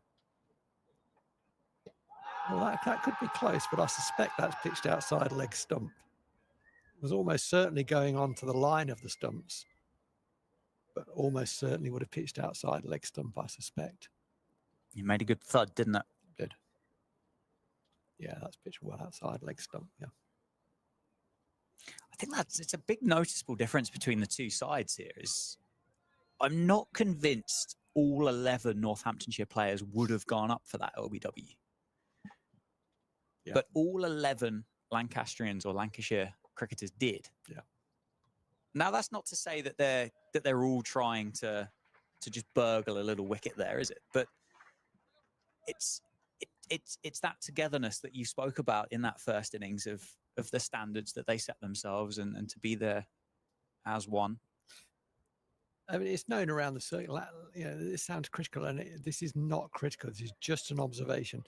Lancashire have a concerted appeal for most things, whether they're really, really close or not, they will ask the question. They're entitled to do that as part of the game. I think over a period of time, you know, if that might remove some doubt from an umpire. They wouldn't be doing it if they didn't get anything for it, would they? Let's put it that way. There's a change in the field for the last ball there from Will Williams. A leg slip has come in, taken from fourth slip into leg slip, and we do see that position employed increasingly when Luke Proctor's there. He flicks the ball off his hip, as a lot of left-handers do. Rarely misses there, but with Proc, he doesn't always get it down very quickly. There's very rarely a fielder there, and so he can play that with impunity. But there is now a fielder there. Luke Wells, I think, has gone across to leg slip. Permanent fixture, wasn't it, in this opening weekend against Kent? It was, absolutely. Kent started with a leg slip to Luke Proctor. Just trying to bowl really straight, weren't they, as well? But they recognised the fact that, again, in another low-scoring game, that you give 2-3 of those away down there, there's your first innings lead gone. Absolutely. It puts doubt into Proctor's mind immediately, doesn't it? What's a natural, it's on leg stump, I'm just going to flick it, becomes, I've got to get it down as well. Yeah. It's been a very good start, though, from both bowlers. Williams is about to bowl the last ball of his second over, fourth of the innings. They've had to play the batters at almost every ball that's been bowled. And there's a rarity that Proctor can leave safely as it goes across the left-hander. So at the end of the fourth over, it's 10 for 1. Bartlett yet to score. Proctor has got all 10. But a very promising start from the two Lancashire opening bowlers. As you said, Dan, yeah, having Jimmy Anderson around the place, that's gold, isn't it? Mm. You know, he's there on hand with Jim. What about that? What about this? And yeah, there's nothing he doesn't know, is there, as well? Well, as qualified as anybody else is in world cricket to talk about seam bowling. And I mean, what an asset it is just to have him kicking around over the last couple of days. Yeah, I kind of earlier on thought that's a great effort from Jimmy Anderson to get himself down to Northampton to do his bowl throughs here and be away from home and so on. But from Dale Benkenstein's perspective, where do you want him? Doing his work at, you know, in an outground somewhere? Yeah. Or coming down here and being around the group? Well, I know which one I'd prefer. And who doesn't want to come to Northampton? On a weekend like this weekend. Bartlett off the mark there with a run down for 2. So he's away. That's nicely left. Well, it's a lovely weekend, isn't it? And there'll be lots of happy club cricketers who've been looking forward to the game all week, and the sun has obliged. My two sons play in the same team for the Sun Hardingstone Cricket Club.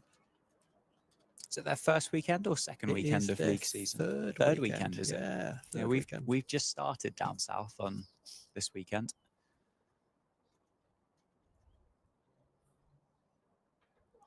I guess you guys down there don't want to play when it's a bit cold, do you? A bit nippy. No, we're a bit soft, aren't we? Down on the south coast.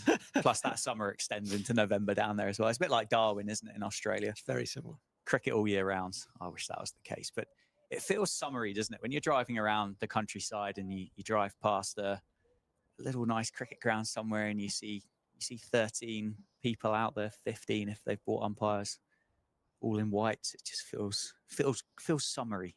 It does. You're talking about cricket rather than any, you know, that. Yeah. Not the Ku Klux Klan or anything. No, not just a random congregation of 15 people in white clothes. It is. It's quintessentially British, isn't it? Quintessentially English, really, I should say. They do play cricket in Scotland, Wales and Ireland. Of course they do.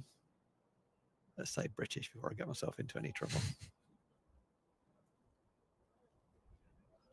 Not quite as strong a start. 4 balls of this, his third over from Tom Bailey. Hasn't quite been on the money. He'll want to get Bartlett forward. That's how they got him out in the first innings. That'll be the plan again. Get him forward. Brings him forward. Gets an outer half of the bat. Well fielded by a tumbling Tom Hartley. I think so. I think so. He's point there. Occupied that space, hasn't he, throughout the course? It's not. It's George Balderson, in fact. Oh, well done. Good by us there, wasn't it? Close. It was close. Do you think with the innings there by Marcus Harris, who's can see him there just on screen in third slip. Would there have been a conversation at all within Northants cricketers, or would they have recognised the way that Harris played that innings and went, oh, that's the right way to go about it? Or would they still stick to how they want to play? Oh, that's well left. Well bowled. Was well left. Do you mean during the proceedings? But yeah, I don't think they'd have had time during that innings break. It's 5 minutes, isn't it? So yeah. I think it was such an outstanding innings that it warrants reference. I do. When that's done, I would think probably outside of the contest rather than inside. But if an opportunity came up in a conversation and the coach wanted to take advantage of that, I don't think there's any great harm in that. So, yeah, it was an example of how to play that sort of nuggety innings on a tricky pitch. That's how you play it. Yeah, it was punchy, wasn't it? It kind of no great strides, no huge flowing or flashing drives. It was very, very punchy of an innings by Harris. Absolutely brilliant, but perfect. Part of batting, you can talk about things in various different ways. Sometimes coaches will talk about batting in terms of risk management. That's a way in if you've got a player who likes that kind of language. And what Harris did almost throughout the whole innings was he managed the risk very, very well.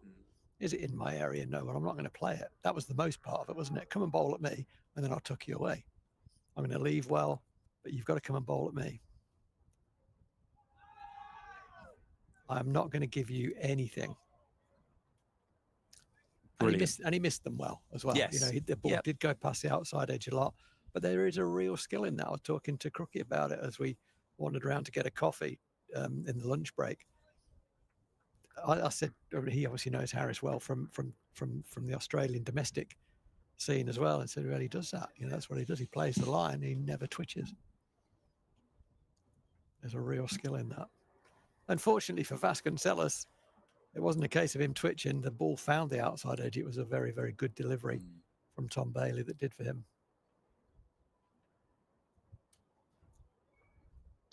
Well, that's on his knee roll. It was back of a length, and George Bartlett has smashed that. New balls, please. That's gone out of the ground. That is out of the ground in the back gardens. Yeah.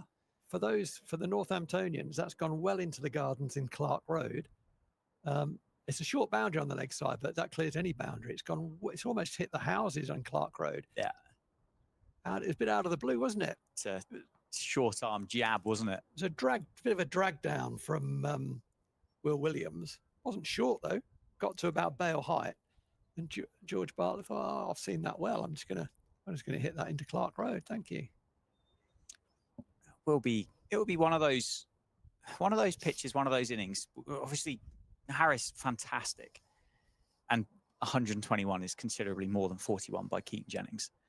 But Keaton Jennings went out there and played the bad ball and put it away when it was there, and that's another school of thought on this surface. Clearly, one was more successful than the other, but on the scale of it, 41 is still a very good score in this game. And actually, if you get that, you could easily turn around and go, do you know what? No, it's tough out here. I'm going to get in behind it. I'm not going to give it away. Yeah. Or you look at it and you go, well, I have to score. Yeah. So let's get rid of it. I thought Keaton played brilliantly, actually. Interesting to see that in the changeable, the ball's got to be changed because it's gone into a different postcode. Please return it. I tell you what, imagine living in that house and having that deposited on the back porch. Yeah. Oh, but it's 5.5 overs old, so it's hard to get. I mean, in the box of spares, you've got to produce a box of spares as the home team. You generally don't have one that's 5.5 overs old. So whether they've got a... But Northamptonshire would have had one that would have been 2 and a bit overs old, wouldn't they, at the end of that innings? But has it gone into the box? But it's a question that I won't be able to answer for you. The answer will be probably no, because you give a box of spares to the umps before the game. Right, okay. You got to keep it topped up. The balls have, the professional balls have it's very difficult to see it, a very faint stamp on for the year of manufacture. And so obviously this being 2025, the balls have to be 2025, but you can't always see that. And you've got to produce a box of spares that cover every eventuality up to, oh no, that's out. Oh, he's got a Luke Proctor ball, hasn't he? It's the carbon copy, although a right-hander, of the ball that did for the Northants captain, who stands on his bat at the other end and kind of shrugs his shoulders and says, "You can't do anything about that, George." That ball has leapt off a length, caught the shoulder of the bat, flown up to the fielder at point, who just runs in and catches it very comfortably. And there is nothing that you can do about that as a batter. That's very unfortunate for Northampton, for George Bartlett, because, wow, that has really flown. That's the game of cricket, George Bartlett, I'm afraid. He's had a very unfortunate match. In the first innings, he was given out caught behind from one that we really didn't think he hit. In the second innings, he gets a ball that he just can't play, really. And he's out for 8. So that's his game done. Northants find themselves 19 for 2, still trailing by 19. And it's the dream start, isn't it? But from a Lancashire perspective, they have got the ball in the right area pretty consistently in this first 6 overs, 5.5 overs, I should say. And you get your reward for that. And that's if something untoward does happen, then you're in the right area. There's no point doing that on 6th stump. He did it on middle stump, and Bartlett had to play, and really he could not control the bounce of that ball. Yeah, it's been another good start by the Lancashire seamers. Tom Bailey in particular, just following a much improved spell than what we saw yesterday morning. The other thing as well is Lancashire have created 2 chances and they've taken both of them. Yeah. Yes, fair enough. That one there was slightly more comfortable than some of the others that we've seen in the day, but there were five drop chances across the course of that Lancashire innings. Oh, I'm going to ask you a question to which I know the answer. Yes. In a moment, because you did the sums on it. I did a quick bit of working out. If anyone is standing up, please sit down. As we watch the last ball of that over, the 3rd over from Will Williams go through, untroubled James Sales lets it go past. 6 overs gone. It's 19 for 2. Northampton trail by 19. Proctor will be on strike. He's got 10. James Sales just faced the 1 ball. He's on 0. But yeah, if any listeners of a nervous disposition got any hot liquid or sharp objects or are on their feet, I suggest you sit down now while I ask Dan this question. The question is, Dan, there are 5 drops in the Northamptonshire fielding effort. What was the damage in terms of runs scored after those players were dropped? Yeah, so just for context, Lancashire bowled out for 276. And those missed opportunities by Northamptonshire totaled up to 165 runs. Just to break it down, Matty Hurst was dropped on 0 and went on to score 59. Harris, 28, went on to score 121, which was a loss of 93. And then finally, and well, less impactful, but Luke Wells on 0 and eventually dismissed for 13. So 165 in total, which is quite a significant chunk out of 276, isn't it? It is.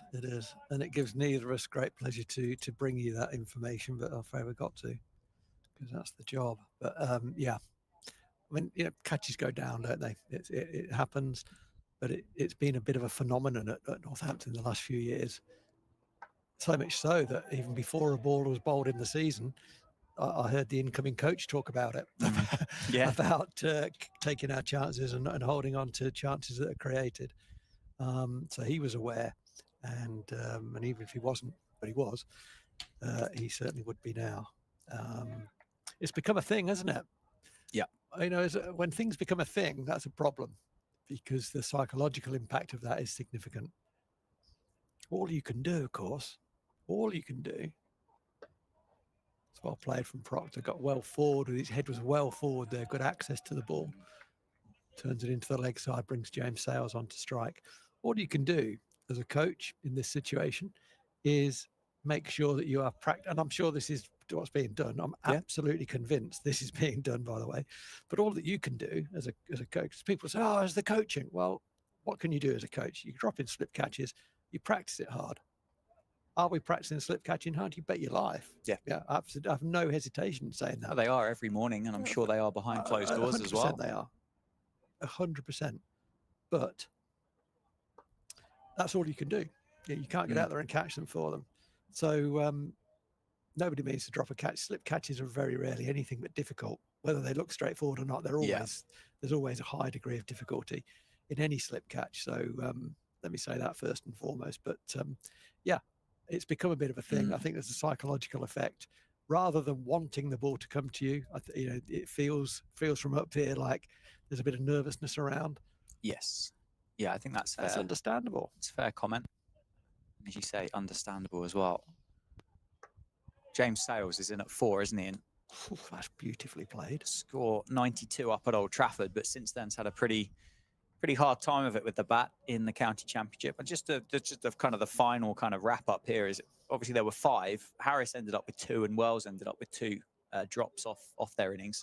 Harris the second time was 82 onto 121, so another 39 runs there, I think it is, and then Wells on 12 to 13. So there's the innings difference gone. There's the credit from that first innings on those second chances that they both received. Fired down the leg side from Bailey. Into the over, what do we had? 7 now, and it's 20 for 2. And it looks difficult, doesn't it? This is huge. The next couple of wickets need to add a lot, don't they? Need to add a lot for Northampton to get them ahead. Currently 18 behind Lancashire, still 18 behind. So they need to get ahead and then go some. And it's down to the next couple of partnerships to really make inroads into that. Firstly into the deficit, and then to go ahead and keep going. But it looks tricky because it is tricky. The pitch has been tricky. You're never really in, but also Lancashire have bowled very well. Luke Proctor facing Will Williams. Nicely bowled, nicely played. I don't remember whether Williams has come round the wicket to Proctor. I don't know if he has or not. Well, he hasn't. Well, he bowled 2 balls, didn't he? Adam in the first go, so he hasn't had to.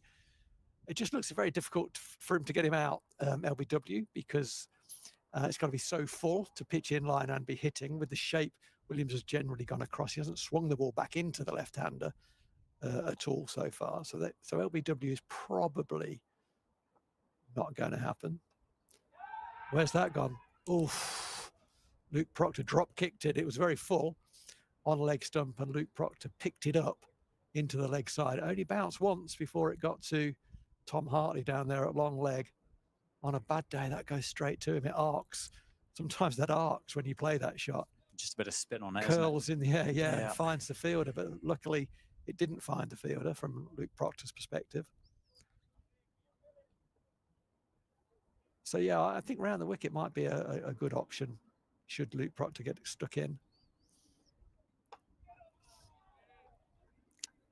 The angle, cricket's a game of angles, isn't it? And the angles don't look that promising. That said, of course, he got him out second ball in the first innings. One that just leapt at Luke Proctor, caught the shoulder of the bat. So it's not to say he can't get him out. It's just LBW is out of the equation. And unless Luke does something untoward, it's difficult to see him getting clean bowled from Will Williams from over the wicket. It's got to do a lot. Well, that one's done enough. It's a big shout. No surprise, a big shout for LBW to James Sales. And the umpire is indicating actually that he thinks it was going down the leg side. There's a nice polite inquiry on his way back. Oh, well, there has been lavish movement, hasn't there, from Will Williams throughout the course of this innings so far. But something that made that look unpleasant for James Sales was the fact he triggered and stood in front of all 3. Well, it's interesting. Come back. Yeah, you're right. Absolutely right, Dan. And well played, James Sales. If we're ever see a replay of that previous ball where the appeal was, you watch what Will Williams does when he turns back to the umpire, as we see, because the line actually, and Will Williams goes not out, and he says too high, because he's thinking that's going on to hit leg stump. Yeah, and it might have caught a bit of leg stump, but it might not, and that's why the umpire's given it not out. But it was straight. It was a lot straighter, I think, than James Sayers perhaps thought it was. It was a fantastic appeal. And as I say, those ones there where the batter kind of goes nowhere, gets trapped on the crease and stands in front of all 3, look horrible. Yeah. They're the ones that if you're umpiring on a Saturday and your mate stood down there, the ones you go, I really don't want to make this decision. No, you're right. And But- actually, you're a Hawkeye generation, right? So before Hawkeye, that might not have even been an appeal. Yeah, true. But since Hawkeye, we know that a lot of those balls actually do go on and take a piece of leg stump.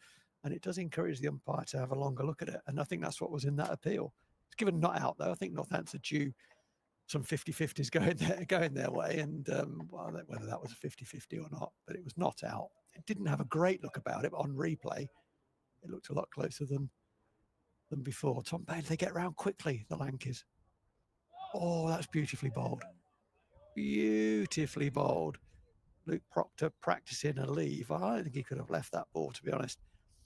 Had it been a yard fuller, well, I think we might be having a different conversation, but it was just back of a length and had therefore moved too much by the time it passed the outside edge of the bat. But another challenging ball.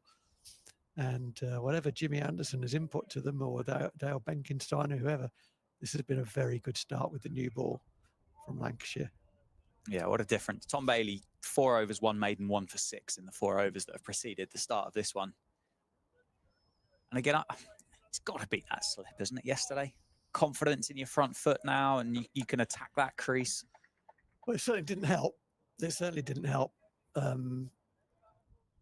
He didn't look at the races. Actually, we need to talk about Tom Bailey, because I hinted at it earlier, and I saw a photo of him. Oh, yeah. Sort of, whether he drop it out of his pocket or out of his hand, a I think mobile phone. I assume it came out the pocket. What happened? I can only assume that he forgot it was in there when he walked out to bat. It's as simple as that, is it? I would have thought so. Okay. Square leg's gone back to the boundary. Have we got another man down here that I can't see? Is there a fine leg? Yeah, as well? there's Okay. George Balderson just round the corner at fine leg. So we've got 3 slips, 1, 2, 3. That slightly strange position, but there for a sort of a drive that flies through gully. So he's sort of very backward point. A man at the cover, a mid-off, mid-on, and then 2 men on the leg side boundary. One just in front of square, who's Anderson Phillip, and George Balderson on the long leg boundary.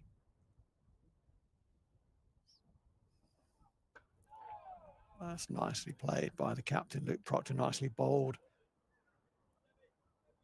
I think I've seen, as the game has gone on, I think I'm seeing more and more forward defences being asked to be played. And it was interesting talking to Steve Crook both yesterday and on air today about some of the sort of metrics that they have in South Australia for their bowling unit are absolutely identical to the ones that we had here. How many forward defence, challenging dot balls, how many leave balls, just good basic things. And Lancashire have certainly, if they've got KPIs, key performance indicators or stats that are anything like the majority that go around, they'll be all in the positive column for this best part now of 9 overs that they've had in this innings, because they have been very, very accurate. We were provided a bit of that information last year, weren't we, from our ex-analyst James Maybe, who's now departed and is with Warwickshire. So it's a conversation that I can have with Ollie and just see if there's any information there that be willing to share with us, and see if we can kind of back up some of these points that we're seeing from a distance. James Maybe's gone for Div 1 cricket, has he? He has indeed. Div 1 analysis. Tom Bailey very specifically placing Anderson Phillip on the leg side boundary. That is window dressing, because actually he's not moved him, but he's just telling the batsman, you've got a deep square leg out there.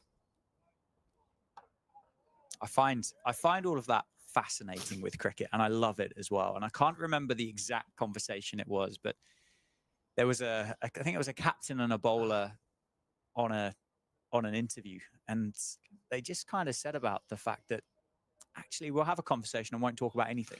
Yeah, but it plants a seed of doubt that there's a plan or something that's being discussed, but actually could quite literally say nothing to either party. But it planted doubt in my mind, and actually I've just realised why he was specific in moving and where he moved it, because they put a leg slip in, and so Anderson Phillip had to be in front of square on the leg side. So actually, conspiracy theory gone, as the commentator has caught up eventually.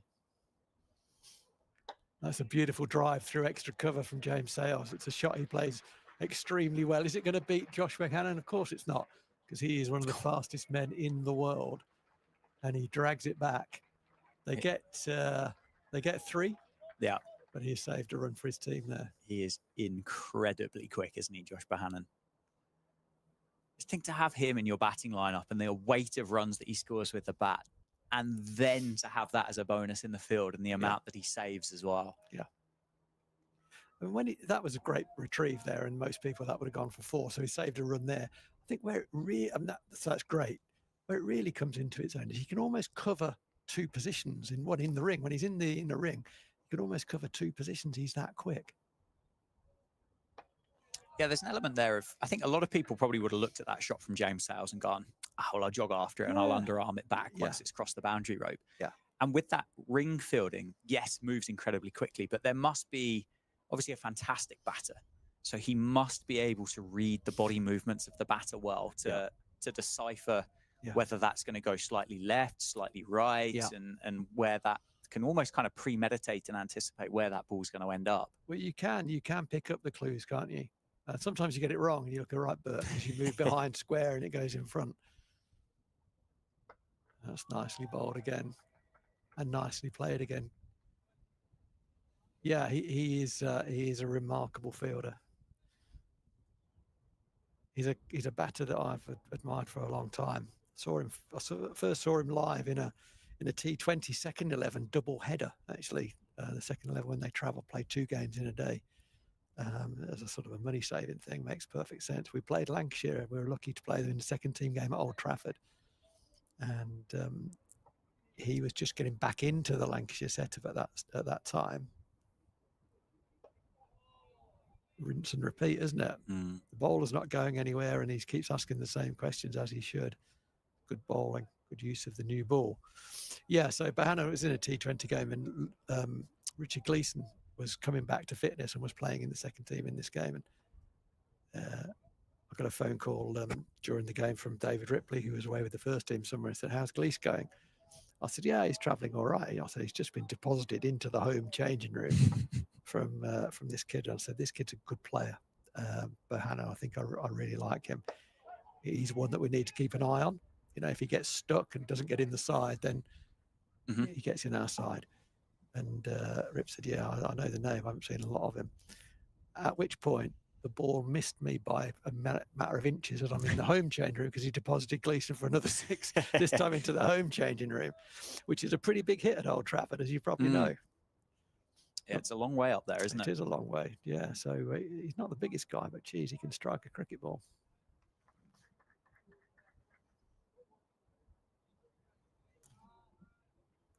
I wonder if this will be the last ball of this spell from Will Williams. This will be the last ball of his 5th over. Currently 1 for 18. James Hales leaves that one alone. So let's have a look. There's a little look out from Keaton Jennings to Anderson Phillip. I don't know if he managed to catch his eye or not. I think he did. Hard to tell behind those gold mirrored sunglasses that Anderson Phillip is rocking on Saturday afternoon here at Wantage Road. They're very, very stylish. I could see you in a pair of those, I think. Rowie, maybe on the tee box down at the local golf course. Oh, go on, yeah. Some mirrored It's been a while. gold sunnies. Well, it's not going to be the end of Tom Bailey. He's going to start his 6th over. 5 overs, 2 maidens, 1 for 6 so far. Proctor's on 13. Sales is on 3. Would you change this end? Would you? Oh, I think the thing is with Lancashire, much like what we said with Northamptonshire, they're blessed with options, aren't they? I think Williams is doing well. It's a massive leading edge that's flown through a vacant 4 slip. I think it's going to get there. It does win the race. Does it? No, it doesn't. It stops. No, it does. Sorry, it does. Yeah. Apologies. It does win the race. It goes for 4, and Proctor picks up 4, but just trying to work that one into the leg side off Tom Bailey. She just held its line, just shaped away and leading edge through. Wow. Fortunately for Northamptonshire, a vacant 4. That's because that ball is going probably just past leg stump, and Proc's trying to help it on his way. So it must have gone late and moved quite a bit. There's swing and seam available at Northampton, isn't there? So far this season. That's down the leg side. A big appeal for LBW. It's raced down there, and it's going to beat the fielder this side. It's going to be leg buys. Did wonder with the speed that it travelled down to fine leg, whether Proctor had just got a tickle on it. But no, leg byes given. So another 4 added to the tally, and Northamptonshire get a little bit closer to level par. That's not bad. I think it's sliding down the leg side on the angle. But we know Luke Proctor just get a long way across. Yeah, quite similar to the James Sales one a couple of overs ago, wasn't it? It was. Just get yourself in front of all 3.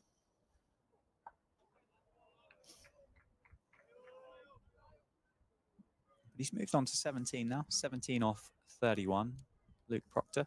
I can't see any rigorous warm-ups going on from Anderson Phillip or George Balderson at the moment. Oh, Balderson, as I say that, is just starting to get loose around the corner here of the commentary box. Just seeing on replay there, the LBW that we talked about, it has a little way to go. And by the time it got there, it would have been missing leg stump, but it's not a terrible appeal. And well played. Lancashire don't do terrible appeals. Good. Well, good appealers. Is there such a thing as a terrible appeal? No, I suppose I don't think so. The only terrible appeal is the one you don't make, probably. Very true. Jennings there just having a wave down to Balderson, so I think he will be coming into the piece sooner rather than later. Yeah, I would. Do you think, would you go from the Lynn Wilson centre end though, or would you want him from David Capel where he picked up those four wickets in the first innings? I'd probably go Phillip this end. Yeah. Yeah. And but with the intention of Balderson the other end. Yeah. Yeah. That's not like a priority as such. Double change. It's a double change, yeah. And as you say, a guy gets 4 wickets from one end, you want him to bowl that end. So yeah. Well, certainly out of the two of them, and I don't know whether Anderson Phillip needs a bit more of a warm-up than Balderson, but at the moment I haven't seen him do any. He bowled both ends, didn't he, Phillip? He did. And got wickets both ends as well. I think. I'm pretty sure he did. I think he got a wicket in his first over when he was swapped to the far end. But certainly I'd want Balderson to follow Tom Bailey. Yep, I would agree. On the money, I mean, at the minute, if Tom Bailey's got another one in his legs, I wouldn't take him off. He's bowling brilliantly, isn't he? Asking loads of questions. He's gone for 10 runs off the 6 overs, 2 maidens as well. Balderson is, in fact, going to replace Will Williams from the Lynn Wilson Centre. And so a change of ends from the success that Balderson achieved in that first innings. I think he's a very straightforward kind of bowler, George Balderson. Is that he knows his game very well. He's part of bowling is getting the percentages in your favour. Getting the ball in the right area often enough, having the right attributes on it, keeping it really simple. And he strikes me as that kind of bowler that you're not going to get a great variation in terms of what he brings on a Monday as opposed to what he brings on a Friday. I think he's probably got a very narrow band of very good quality. Yeah. To that extent, then, it doesn't matter so much which end he bowls, I guess, is the other point. Fair comment. 3 slips in place for George Balderson as he bowls for the first time in the 3rd innings, and James Sales shows the maker's name back to the bowler. 5 runs is the deficit between the two sides. Northamptonshire are 33 for 2. Response to Lancashire's earlier 276 all out.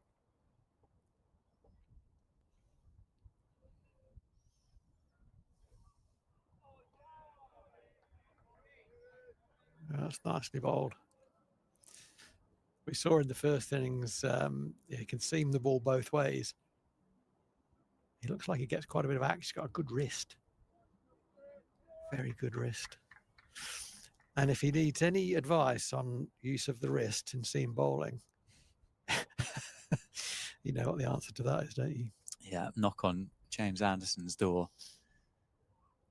That is down the leg side. Oh, I think James Sales has gloved that through to Matty Hurst. It's decelerated a lot and just taken Hurst a little bit by surprise. It's gone down. There was an appeal or a celebration from Balderson. Get a replay on this one.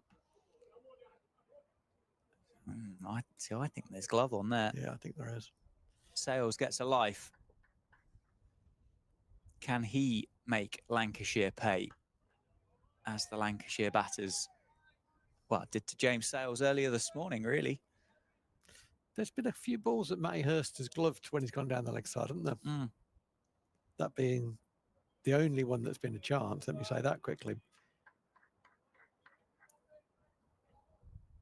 He'll be aware of that. He'll be doing some work on trying to improve that area of his game.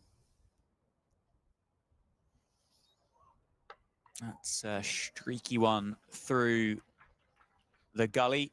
James Sales picks up 4. It's almost pushed at it, didn't he, off Balderson there, and it floated through 4th slip. It wasn't the most confident looking shot, was it really? No, his hands were a long, long way away from the body there. He almost kind of backed away from it, didn't he, a touch? It went down. And actually, you know, from a Northamptonshire perspective, they would say, well, there are a lot of balls that ran through the slips. When we were bowling, well, bowled, beats him on the outside. Yeah, on a wicket where there's some help for the seamers, getting the ball, I didn't need to play that. Getting the ball in the right place often enough is the game, isn't it? And George Balderson is your man for that job. And Tom Bailey is your man for that job as well. He is going to continue. He's now into his 7th over from the David Capel end. In the first innings, he only bowled 4 before he got the shepherd's crook, but there's no chance of that because he's bowling extremely well. Yeah, well, both he and Williams were, I know it wasn't the longest innings in world cricket, was it? That first one, it was only 56 overs, but they bowled 12 and 10 overs. So they've got plenty left in the tank. Balderson, on the other hand, bowled 17. Anderson Phillip, 15. So he should be fresh and ready to go, but this will be the start of his 7th. He's going at less than 2s. He's making life difficult, isn't he? And he's got 4 slips in place for Luke Proctor. He drops it into the leg side and Bailey can't catch up. Allows Proctor to go through for a single.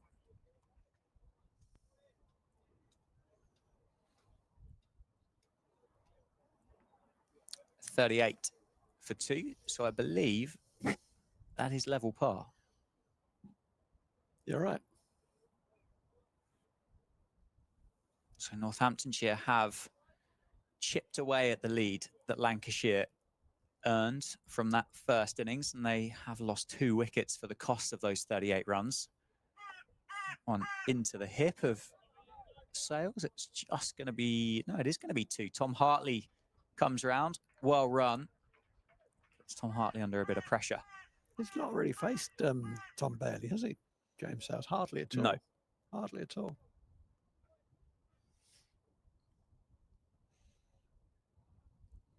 But there's the first milestone. There's the first tick in the right box for Northamptonshire. Correct. They have gone past Lancashire. They've got rid of that innings deficit. Oh, it's a brute of a delivery again from Bailey, isn't it? Played well by Sales. It's on top of the bounce. 2 wickets to fall. That of Ricardo Vasconcelos and George Bartlett, both on the end of good deliveries, as was that one by Tom Bailey. Doesn't feel like that heavy roll has done a great deal, does it, to the pitch here at Wantage Road? No, it's worn off, hasn't it? Mm. That's for sure. Yeah, it's certainly the effect has now worn away. That's nicely played, that.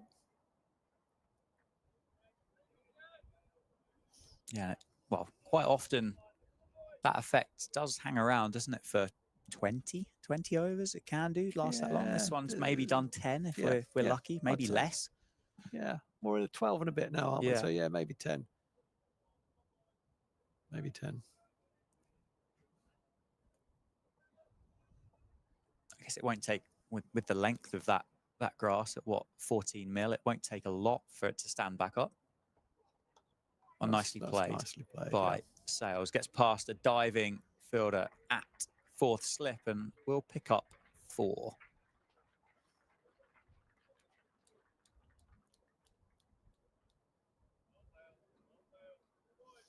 A little conversation between Keaton Jennings and I think Luke Wells about Field. Do I put one down? Basically to third man, I think was the question. What do you think? Didn't get a lot back, to be honest. Didn't get a lot of response to that question. Currently 4 slips in place. I think that's a nod really from Jennings, isn't it, to kind of indicate that 150 could be just a horrible little number to go out there and get in the 4th inning. So exactly that. You got one eye on the scoreboard, and you don't want just to leak runs down through deep third. Exactly. Whether that's guided, whether it's edged, whatever that might be, you can quickly lose a few runs down in that area.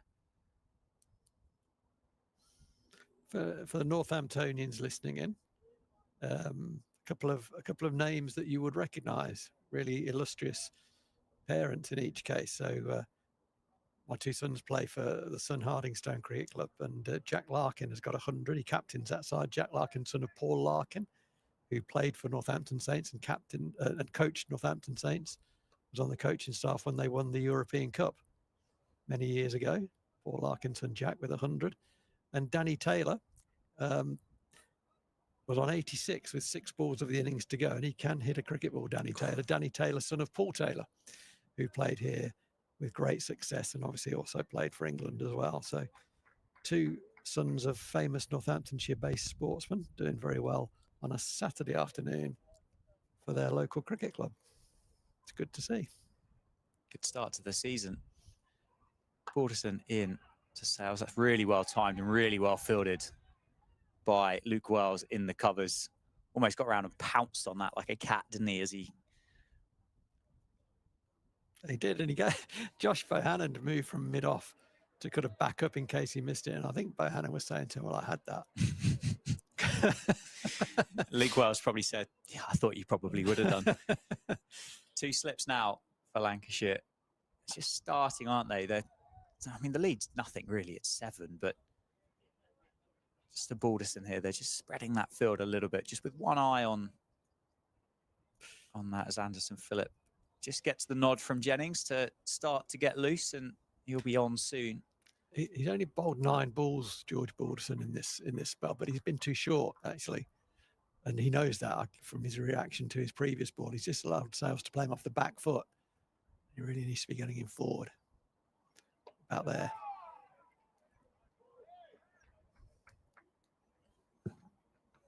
Much happier, although he gets the single, Balderson will be happier that he got the length right there. There was movement back into the bat, took the inner half of the bat.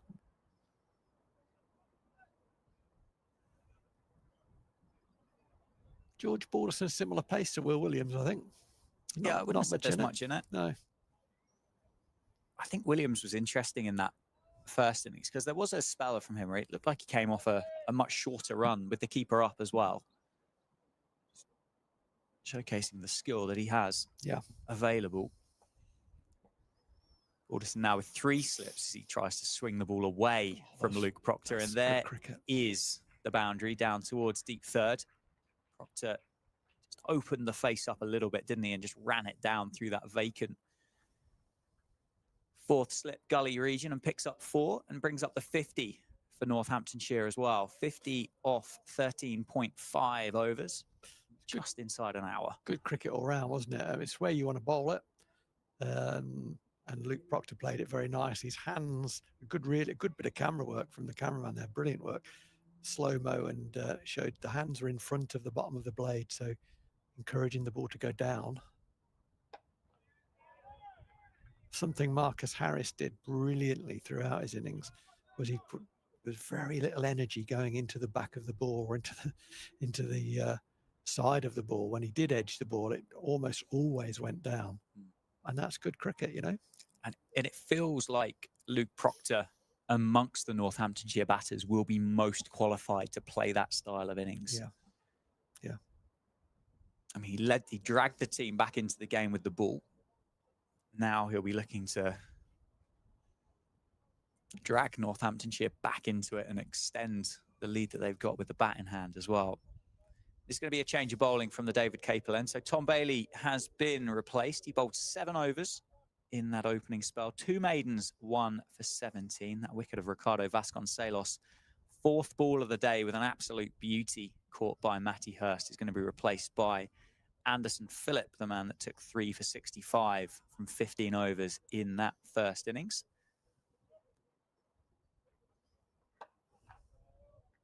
The man who got James Sales caught by Keaton Jennings in the slip cordon in that first innings as well. The quickest bowler on show, would you say, across both teams in this fixture? Regularly clocks in at mid-80s. I think when everything clicks, it seems that there's, as is often the case with fast bowlers, when it all clicks, then, but on average, I think on his average pace would probably be, there'd be others close. Yeah.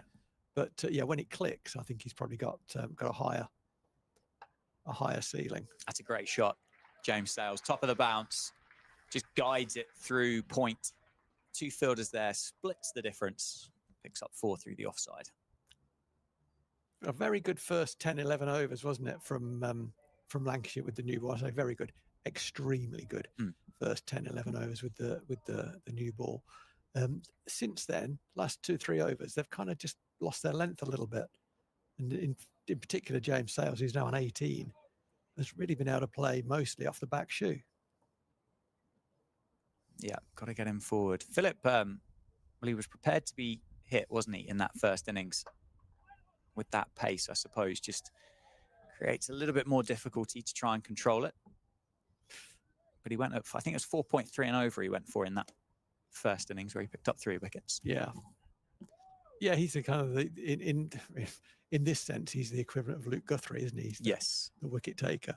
The out-and-out wicket taker. The point has gone out to the point boundary, so they're saying to James Sales, "We're not going to allow you to keep hitting our short wide balls for 4. We're going to put a man there."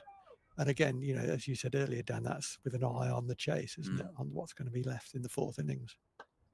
Yeah, particularly as this wicket just continues to dry out. We haven't seen a huge amount stay low so far, but we have seen a few just pop off the surface, haven't we? And start to actually maintain that pace as well that's been imparted on it by the bowler. The lead is 16. What have we got? 4.2 overs to go before tea.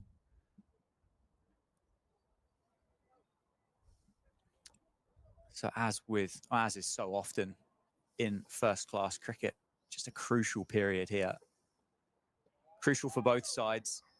Lancashire, if they took another one with them, 3 down and the lead just being inside 20 or around 20, Lancashire will be thrilled to bits. And if Northamptonshire can get through without losing another one, walk off with that lead of around 20, just 2 down, it'll feel like a victory, won't it, for Northamptonshire in this afternoon session. Yeah, another one now. It's going to be painful, isn't it? Get to tea. Get your flapjack, Salesy. Get your flapjack, lad. Oh, short of all. It's badge Sales. He's, as I say, it's just maintained its pace. That one just held up a touch, isn't it? Sales was through the shot, importantly dropped the hands on it, and he kind of pulled out of it, didn't he? Just wore it in the midriff instead. It looked like he was going to play it, and then yeah. I think only he will know what the sequence of events was there, but he'll be wishing he'd stuck with plan A, which was to knock it into the leg side, because it's hit him in the stomach. Yeah, I think it may have done him for lack of. He was sort of, It's been a theme of that throughout the course of this commentary so far. It's kind of, you say one thing and the next thing happens, doesn't it? And it's completely different and completely wrong. But I promise the observations that we've both tried to make have been as accurate as they could be. Balderson at the end of his mark, just Proctor just being sensible here, isn't he? Just taking a bit of time out the game and giving James Sales a bit of extra time just to gather his thoughts and compose himself again. Bit of gardening there as Balderson waits. Tom Bailey and Balderson in conversation. Still the 3 slips in place. And that's well fielded by George Balderson. I think it was a bump ball. Yeah. Off the bat of Luke Proctor, but well stopped. Otherwise, that would have just gone straight back past the stumps and would have been 4 down the ground. Interesting with Proctor and Lancashire here that they haven't stuck with that leg slip, have they? It came in very, very briefly and disappeared quite quickly. Yeah. I think it's a hard position to do much with. I talked about it in the Kent game. Yeah, it's good. It's good length. It's got his length back now, George Balderson. Yeah, because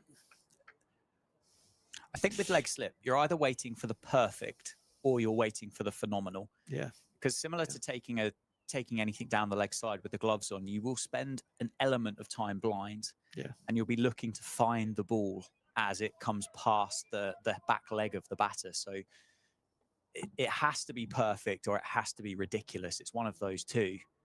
Proctor just pulls out there. Whether there's a bit of a bug around or no, it looks like somebody's just decided to stand up in the hospitality suites or in down below us in the Lynn Wilson Centre stand.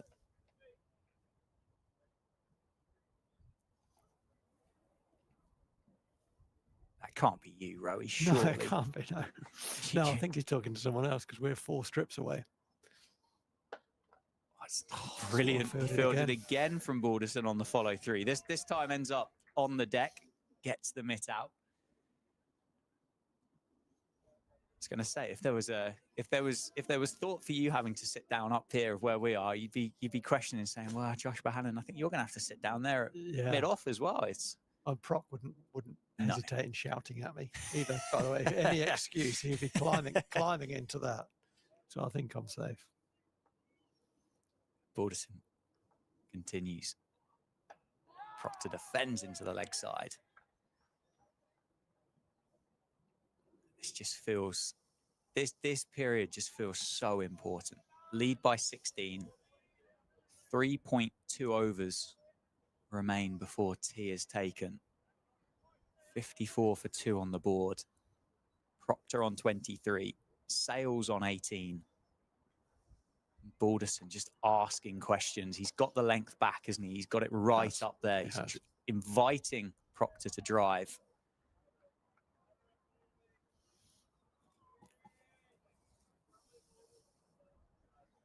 Yeah, it's really tense, isn't it?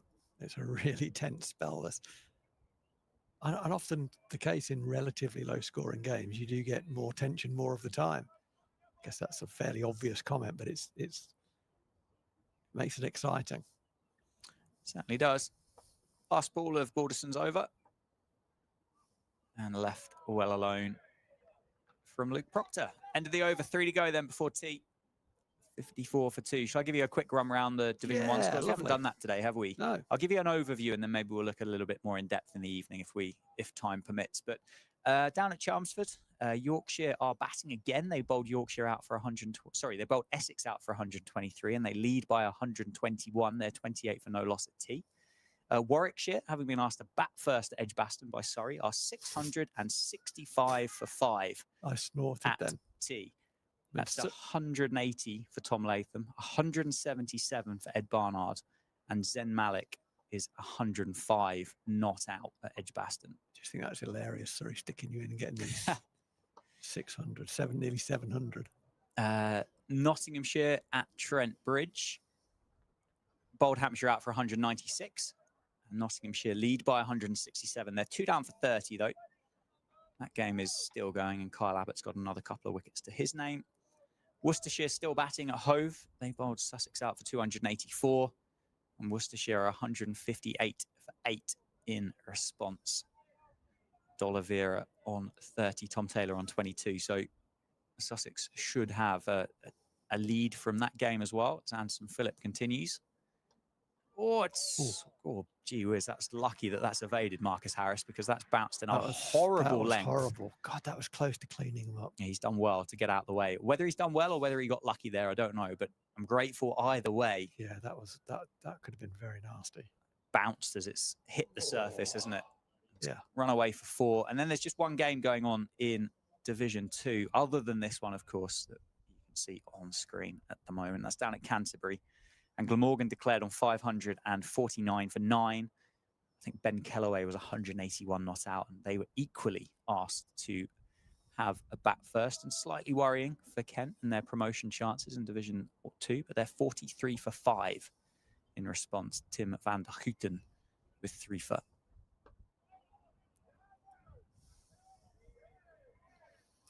That's there's been some interesting. We've talked about the toss here a bit, haven't we? Mm. I mean, that pales into insignificance compared with the conversations that'll be going on in the Kent dressing room and in the Surrey dressing room. Just getting stuck in, going for the best part of 700 at over 4 and over. Well, with Barnard 177, I don't think Warwickshire are finished either. I think they'd be looking to let him get to 200, wouldn't they? And then have a go later on this evening. Gee whiz.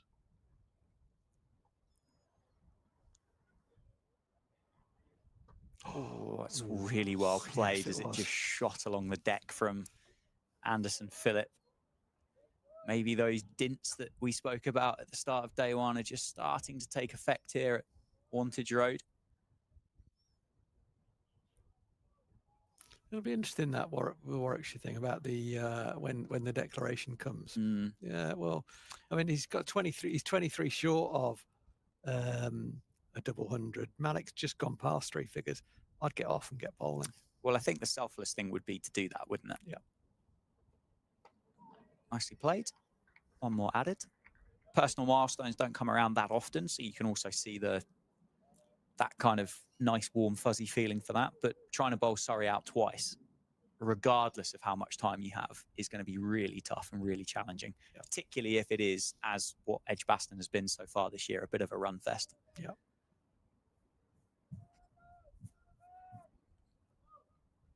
There was that game earlier in the season when there was Somerset. Couldn't Tom bowl Banton. Worcestershire out in about 140 overs. But they held on for a personal milestone. They did. And it cost them the game. Did indeed. Last ball of the over. Oh, and has he got him? He has.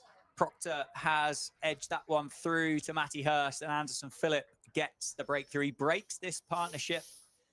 We said how important it would be if either team could or couldn't keep a wicket ahead of T, and Anderson Phillip has broken it. It was worth 41, and Northamptonshire's skipper and opening batter Luke Proctor has to go for 23.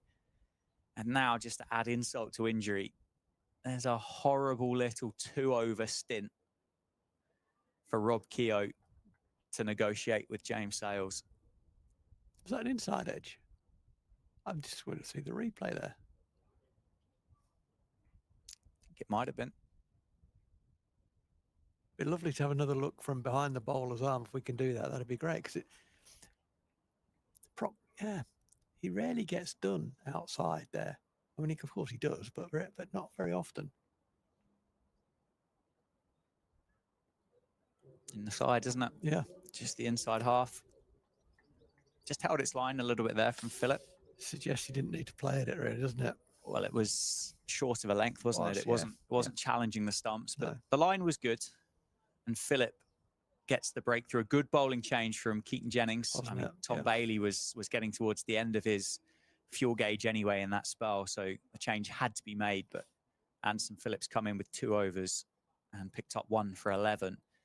As I say, just created just a horrible, tricky little 12 balls here for Sales and the new man Keogh to have to negotiate and navigate. So the lead is 23, and there are 7 wickets remaining. It's a big scalp, that, wasn't it? Captain. They've cut the head off, haven't they? The captain's gone. Balderson into bowl. Sales just times it well into the leg side, but again, just looked like it kept a touch low off the surface.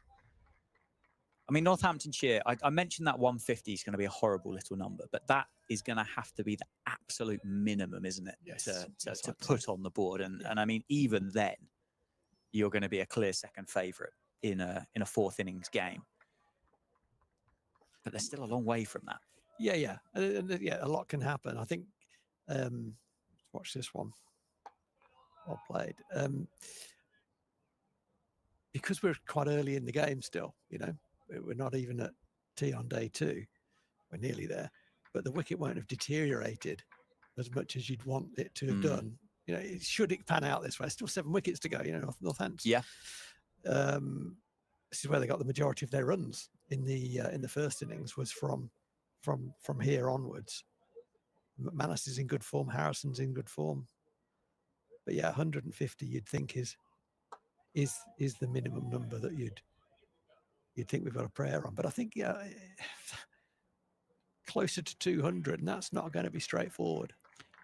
Yes. Yeah, I think, again, I don't think it's going to be a number that you're going to be happy with, but I think it's going to be a number that you're going to be excited about the prospect of inviting somebody to go out there and get them, aren't you? I think 250 at that point, with what we've seen across the course of the game, I think you're almost kind of getting towards a little bit of favoritism there. But again, the lead is 23.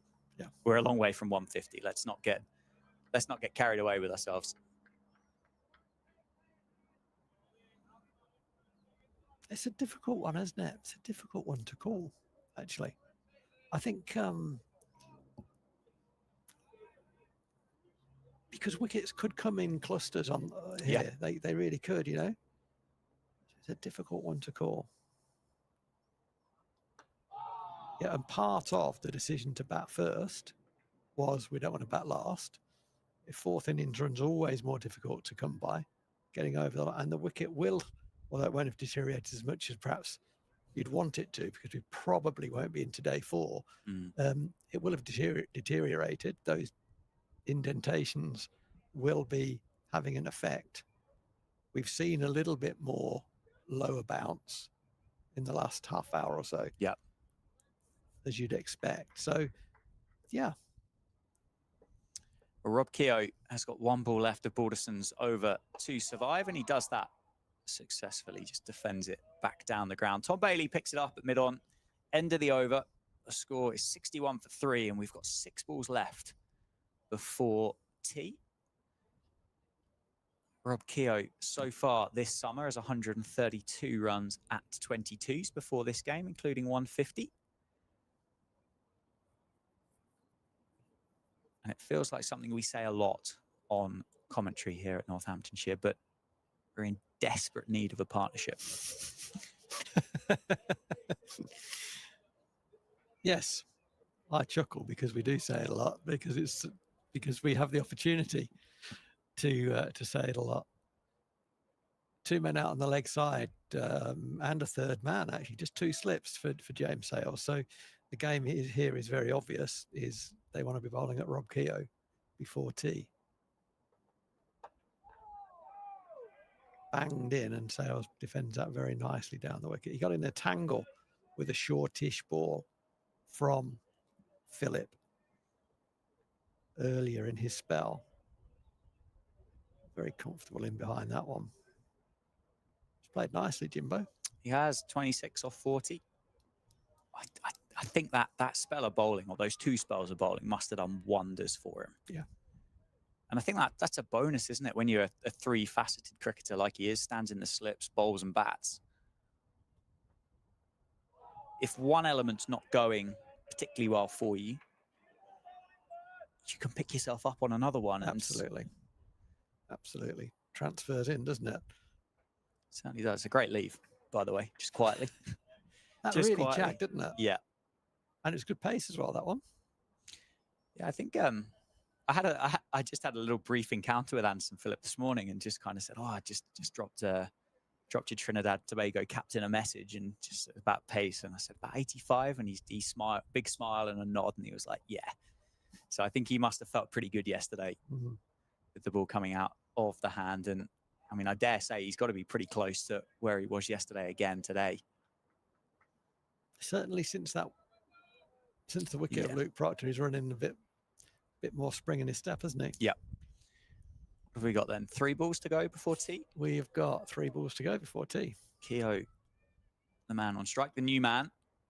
And Keaton Jennings responds to that by just strengthening that slip cordon. You've got Hill, Jennings, Harris, and Williams in there at 1, 2, 3, and 4.5, isn't it really? 4.5, 5 with a backward point as well.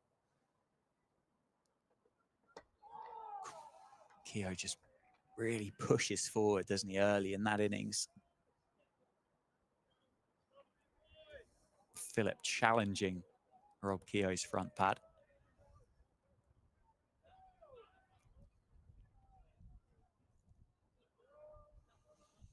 Two balls left to go then.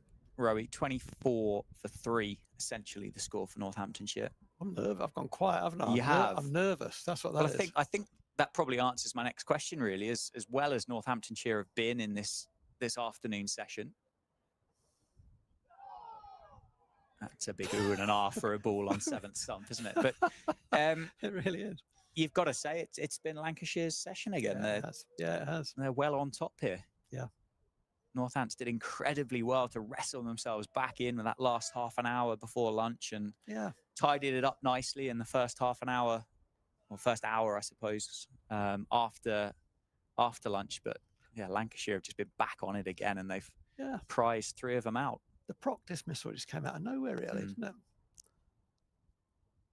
Just out of nowhere. He looked very in. It's going to run down into the leg side. Hurst gives chase. Make sure it is only 1 added to the score. Looks like it has come off the bat of Rob Keogh, and it is going to be tea. High fives all round for Lancashire. The bowlers have done their job. They've broken the partnership. They've picked up 3 wickets, and Northamptonshire lead Lancashire by 25 in the 3rd innings with 7 wickets remaining. The stream here is powered by Daffabet. Phil and I will take a little 20-minute breather for tea, and we'll be back for the evening session.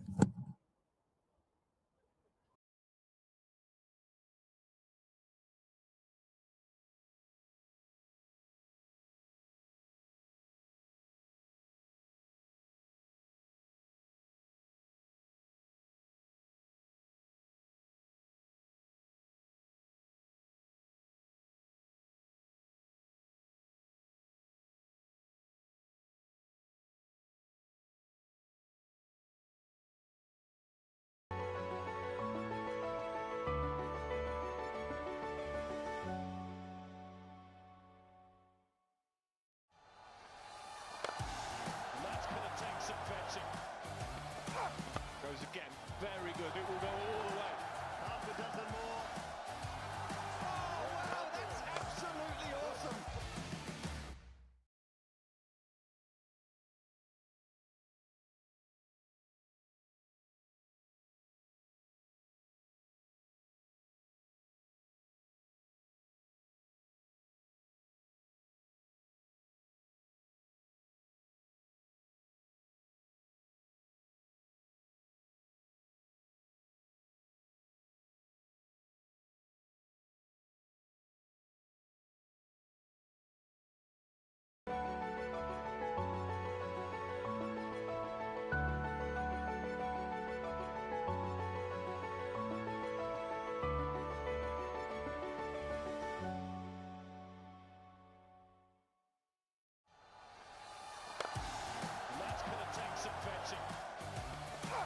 Goes again, very good. It will go all the way. Half a dozen more. Oh, wow, that's absolutely awesome.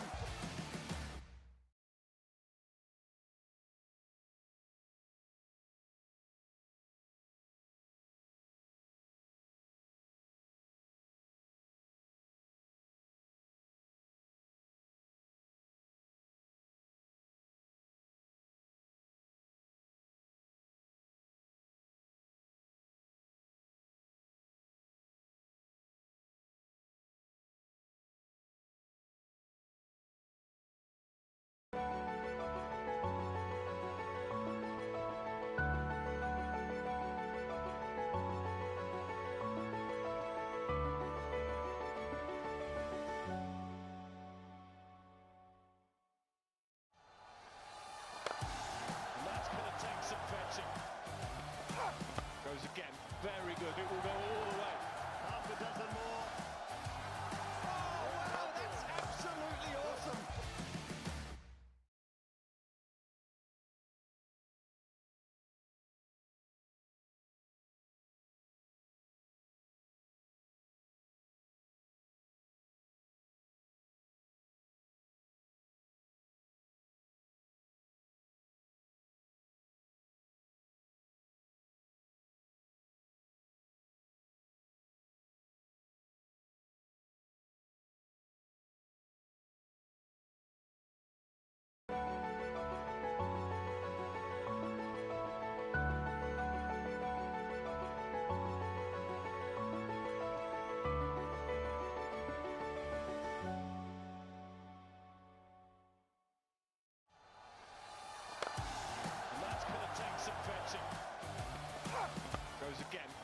good. It will go all the way. Half a dozen more. Oh, wow, that's absolutely awesome.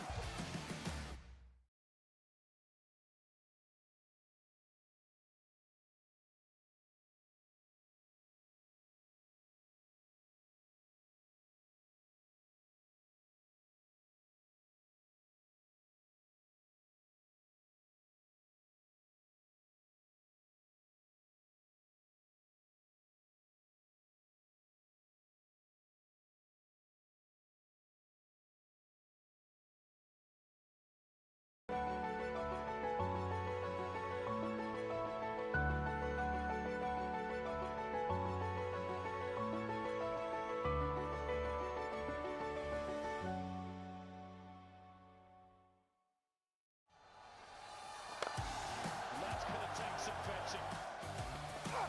Goes again. Very good. It will go all the way. Half a dozen more. Oh, wow, that's absolutely awesome.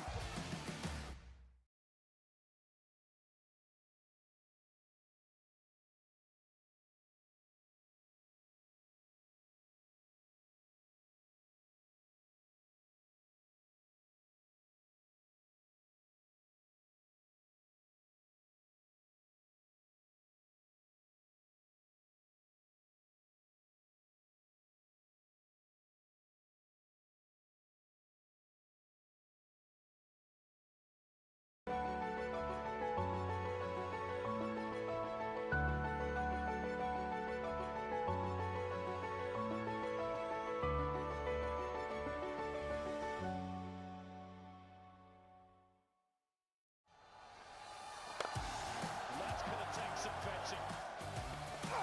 Goes again. Very good. It will go all the way. Half a dozen more. Oh, wow, that's absolutely awesome.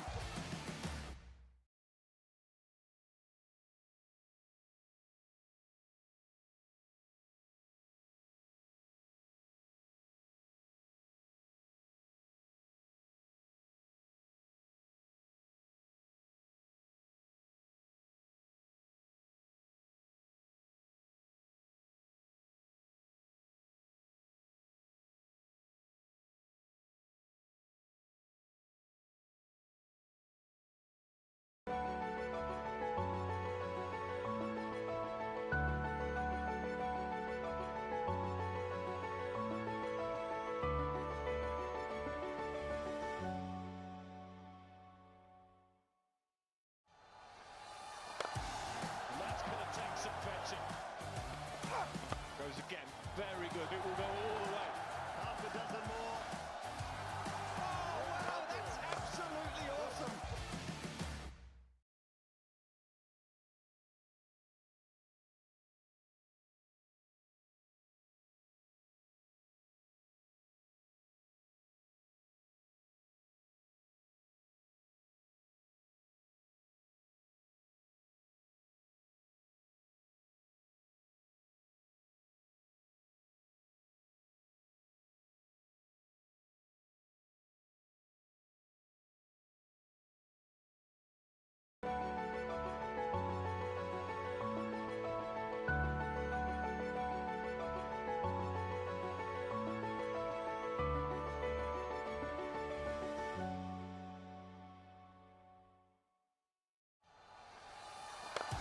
And that's going to take some fetching. Goes again. Very good. It will go all the way. Half a dozen more. Oh, wow, that's absolutely awesome.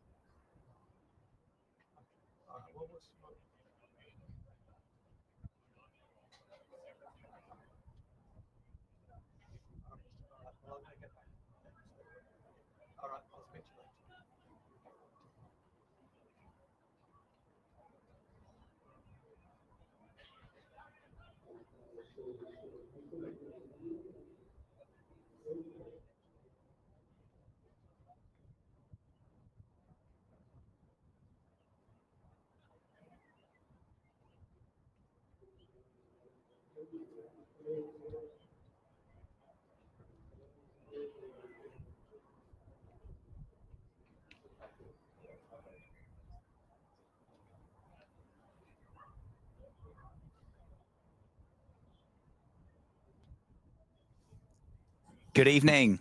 Welcome back to the live stream here at Northamptonshire County Cricket Club. My name is Dan Jadzovics, joined by Phil Rowe. The stream is powered by Daffabet. And we are just about to start the evening session on day 2 here between Northamptonshire and Lancashire. The current score, as you can see on screen there, 64 for 3. In the state of the game, Northamptonshire lead Lancashire by just 26 runs with 7 wickets remaining. The 2 not-out batters are James Sales on 27. Rob Keogh is on 1. And he will be on strike as George Balderson starts from the Lynn Wilson centre end. Just making sure a few people down below us there sit down. Which I'm taking a bit of a risk here by standing up, aren't I? I might get in trouble. You might do, yeah. Anyway, Balderson to Keogh. Well played. Keogh defends that first up. 32 overs remain in the day, or 31.5 now. The lead is 26, as I say, 7 wickets remaining. You said quietly over tea, you think there's more cricket to be played. Now, what does that mean? Because obviously there is. Yeah, like I'm not all doom and gloom. Is what I'm saying. I think there's enough in the pitch, and I think it's going to be an interesting end to the game. I wouldn't call it. That's what I'm saying. I think I wouldn't call it at the moment. I couldn't call it at the minute, but I think, and it's too early to call it anyway. But Northampton need to bat well. Need to bat better than they did in the first innings from what's left of the middle order, and then the tail can wag a bit as it did before. But yeah, 4th innings runs are going to be tricky on this deck, and if Northampton can make that north of 175, which I think they can, I don't think not necessarily will they, but I think they can, then I think we've got a game on. So I think that's kind of my useless comment of there's cricket to be played. I think by no means will I be taking any money out of my pocket and placing it on either side at this moment in time. Yeah. No, absolutely. I mean, if they were to get to that 175, they'd have to get another 150 from here, which on the face of it, you'd say would be entirely achievable, wouldn't it? With 7 wickets remaining and Sales, Keogh, Zaid, McManus, Harrison to go. But those that have watched the 5 sessions that we've had up to now will know and will realise that that's going to be quite tricky. They're going to have to work hard for it. I think what I'd like to see is in terms of movement of the batters, I'd like to see them positive in attack. And I kind of do generally see that. I want to see them positive in their defence as well. And there were a couple of times during the first innings where I felt we allowed them to bowl at us. We weren't really positive in our movements. Rob Keogh has started really positively here in terms of the way he's moved, Yeah. There's a good example of that. As he knocks one into the gap on the leg side and rotates the stripe. But he's moving well. And I felt a couple of times James Sales was trapped on the crease in the first innings. Rob himself kind of shuffled across and nibbled at one. There were a couple of those where you just thought, what's your intent there? Let's be more positive in our movements, whether that's attack or defence. Yep. I'd like to see that. It's a big appeal for LBW. It looks good. It is good. Umpire stands with his finger aloft. James Sales has to depart. LBW, first over of the evening session for 27. Off the bowling of George Balderson. 65 for 4 now. It was pitched up, wasn't it? Pitched up. James Sales trying to work it into the leg side. I think didn't really get his head back towards the bowler. I wondered whether he might have got a feint. Oh, no, that's gone, isn't it? Yeah. Yeah, I think he stood because he's disappointed, I think. I think you're right. I'm certain there was only one noise through the effects mic there, and I think with the benefit of the replay, he's missed that by quite a way. But yeah, he has. His head gets outside off stump, and he ended when you do that, you're trying to work it through the leg side. Your head gets outside leg stump. You inevitably are playing squarer. The bat is coming down at more of an angle across the ball. If your head's going back to the bowler, you can almost get your hands going up to mid-on and then you don't really miss it. Yep. Even if the ball nips, you get a bit of it, and it goes down to fine leg, and you're away. So James Sale's just got his head outside the line of the ball, and was adjudged LBW, which looks reasonable, doesn't it? Looks a reasonable call from here. I think so. And with the exception of that innings up at Old Trafford, that tough summer, or the tough start to it at least for James Sales, continues. And I think the body language there from James just indicates the fact that it is proving to be a little bit tough at the start of the year, but there's still plenty of cricket left to be played. And I say with 2 first-class hundreds to his name of a couple of games last year, it just shows that he does have the quality to succeed and be successful at this level. I think he thought the ball was further down the leg side than it was. A little, and because his head was outside the line of the ball, he'll have thought it's gone further down towards missing leg stump than it actually was. But I think it's fair dinkum that. Yeah, absolutely. Well, Saif Zaib is the new man. He won't be on strike because it was the final ball of the over. He will feel that he owes his teammates and his county a performance following that first innings. 3 slips in place as Anderson Phillip, who picked up the wicket just before tea, comes into bowl. It's into the thigh pad of Rob Keogh there. No appeal from the bowler, but a couple from behind the stumps. He's not read that page of the handbook, has he, Anderson Phillip? No. Conversation going on between the captain, Keaton Jennings, and who is that at backward point? Is that Balderson? Yeah, Balderson, I think. Yep. Yeah. Well, the lead is 27 with 6 wickets left for Northamptonshire. Keogh on 2. Feels this is a big innings for Robbie Keogh, actually. He's due, isn't he?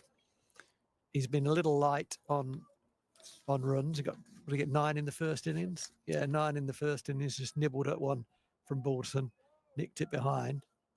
But 241 runs this season at an average of around 20, and he will need to today to significantly improve that. He needs to get a big one. Saif Zaib, yeah, it'd be interesting to see how Saif Zaib goes about this, because in the first innings, where the ball was doing quite a bit, wasn't it? First day, and he basically second ball ran at the bowler and tried to hit it. I mean, I think he tried to hit it for 6 over the Turner stand. Yep. And nicked it through to Keaton Jennings at second slip. He took a very good catch, but it was an extraordinary shot. Extraordinary, not just because it was a counter attack. I mean, as I said at the time, there's an argument for that, but it was almost one of the 2 balls to go in a T20 game. It was not just attacking. Yeah, it was amazing. It looked uncontrolled, didn't it? Uncontrolled. That's exactly. It looked uncontrolled. Yeah. It looked a little bit reckless as well, and I wouldn't have necessarily said it was out of character for Saif Zaib, because we've seen him in white ball cricket do exactly that and can hit the ball many a mile. But with how he's batted in the championship so far this summer, it was uncharacteristic for Saif Zaib. It's nicely played. They're going to take on Josh Bohannon at your peril, who comes around, and Saif Zaib makes his ground just, but that would have been closer than you think. Because the thing is you obviously know Saif better than I do. I think I've got to know Saif fairly well over the couple of years that I've been up here, but he loves batting. Yeah. He loves scoring runs. So to do that after 2 balls, you suddenly think something didn't quite add up there for that to happen. Yeah, I agree. It was, I mean, for people who didn't see it, what we're not talking about here is a guy who's come in and tried to go through the gears quickly and put a bit more pressure back on the bowler. He literally ran down the wicket, second ball, and tried to smash it. He got a good one first up, didn't he? Yeah, tried to smash it to Abington Park. So. And then thought, you're not bowling at me like this. Anyway, he's on strike, and Anderson Phillips into bowl. That one bounces off, and he rides the bounce, drops it into the leg side. And it's the end of the over. He's had a fantastic start to the year. 268 runs at an average of 45 before this game, with 2 first-class hundreds in the summer as well. One of those came against Lancashire at Old Trafford, that 116 off 170. Plus, as well, he started the season really handily with the ball in hand as well. Didn't he? Picked up some big wickets. Yeah, he did. And obviously the loan signing of Calvin Harrison just took a little bit of workload off Say with the ball in hand, which I'm sure he wouldn't have been thrilled about because he loves bowling as well. He just loves cricket. I'm going to say, he's had a great start to the year. He improves year on year on year. And it's been great to see the numbers that he's turned out. Back-to-back hundreds in championship games. That's fantastic. He had a rush of blood, I think. I think if he had in mind counter-attack, and I don't mind that was not the right way to go about it. But yeah, we'll see the way he plays now. If he plays the same way, that'll be quite something. But he's got to get himself in. Oh, that's nicely a genuine bowled. edge. Yeah. Well stopped, well parried by Jennings at second slip, who dramatically gets up and just shakes that one off. I think that's hurt him, hasn't it? That has hurt him. Has hurt him. He's tough. Keaton Jennings. He's not going to walk off the field, is he, for a bruised finger? He'll find a bit of remedy for it in the pocket there and a jump up and down. Do you know what's funny, isn't it? That we said it on the stream about the fact no one really reacts when they bat and they get hit, but you get hit in the field, all of a sudden you're doing cartwheels and backflips. And it's very interesting. Yeah. Nicely played. Just tailing back into the off stump for safe save, as indicated by Rob Keogh. But it's that kind of gladiatorial, under the lid, got your pads on, the sword in hand or the bat in hand in this case, and that didn't hurt me. You get one that just brushes the wrong part of your finger, and all of a sudden it's yeah, that's a very good point. I've never thought about that, but it's very true. I don't think the ball's any harder. I suppose you'd argue and say you haven't got gloves on, but you're supposed to pretend it doesn't hurt when you hit with as a batter, aren't you? It does. But you're not supposed to think it doesn't hurt when you're a fielder. I said, it's another weird part of this weird game, isn't it? Warwickshire declared at tea, by the way. They did. I was delighted to see that. Yeah, they did. Fantastic. Well, innings really having been put in by Surrey. You've got to give yourself the best chance to bowl Surrey out twice because that's a phenomenal batting lineup. Left well alone by Safe. Be interesting to see with Safe as kind of how comfortable he is to stay on not very many for a long time. It's not to say that he's not going to get served up a nice hit ball or a half volley that he's going to be able to put away, but it's hard, isn't it? And Balderson's bowling as well as what he has done in the course of the game.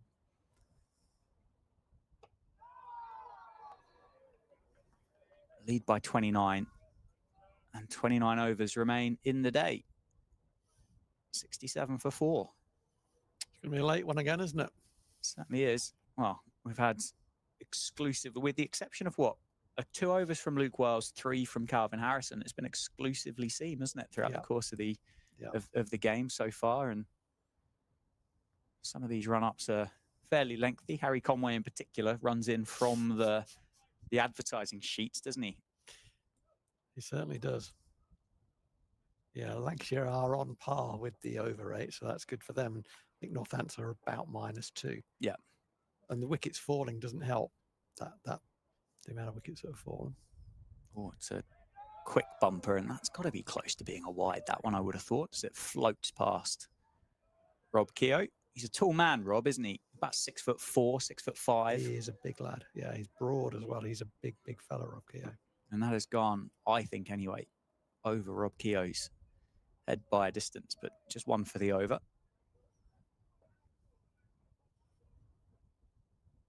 I'm not a huge fan of the wide call for overhead in red ball cricket.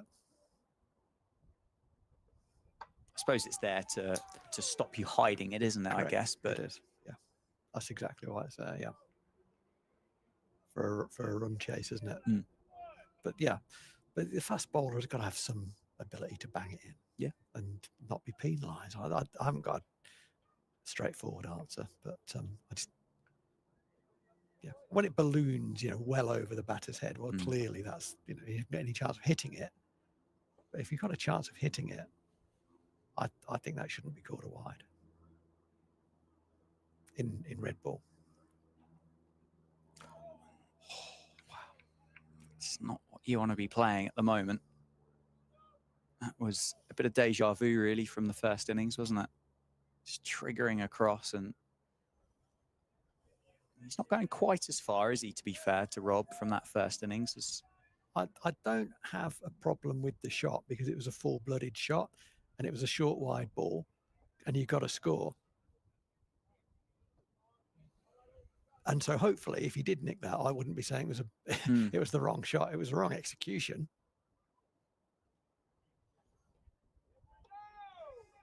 No, that is wide, yeah. Good stop by Hurst. So we're saying, well, I'm saying at least, I don't know what you're saying. It's been called a wide, so we're both saying that's a wide. And in the current game, oh yeah, it was too high. No. Oh, I'm going to sit back down again. I thought he was going to have a hook at it, but it was too high, and I think that's fair enough. You take the point. It's just over his head. Yeah. I don't. Yeah. Then he could play it if he wanted to. Fair enough, I think. Oh, that's the one I'm not so sure about because that's a nothing shot. Yeah, they're obviously, well, Anderson Phillip in particular with Lancashire obviously fancy just getting Rob Keogh back a bit with that short ball. He said himself, didn't he, on stream when he joined us last year, he's a bit of a nervous starter, as are so many. He's not going to be exclusive to him. Nobody likes sitting around on not very many runs for a long time. But does that change of length just make you a little bit twitchier again? I don't know. And a bit more pace. Yeah, a bit more pace changes things. Nice shot. Straight to Bohannon, who does, well, I say straight to Bohannon. Bohannon does incredibly well to get round to that. He moves so quick, it looks like it's straight to Josh Bohannon, but actually he's covered about 4 or 5 meters there. There's a very simple thing here. So it might sound a bit weird, but what he did particularly well as well, the movement was great, was he kept his fumble in front of him. And one of my old coaches used to say that to me in the field, if you're going to fumble it, keep it in front of you. And what that really means is present big hands to the ball. Mm-hmm. Don't necessarily try to pick it up if it's bobbling because you might miss it. But if you present big hands to the ball, by open hands, it is going to bobble, but it's going to bobble in front of you. So keep your fumbles in front of you. And that's what Bohannon did well there. Had he tried to get that ball cleanly into his hands, might have hit the side of the thumb or something and run away for a single, but he just kind of patted it down in front of it. It was a nice bit of cricket. Keep your fumbles in front of you. Roy Wills was the man who told me that. He won't mean anything to you, Roy. Roy was the Colts coach here for many years. He played here and went on to run the second team and the Colts team, and taught me an enormous amount about the game. And he's the reason I became a coach. So rather than a cricketer. Yeah. Well, I'm sure you could have been a cricketer if you wanted to be. Nicely timed by Safe Save, but straight at Anderson Phillips, so still yet to get off the mark. 68 for 4, lead of 30. Blanks have bowled. I mean, if they hadn't bowled well before tea, they've bowled incredibly well afterwards. That opening spell of Bailey and Williams was fantastic, and this spell from Balderson and Phillip has been great.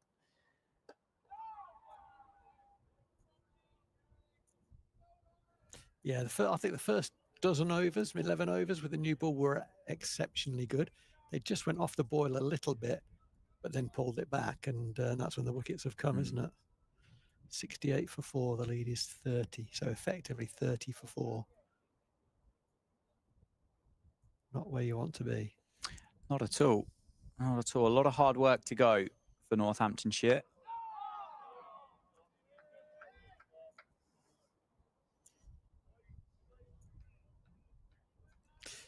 Body language is really interesting, isn't it? I like Save. He's a busy player, but you can see he's itching to get off the mark, isn't he?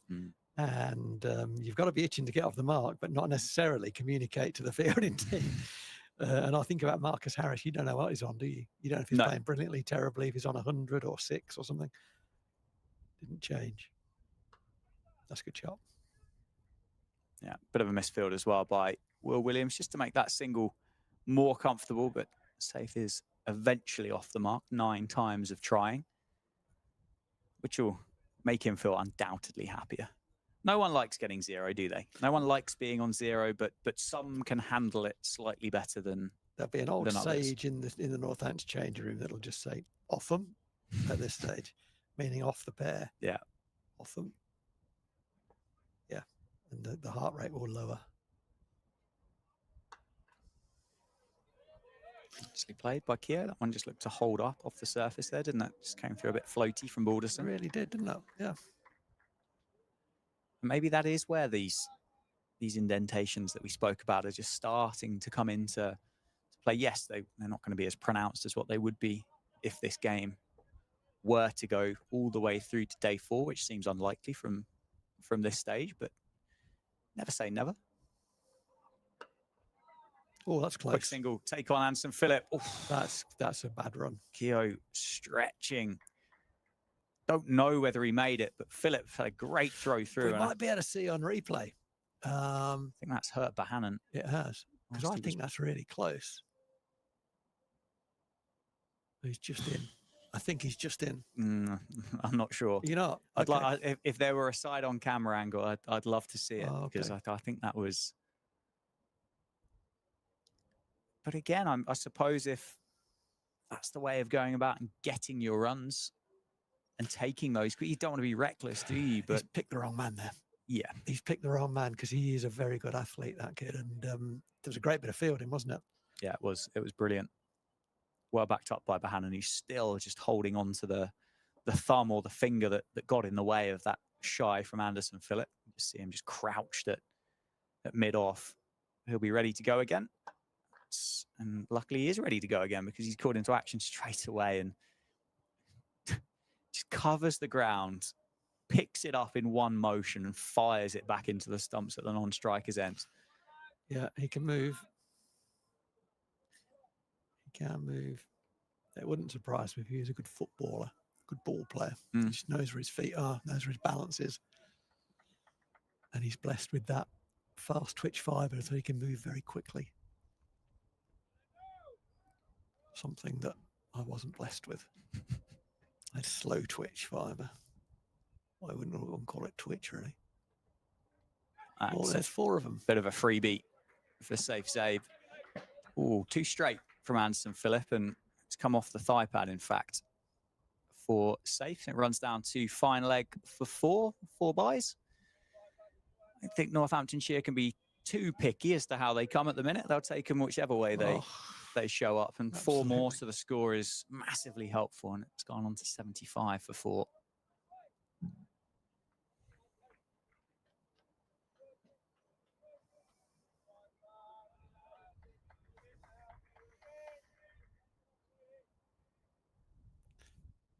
It's going to be a tense 26.4 overs.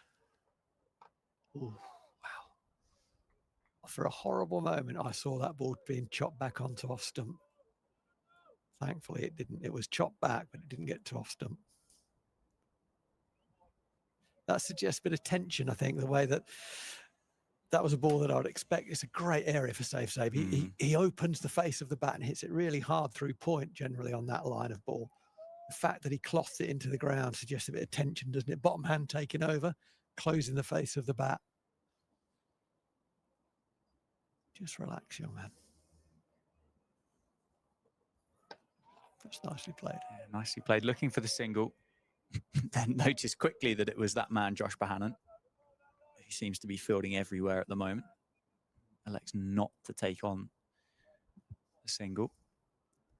I reckon if that was one of the faster bowlers, I think safe was coming through for, I think it was, for a single there.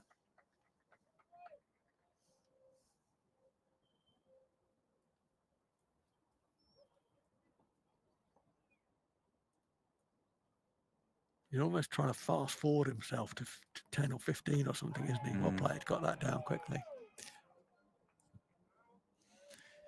Well, he's busy, isn't he? He is a busy cricketer. He's a modern day batter. He wants bat on ball. He wants to score. He wants to impose himself. Yeah. Almost the kind of the anti-villain to what we saw from Marcus Harris, really, He's not going to want to let too many just go past fourth, fifth stump. But then again, what we've seen so far is it's kind of the way you go to be successful out here. Well played. Solid defence to end the over then. 75 for 4 after 25 overs. 26 overs remaining in the day. Northamptonshire lead by 37 with 6 wickets remaining. Balderson hands the cap and the jumper over to the umpire. He's going to continue from the Lynn Wilson centre end.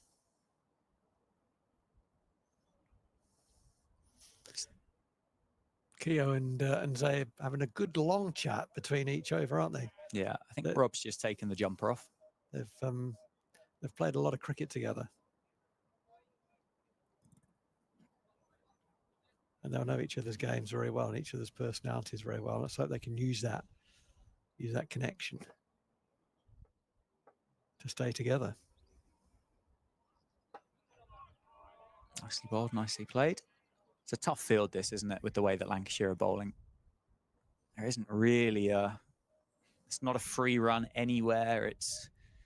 They're bowling too wide to try and work that round the corner down to deep backward square for a single. And there isn't really one other. If you place it perfectly on the leg side between Anderson Phillip and Tom Bailey, you've got one, haven't you? But other than that, they've got this field pretty much locked down, Lancashire. Yeah, he's bowled a great line, hasn't he? His length was a little shorter than it wanted to be, I think, early on in this innings. But he's currently bowled, 44 balls, and he's only gone for 15 runs. Picked up the 1 wicket as well out of James Sales, the last man to fall, LBW. So he's at the top of his game at the moment, George Balderson.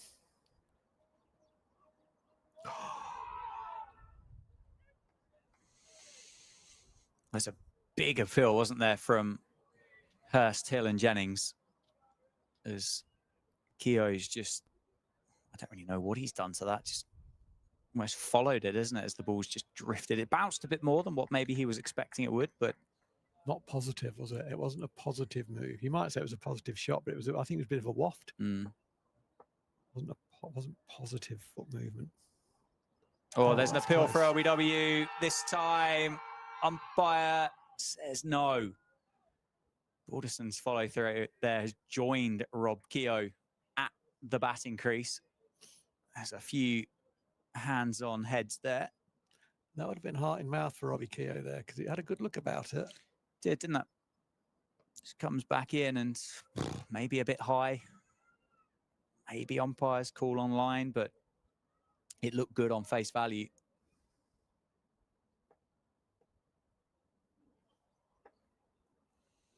Either way, not out. Balderson will have to try again. And he does, and that's almost hacked away by Keogh there, but finds Anderson Phillip at mid-wicket. It's a little victory there for Lancashire, isn't it, to cause that big appeal and then prompt that shot from Rob Keogh in response. Seen them given. Yeah. Seen them given. I wouldn't have been surprised, and I think it was a very good appeal. Yeah. I think it was a good appeal. I think it was a good shout, and I think it was very close. And I think on another day, Northamptonshire would have been 5 down. And wowee. That is a challenging over. Something's happening. Something is happening. Keogh survives, though. He's on 6 off 31. He's battling hard for his team. But at the moment, Northamptonshire are under the cosh here. 75 for 4. Lead by 37. It's funny, isn't it, the way you watch a game and the way you watch your team as well. You know, when we went past the edge of Marcus Harris's bat two times, sometimes 3 times and over, you never thought that would necessarily lead to him doing something toward or getting out. You never really thought that. It's not the same, is it, in this innings? Absolutely not. Absolutely not. 7 overs into the evening session. It's going to be no run. Safe say, had an inquiry with Rob Keogh. Rob Keogh said no. Northamptonshire have managed to add just 11 runs to the total since tee. 4 of those were the leg byes off the hip of Safe Zabe. They are absorbing an awful lot of pressure here from Anderson Phillip. And I really like that. And George Balderson. You won't be surprised to hear me say that, you know, control the scoring rate. You're always in the game. And they've done that well, whilst threatening. Good bumper, good pace, on for the over. I think as well, and don't get me wrong, I don't think Lancashire are going to be intimidated by 100 on the board at all, and they shouldn't be. But I'm not convinced they're going to want a huge amount to chase on this pitch. And they'll know as well that those drop catches and the amount of times that Northamptonshire did go past the outside edge of the batters, respectfully, Harris and Hurst, on another day, they might have been looking at a pretty low one. Well, I couldn't agree more. I could not agree more. That's before the dismissal of Sales. I was saying, you know, there's a lot of cricket to go here, for that very reason.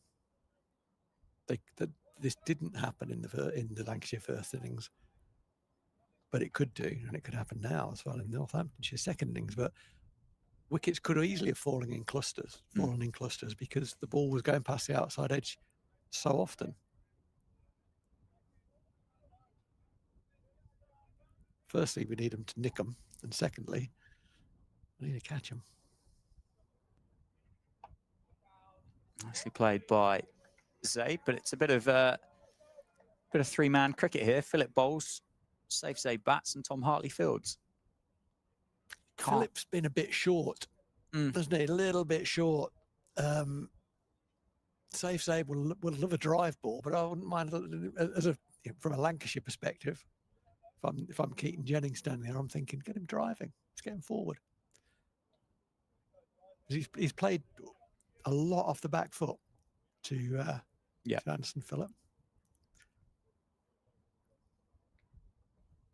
I mean, he's a much shorter guy, Safe Zabe. So whether Phillip's just taking a little bit of time to adjust his length here, agreed, could be a factor. It's a difficult man to get forward. Yeah, I get that. I don't necessarily think Phillip has consciously kind of dragged the length back here. I don't think this is a tactic by him or Lancashire to get Safe out on the back foot. No, I agree. I think he's bowled a couple of bumpers at him, hasn't he? Which suggests he's going to go, get him back, and then is he quick enough to get forward and control it? But he hasn't asked him that follow-up question. Go short again, and Safe Zabe gets underneath it. End of the over, dot ball to finish. Another maiden. 75 for 4. Not sure about the bumper last ball of the over there. Not sure what you get for that. You can see it in a different scenario, can't you? You get out of it. You don't have to worry about the last ball. But I think the way that Lancashire are in this game, you'd want to ask a question all 6, wouldn't you? I think so. It was a good bumper, but I mean, Safe Zabe got under it very comfortably, didn't he? Yeah. I feel like Balderson absolutely knows where this ball is going now. He's absolutely got it on a string. He's looking increasingly dangerous. Oh, okay. Good leave.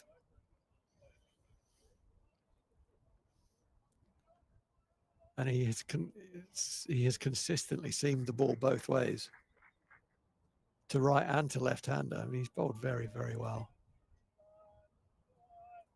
4 in the first innings. He's currently got 1. 8 overs, 2 maidens, 1 for 15. But I just get the sense that there's more from him to come because he's bowling so well. He certainly is.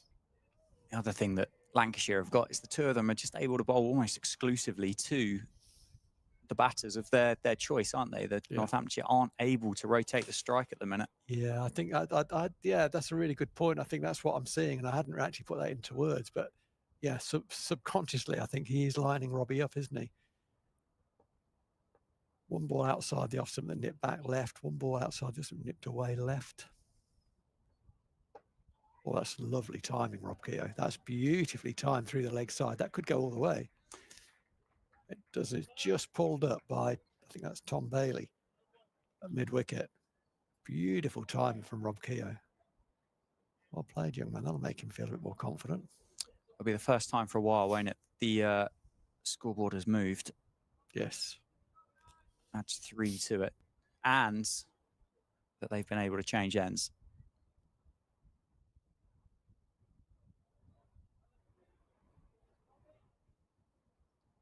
But it's all very tense, isn't it? And it has been for quite a lot of this game so far. Not being able to take your eye off it. That's where I want to be bowling more at save if I'm Lancashire. Gets a clap from Bell, slip, as though to say that's where you want to be, George. Get him driving. Coming round the wicket. I'm going to sit down because if he comes around the wicket, I've already been told off once. Well, it may or may not have been me, but I'll take it for the team. So I'm going to sit down. Round the wicket. Set your own standards, Rowie. Set your own standards. Be responsible. Personal responsibility. Gets Zabe driving. He gets a thick outside edge. It runs away all along the floor. It's not going to go. It's going to only be 2 runs out to the wide third man boundaries where it got to eventually. But he wanted him driving and he got him driving. It's good. Hasn't used round the wicket very often in this innings, George Balderson, but settled straight into that first ball. Zabe driving at that. Got enough of it. It went away safely all along the floor. But if it doesn't go along the floor, there are 3 slips waiting. That one again goes along the floor, this time in front of square. It's only going to be a single. It was nicely played, just a push drive into the offside. Zabe will keep the strike. Moves on to 4. 81 for 4. The lead is 43. That over will make everybody feel a bit better, won't it? 6 runs coming off it, and for the first time, and I'm sure they won't be looking at the scoreboard, but supporters will look at it and go, oh, it's moved from 75. That's handy. We're going to have a change at the David Capel end. Scoreboard operator's on fire today. He's got Bailey's figures up before I was looking over there to get a cheeky look at Anderson Phillips' analysis, but he's already, the scoreboard operator, well done, sir, has already got Bailey's figures up.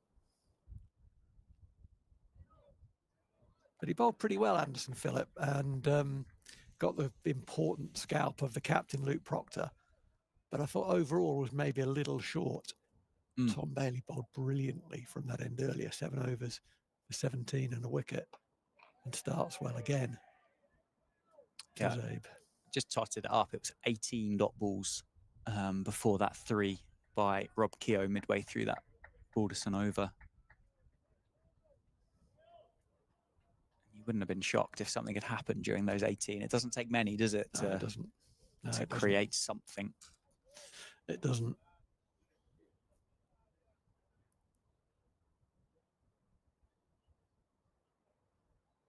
How many overs did Philip bowl in that spell? What a lovely on drive from Zabe. I don't think that's going to go all the way. He's only going to get 2.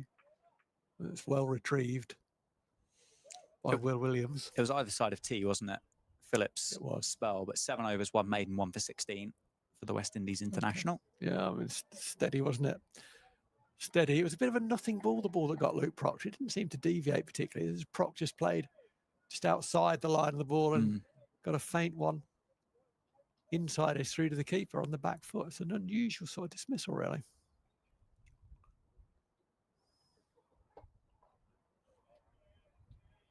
Yeah, must have been an incredibly fine nick as well, because the bat didn't move, did it? It must have just brushed the inside edge as it went past. Yeah. No doubt, really, at all from Luke Proctor. He was off. Yeah, happy to go. Yeah.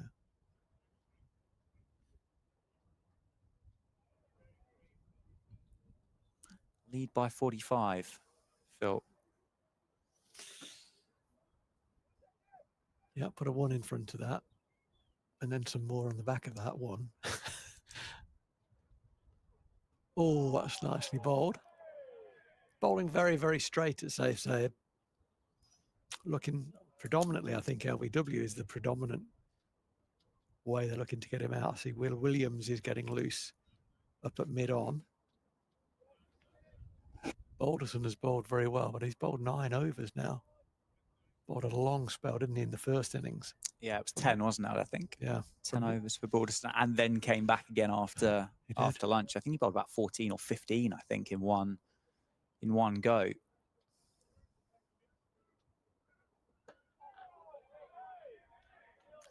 But they are bowling very, very tight, aren't they? Very tight. Very few balls that can be scored off. And Save's first innings idea of a counter-attack has been replaced by a second innings idea of grind it out, get a number, make a number. Let's have a partnership. Partnership's currently 18.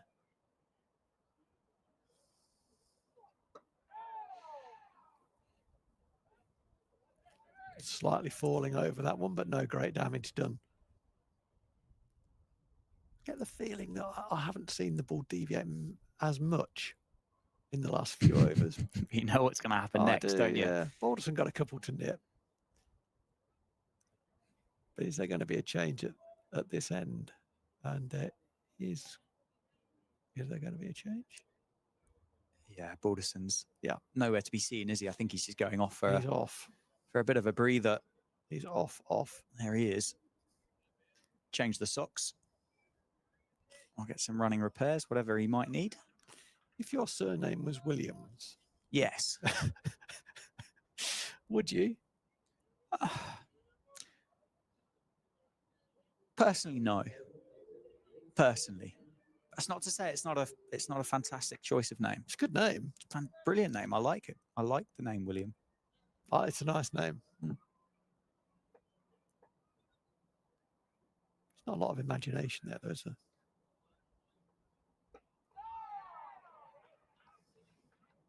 In terms of what should we call him? He's a boy. What should we call him? Yeah. What's our name? Williams. Oh, William. I mean, if you like the surname, why not stick with it? Yeah, that's true. Double up. Exactly. Another good crickety phrase that you don't hear in any other walk of life. Yeah. Double up.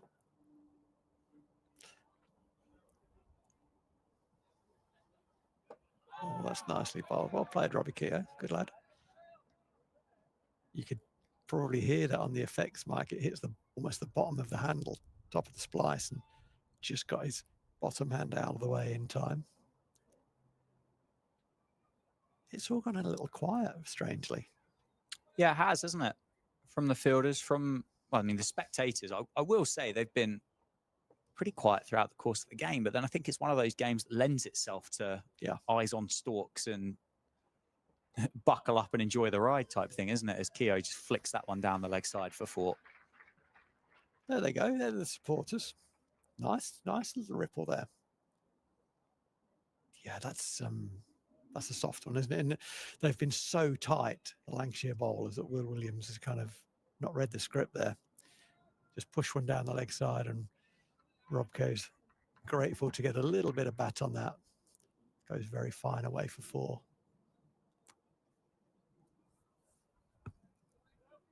Yeah, I thought that, in the Kent game, Kent were intense, weren't they, in the field throughout? And I'm not getting that feel from Lancashire's out cricket, really. Not at the moment. I mean, would there be, and I don't think there would be, but would there be a sense of, are there only 49 in front? They've only got 6 wickets left. Whatever they get, we'll knock them off and we'll be all right. I don't know. I don't know. I suspect not. No, I would think not. Yeah, but yeah. I think the other thing that's interesting, and I don't know whether it is a nod to back up what you've just said about it felt like the ball's just doing a little bit less off the surface. But for Will Williams in particular, Lancashire have gone down to 2 slips and a gully as well. Yeah. Yeah, it's there's not the intensity there that I thought would be there when you've got a team in effect 50 for 4 in the second innings. There is not a level of intensity. You've got the foot on the throat, and the body language, the level of intensity, the noise level doesn't reflect that. Ball well played, safe save. Good judgment, young man. Left that very well. It was nicely bowled by Williams, pushed across the left-hander. Save. He was asking save, are you good enough to leave that ball? Or am I going to get you to play at it? It bounced a little, and save got his hands well away from it. He played that very, very well. Yeah, look, it's silent night out there now. It is. Slips are walking into their position. It's a fascinating period of play, isn't it? You would have thought on face value that, looking at just the score, that Lancashire would be up and around and all over Northamptonshire at this stage. It's essentially 50 for 4, as you've said.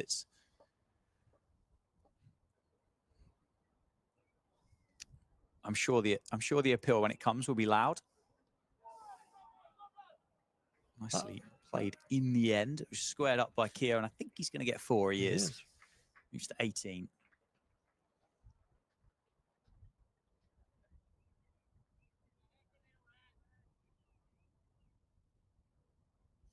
Yeah, that's interesting. And I mean, it's about the makeup of the group, I guess. Keaton Jennings was pretty vocal, wasn't he, in the first innings? Yep. He was on the effects mic. We heard a lot of encouragement from him there at second slip, where he's been throughout, but it's not quite there. Well played. And whilst whatever Northampton get, they've got to get them in the 4th innings. They are hugely on top in this game at this particular point in time. But yeah, it's interesting. Lancashire teams of old would have let you know about it. That's that's the point I'd make there. There's plenty of people. But I don't think that's exclusive to Lancashire, is it? I think a lot of teams around the country at whatever level would be letting you know if you were 50 for 4 and you were up against it. Oh, it's a beauty. And has he got him? The umpire's not moved. Keogh's not moved. Oh, that's interesting. Bailey turns and makes his way back to the end of his mark. Oh, that's an appeal that umpires don't like. The run through from the bowler, who then, when recognising it wasn't given out, showed no surprise whatsoever. The Celebra appeal. Yeah. So, I mean, it's close to the outside edge. That's not out. You just look at the bowler's reaction when it's given not out. There's no surprise there at all. Good umpiring.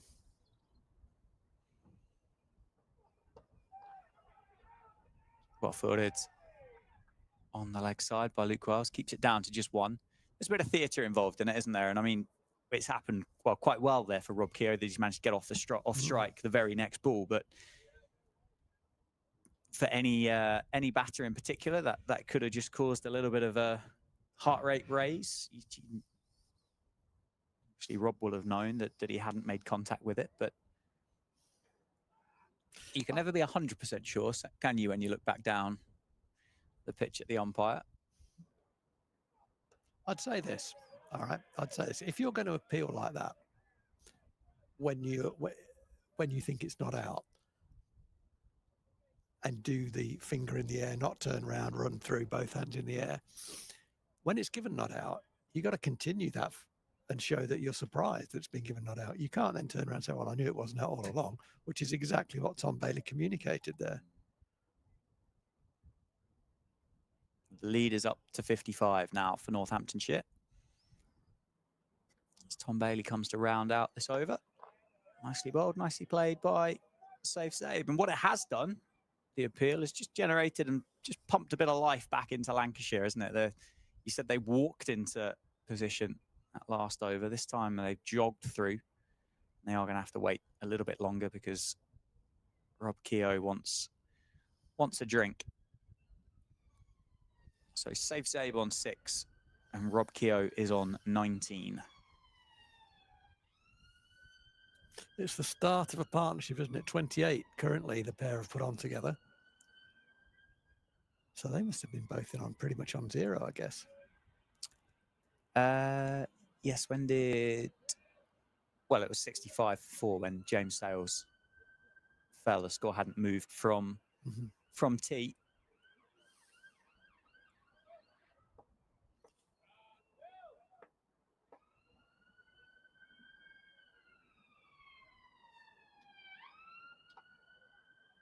Shuffle across by Keogh, gets a healthy outside edge, which lands safe and runs down to third man for a single.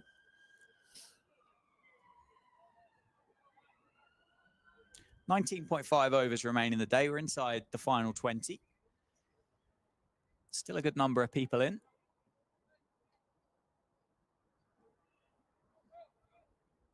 It's a lovely evening, isn't it? It certainly is. Don't know what the thermostat or the thermometer would be saying out there, but it looks good. It looks good indeed. It is 19 degrees. Yeah, sounds quite good as well then. It does. On into the thigh pad will be another one to the tally. Run rate's about 3.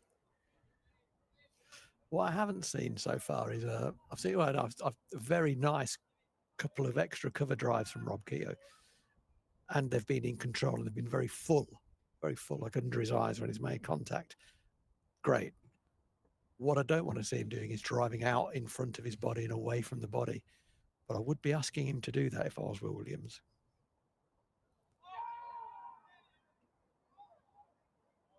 Interesting here that Keogh is just having a little bit of a walk at Will Williams, isn't he? Obviously a slightly lower in pace than George Balderson, and Keogh just, I suppose, trying to impart a bit of pressure back on the bowler there. I'm not quite sure it's needed at this stage, but I don't mind it. I don't mind. It's interesting, but I don't mind it as long as you don't play differently when you get there. Yeah. All you're doing is trying to disturb his length. And if you do that, that's fine. But the bowler dragged his length back. What I don't like is I'm going to come out and whatever happens, because I've walked out at you, I'm going to play a shot. Well, that's a daft thing to do. So I don't mind it in terms of disturbing length, particularly when a bowler's settling. You see people do it to Ben Sampson quite a lot because he's just metronomic on that length. Is that the helmet as being called for the keeper? Yeah, I think so. He had a little bit of a shy at the stumps, didn't he, the ball before when Keogh left it go through to Hurst. So in response to that, we saw it in the first innings, didn't we, that Matty Hurst was comfortable and capable of coming up to the stumps to Will Williams. Don't necessarily think it assisted Will Williams a great deal in that first innings, but it did pin back. I think it was Lewis McManus at the time, wasn't it, who was batting outside of his crease. It was, yeah. To Will Williams. So all this will do is just, well, with the eyes for Lancashire, is just hope that Williams can just settle in on the length that he wants to bowl, and it will just pin Rob Keogh back into the crease. He does go fuller. Yeah, there was a very good appeal for LBW, wasn't there? Rob Keogh survived. I think it was against Balderson, actually, from memory. But it was fairly recent when nipped back and caught him on the knee roll. He was adjudged not out, the sort of 50-50 by the looks of it.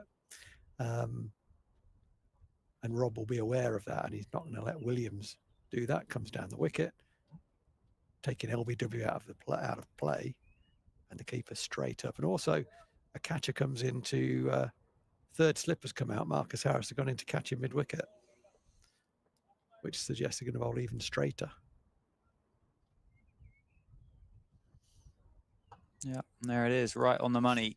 Jennings had run from second slip there, hadn't he? Just down to Will Williams. There's one ball left in the over when he decided to have that chat, and the plan was executed well. I suppose they're just looking there for that little bit of a hold in the pitch that Keogh's early on and just lifts it to mid-wicket there.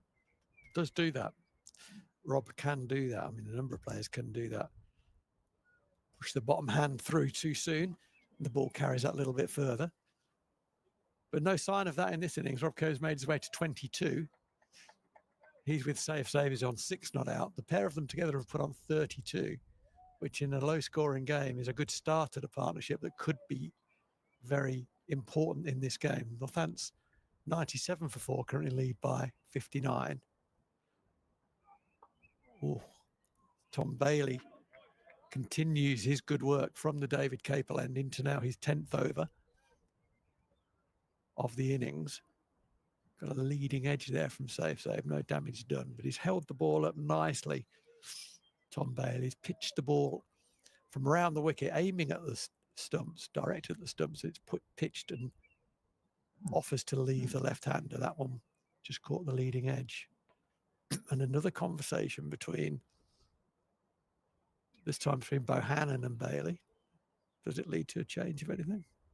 Williams was involved in that as well. So they've seen something they're trying to communicate to Tom Bailey. He actually starts his run. I know he's coming over the wicket. I thought, is he coming? Yes, he is. I saw him move across there and I thought, well, he's not going to bowl round the wicket from that start point. But Rob Keogh got the message and moves across. So he's actually coming round the wicket effectively now, because it is round the wicket. Over the wicket to save, having bowled exclusively round the wicket. And that's what the two guys probably spoke to him about. Each save on the angle, having come over the wicket, I think for the first time at save in this innings. That's a good ball. The extra bounce again, wasn't it? Mm-hmm. That ball really did bounce. What Zabe did well, took a leaf out of Marcus Harris's book and just played the original line, didn't twitch, didn't follow the movement or the bounce. You've got to keep doing that.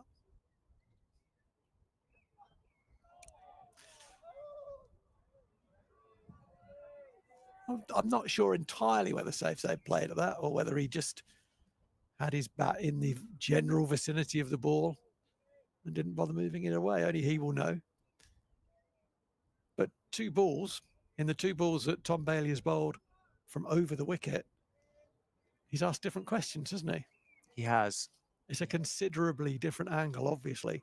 And so far, Sabe, you would say, has probably not lined him up as well as he had lined him up from around the wicket. So wherever that input came from to go over the wicket, it's a smart move.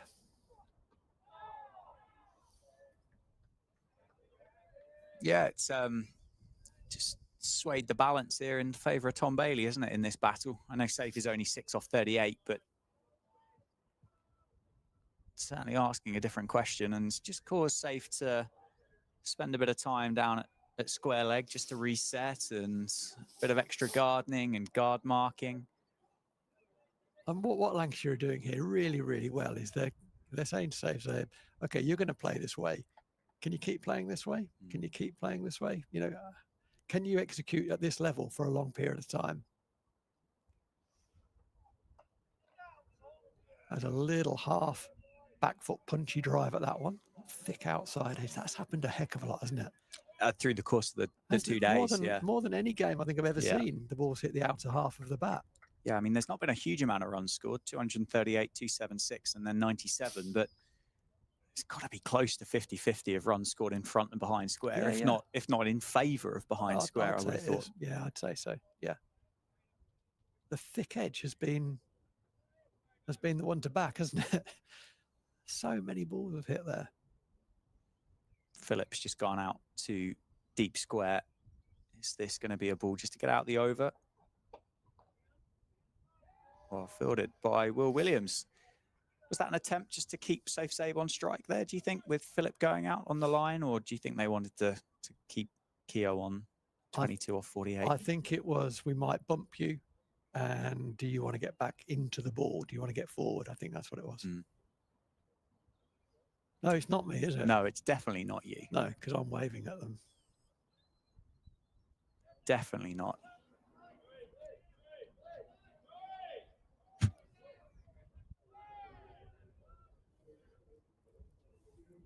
Well, they were politely asked to sit down eventually, whoever they were. Always at the cricket, isn't it? Always. Do you know what? Do you know what always surprises me with the cricket, with somebody walking behind the bowler's arm, particularly at professional games, is how often is it somebody that's working at the grounds, and you think, of all the people that probably should get this right, I reckon somebody on the payroll should be nailing it. Should know better. Williams continues to Keogh with this newish field, which is 2 slips. There's a man that is in an indescribable position. I'm struggling with this position that I think it's Tom Hartley is in. His behind point, not on the catch, but not on the single. He's halfway between the two.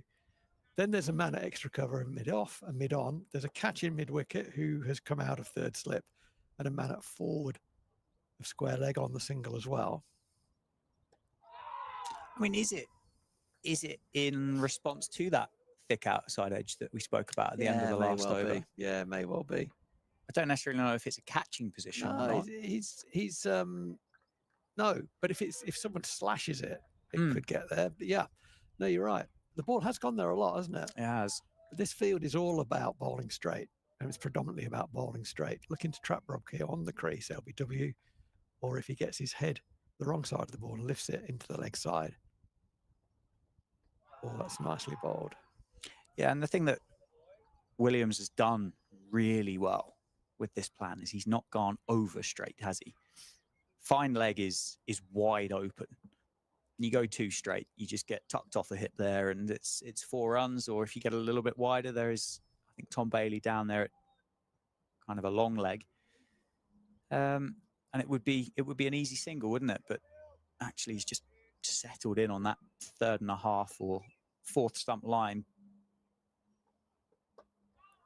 I think with this field, what as a captain, what you'd want to be happening is the ball to be hitting mid on and mid off a little bit more off the bat, which says then not only has he got his line right, but he's got his length right as well. So it's a clear plan. I think it's not been executed quite as well as I'd want to date, but it's early days. Yeah, that's where we want to be. Yeah, nicely bowled, nicely played.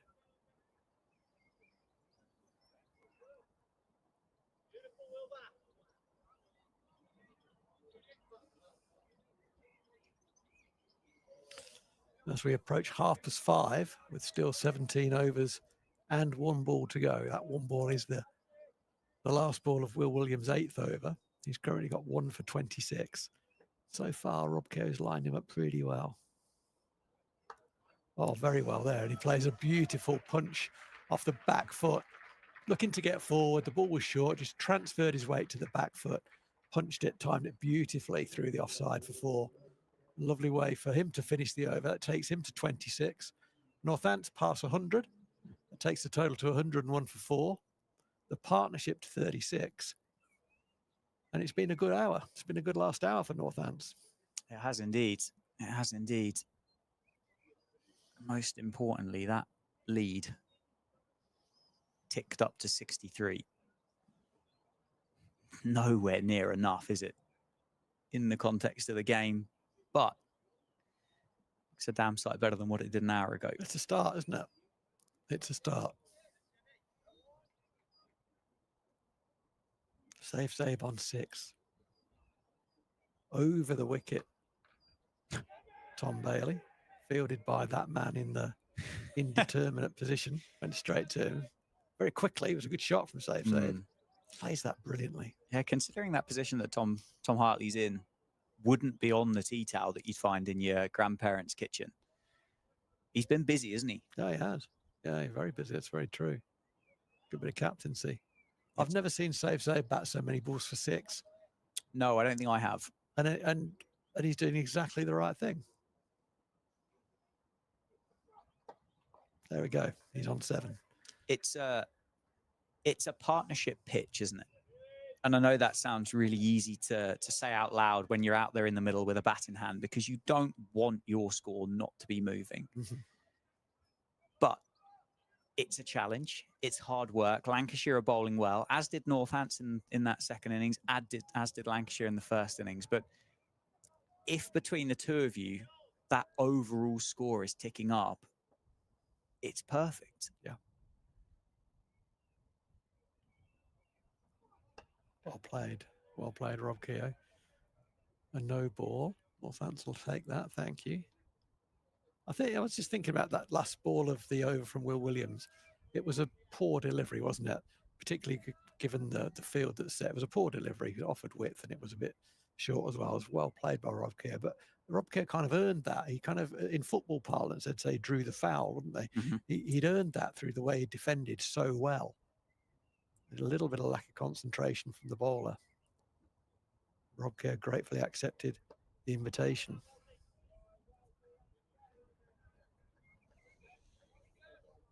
I wonder as well. I talked earlier about. Don't want to go on about it, but I'll mention it one more time and then move on.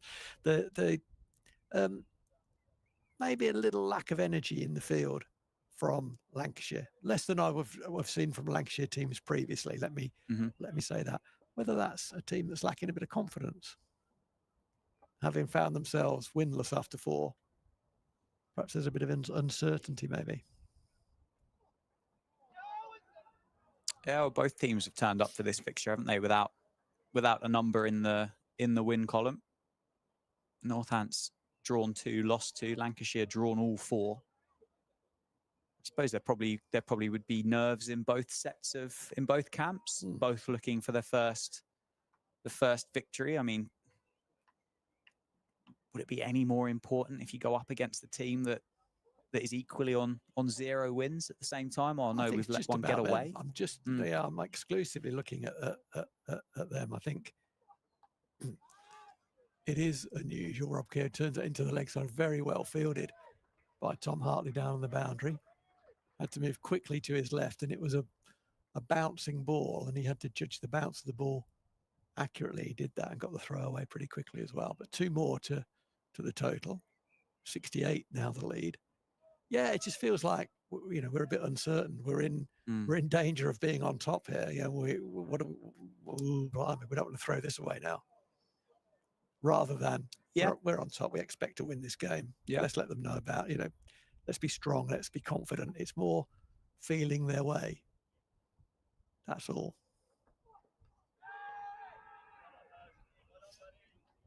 Yeah, winning's a habit, isn't it? Yeah, and it's a good habit to be in. Yeah. When you're not in that habit, it can be remarkably difficult to get back into it. Yeah. Agreed. You'd say, and you'd like to think with the experience and the professionalism that there is amongst that squad of players, with Harris, Jennings, Bohannon, Wells, Bailey, Williams, that shouldn't come into it. But I don't think it matters how old you are when it comes to that habit of winning. It's hard to get into. And I equally don't think that matters as to what sport you're playing either. No. It's part of the human condition, isn't it? Part of the human condition. So the keeper has gone back to the left-handed Zabe. He was up for the right-handed Keogh. Williams continues from the Lynn Wilson end. It's nicely chopped away from safe Zabe. He'll only get 1 because the fielder is positioned exactly where that ball was hit, just behind point. He plays that shot so well, safe Zabe. I don't know the line of that ball, but he can play that shot almost off middle stump. He chops his hand back across the ball, keeps the face open, like a big fade for a golfer, for a left-handed golfer. Very keen golfer, safe Zabe, actually. Quite talented, I think.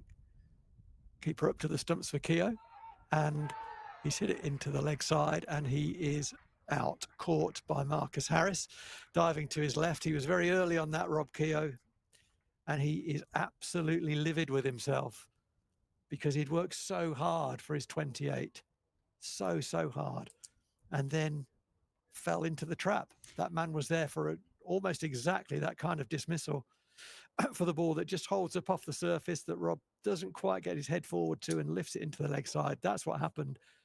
Marcus Harris was quite slow to move to the ball, but he caught it comfortably in the end away to his left.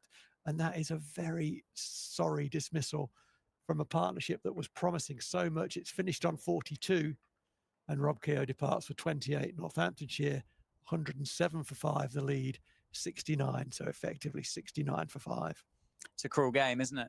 The wicket was telegraphed, I think would be fair to say. It was the end of the previous Will Williams over that Jennings made that trip from second slip down to the bowler for 1 delivery as they moved Harris from third into that catching mid-wicket just for, as you say, the ball that just holds up off the surface. And the next over, it's done exactly that. And Rob Keogh he's played his part in the plan, isn't he? He's done exactly what Jennings and Williams had asked him to do.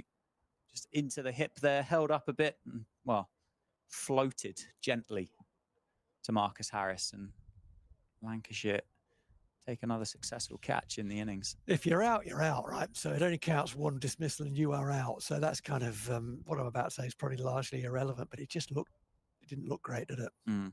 You know, as a batter, if you get a good one and it snicks you off or whatever, someone bowls you out or someone takes some blinding catch, but it just had a look of, oh no.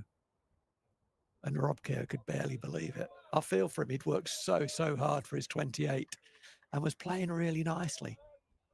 He'd been asked numerous questions by the Lancashire bowlers, and he had the answers to all of those questions, but then fell to a reasonably sort of soft mode of dismissal in the end.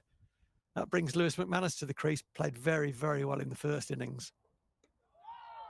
Top scored for Northamptonshire with 53, and it was worth a lot more than 53 because boy did he play well, because it was not easy during the time he was there, but he played brilliantly. I thought it was a really fine innings, and Northamptonshire need more of that right now from him. Yeah, I don't think you're going to get many people that are going to disagree. It was a brilliant innings by McManus. So he walked out to bat, score was 67 for 6, wasn't it, when he was joined by Calvin Harrison, both early on in their innings at that stage. I'm enjoying that. Enjoying that from Anderson Phillip. Slight tumble to his right, and then the exaggerated treble roll to his right. That's a bit of energy. It is, though, isn't it? It's that body language that lifts your teammates. The other 10 players noticed that. Yeah, they all had a good giggle and a good chuckle at it. Yeah, it's got exactly the response that Phillip wanted. But can Lewis McManus do it again? Can he play that kind of innings a second time around? Because nothing's changed, is it? It's 69 for 5 in the second innings. When he walked out to bat, it was 67 for 5 in the first. And if he can get himself another 50 on here, then that does start to just put a couple of question marks out there. I think Lewis McManus as a cricketer, for me, has some quiet leadership qualities about him. I like the way he goes about things generally. And his innings in the first innings was very much what you might say is a captain's innings, the way that he took responsibility. He was happy to absorb pressure, to use that modern phrase, and scored when he got opportunities. He didn't miss out. It was a really, really fine effort. Yes, he can back it up, and yes, he needs to back it up as well. Just doing it once is great, but his team needs more than that, and they need another innings of kind of the best part of 100 balls, really. 107 for 5, the lead 69. And Lancashire have kind of winkled out. There's a cricket expression. They've winkled out Rob Keogh from kind of nowhere, really. He will be distraught, bless his heart. Worked very, very hard. But, you know, a lot of batting is not making errors. And unfortunately, that was an error. And Lancashire got the man placed perfectly for that.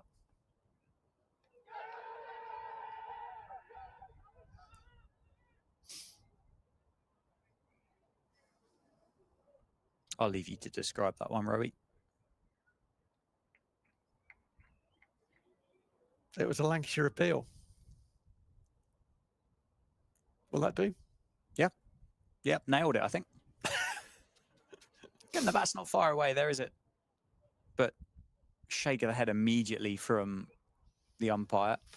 Tom Lungley is a very strong-minded character. He won't be enjoying being worked over because they're giving him a working over. Say if they chops that one away, Lancashire intelligently have posted the fielder who had been hitherto on the single for that on that line of the ball back on the boundary. So say if Save gets off strike, he moves on to 9, but it brings Lewis McManus on to strike.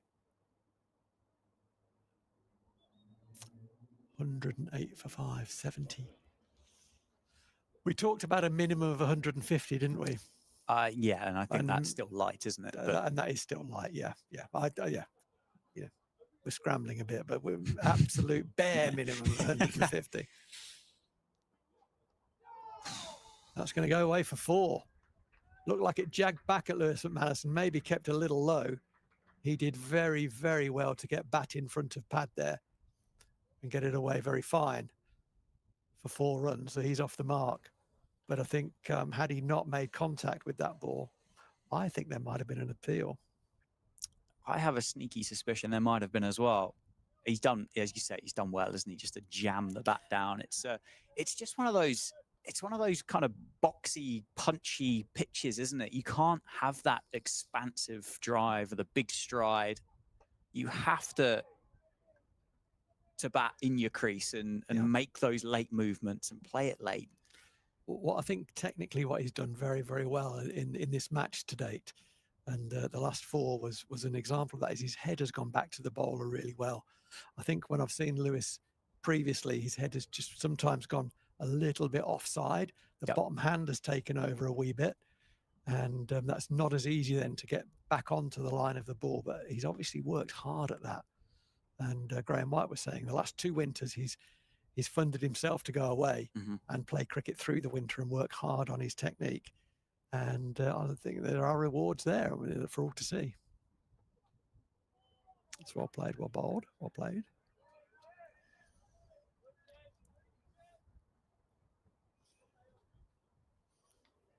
A little trio of Northamptonshire cricketers doing the lap. They've stopped for a look straight on just below us here. Harry Conway, James Sales, George Bartlett.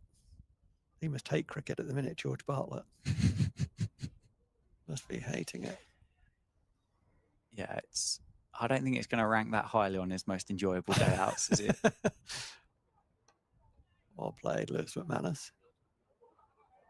Tom Bailey's not been far off, has he, in these 12 overs he's now bowled. Only picks up the 1 wicket for 34, but he has asked question after question after question. He's now asking a question of Tom Lungley. So there's a conversation there.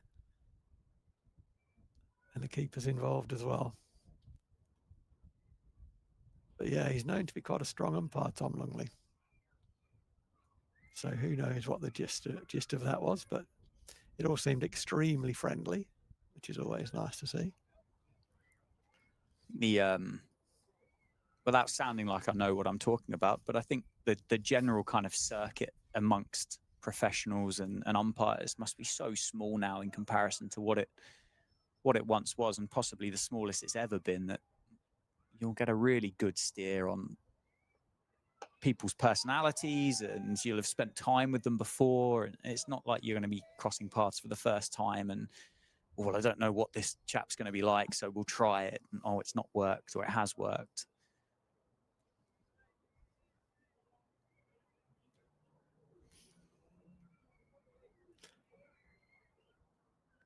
Save's been there a long time, hasn't he? He's only on 9. Lancashire have made run scoring very, very difficult. And continue to do so. We are not going to let you score. You know, the other thing they've done really well is they have not gone searching for wickets, have they? No. They've just bowled good areas consistently with good attributes on the ball. They have not gone searching. Yes, there's been the odd drag down. Yes, there's been the odd half volley. Of course there has. Yeah, they're only human. But in general, they've been very disciplined. It's been a very disciplined approach with the ball.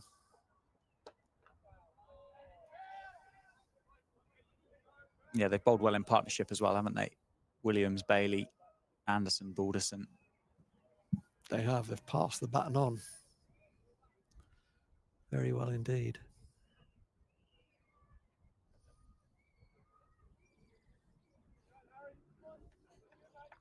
Oh, your boys Sussex are struggling. Yeah, there's a few interesting games going on around the country, isn't there? Chiefly here. This is an interesting one. It certainly is. So effectively, Northamptonshire 74 for 5 at the moment. Can they eke that out? In the first innings, they were 67 for 6. And the last 4 wickets put on, what, 100, basically 170. Yeah. That was the last 4 wickets. If the last 5 wickets can put on 170, we have a game. Oh, that's the right there is the Bohannon. It wasn't Bohannon, was it? Or was it? I think it was, yeah. The Bohannon effect at mid-off, where the ball was always beating extra cover on his left, but Save couldn't run because Bohannon was herring across from mid-off to cut the single off. And in the end, to avoid any upset, just sent his partner back. That's a nice shot off the back foot. Save square of the wicket. He'll pick up only 2, and only just 2. He had to hurry at the end. Tom Bailey got around the ball and got it away very quickly. And Save just feeling his hamstring there on his right leg. He was made to run the last half of that second run a bit quicker than he thought. He was kind of jogging it through. Good out cricket from Tom Bailey, who has now finished his spell and is going to be replaced at the David Capel end by, I guess that's George Balderson, is it? It is indeed. Yeah. The end that he had all that success from in the first innings. 4 wickets he picked up exclusively from the David Capel end. 4 for 55 off 17.1 overs, including 5 maidens. Wickets of Bartlett, Keogh, Zabe and Guthrie for George Balderson. So the field he's going to bowl to is going to be 3 slips. Conversation between Jennings and Williams there, but that's about lots of hand signals. 3 slips, 3 men on the offside saving a single. Oh, well bowled, well played. What a good start. George Balderson straight on it. Top of off, nipping back, well bowled. 3 slips. There's a man at backward point, there's a man at cover, mid off, there's a mid on, a mid wicket, and a long leg. And that's it. Pretty regulation field. Been able to keep their catches in because they've controlled the rate so well. Oh, that's very nicely played. A little bit too straight. That one from Balderson, and McManus has lent into that nicely through the leg side, but well retrieved. Will Williams from mid on. You know, I've been a little bit quizzical about the intensity in the out cricket from Lancashire, only a little bit, but actually that's good stuff from the quick bowl. He's got himself across there. He's had to run about 40 metres. It always looked like 3, and in the end it was only ever going to be 2. Such was his endeavour and pace to the ball. It's good stuff in support of his bowler.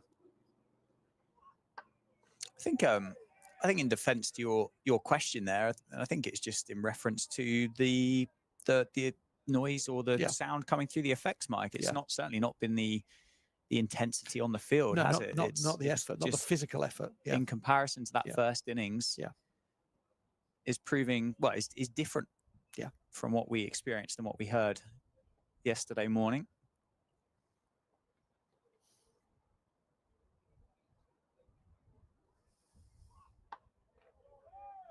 It's good stuff, Balderson. Just his 4th ball, but he's made McManus play at all 4 balls. One of them was a little bit straight and full, and he tucked it away for a couple, but there's very few wasted balls. They keep asking the question, can you do this? Can you do this? And if the ball does misbehave, it misbehaves from the right spot, and they're in the game. That's just very, very good bowling. They've operated to a very high standard, the Lancashire bowlers. Anderson Phillip having a little dance at cover. So that's part of his warm-up routine or part of his Saturday night out preparations. I don't know. Don't know where you go for a night out in Northampton. Didn't involve a bit of that. Can't say. No, you don't know. Something I've dabbled in. No, wouldn't know. Wantage Road seems to be the answer at cover. Wantage Road.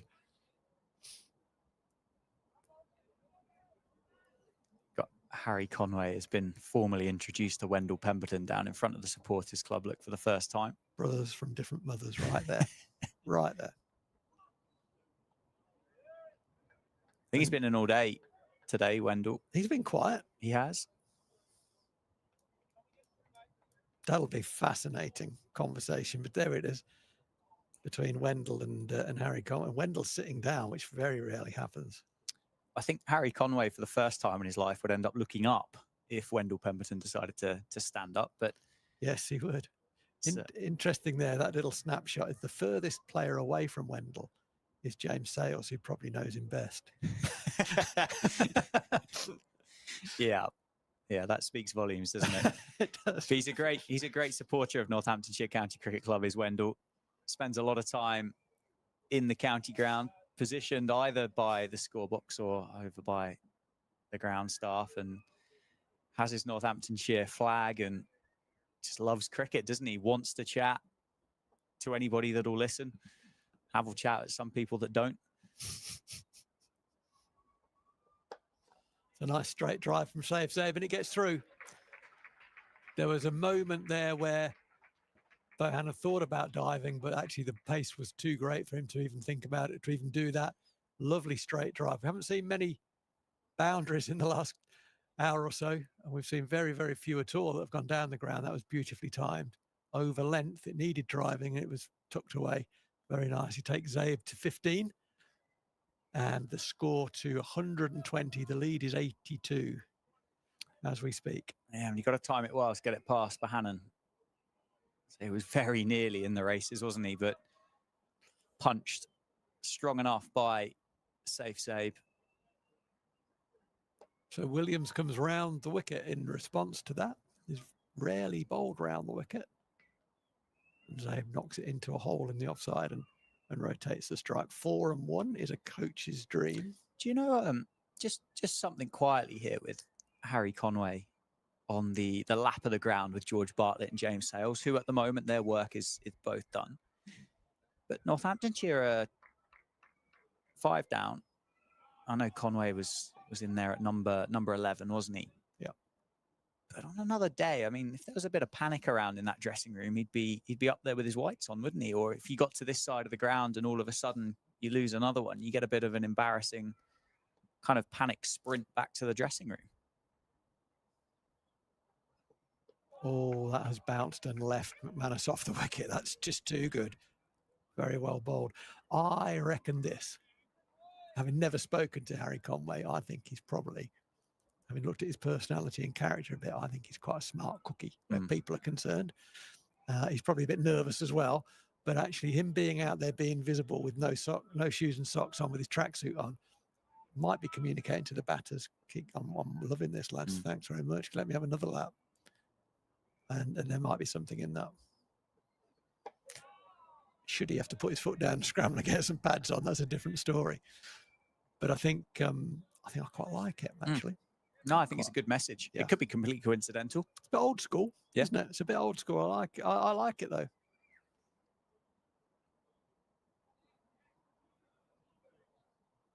I like it.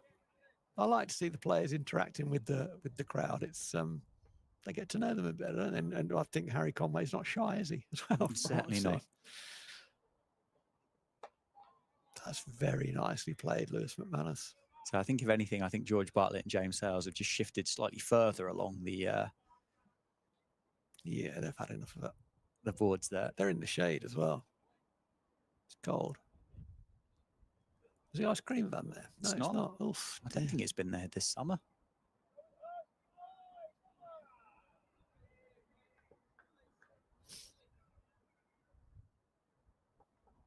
It's a conversation that Harry Conway is doing most of the listening, from what I see.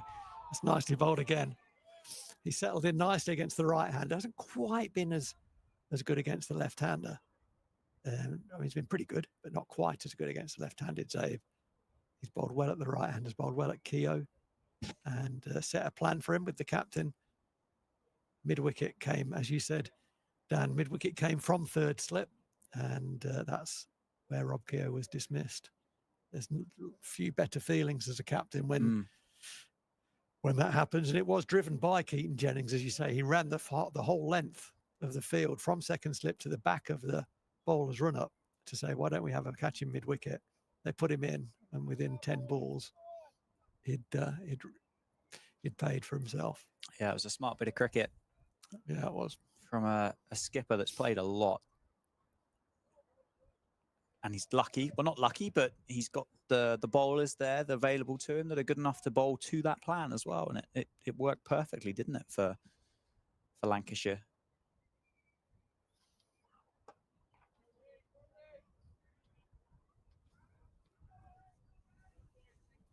This is a testing time. It's been a testing time since he arrived. Let's not make any bones about it. This is a particularly testing time for Saif Zaib now, because he's in. Played a beautiful straight drive down the ground for 4 in the previous over. He's seeing the ball very well, and now it's about concentrating. He's been there a long time for 16. Yeah, 53 balls he's faced now in this innings. I think his career strike rate is around 60, I think, in first-class cricket. He will be tested. He'll also know that his contribution in the first innings needs correction, needs some kind of amendment. I think we're going to have a ball change. That's good, because that'll slow things down even more. There's still 10 overs to go. It's nearly 6 o'clock. We're looking to have a ball change, I think. Yes, this would be the second ball of the innings, wouldn't it, after George Bartlett deposited the one into Clark Road Gardens earlier on in the piece, but no, we're not. It's going to go straight back.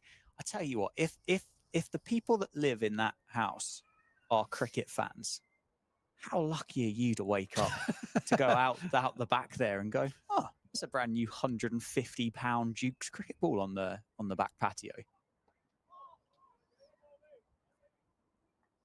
And I dare say if it landed in my back garden, there'd absolutely no chance would it be making its way back to its rightful owners. Yeah, I mean, it's in my knowledge, we've not had any incidents with balls going into gardens, but it's a summer sport, and the ball does go into those gardens sometimes. I mean, it also goes into the gardens on the other side of the ground when the wickets are that way.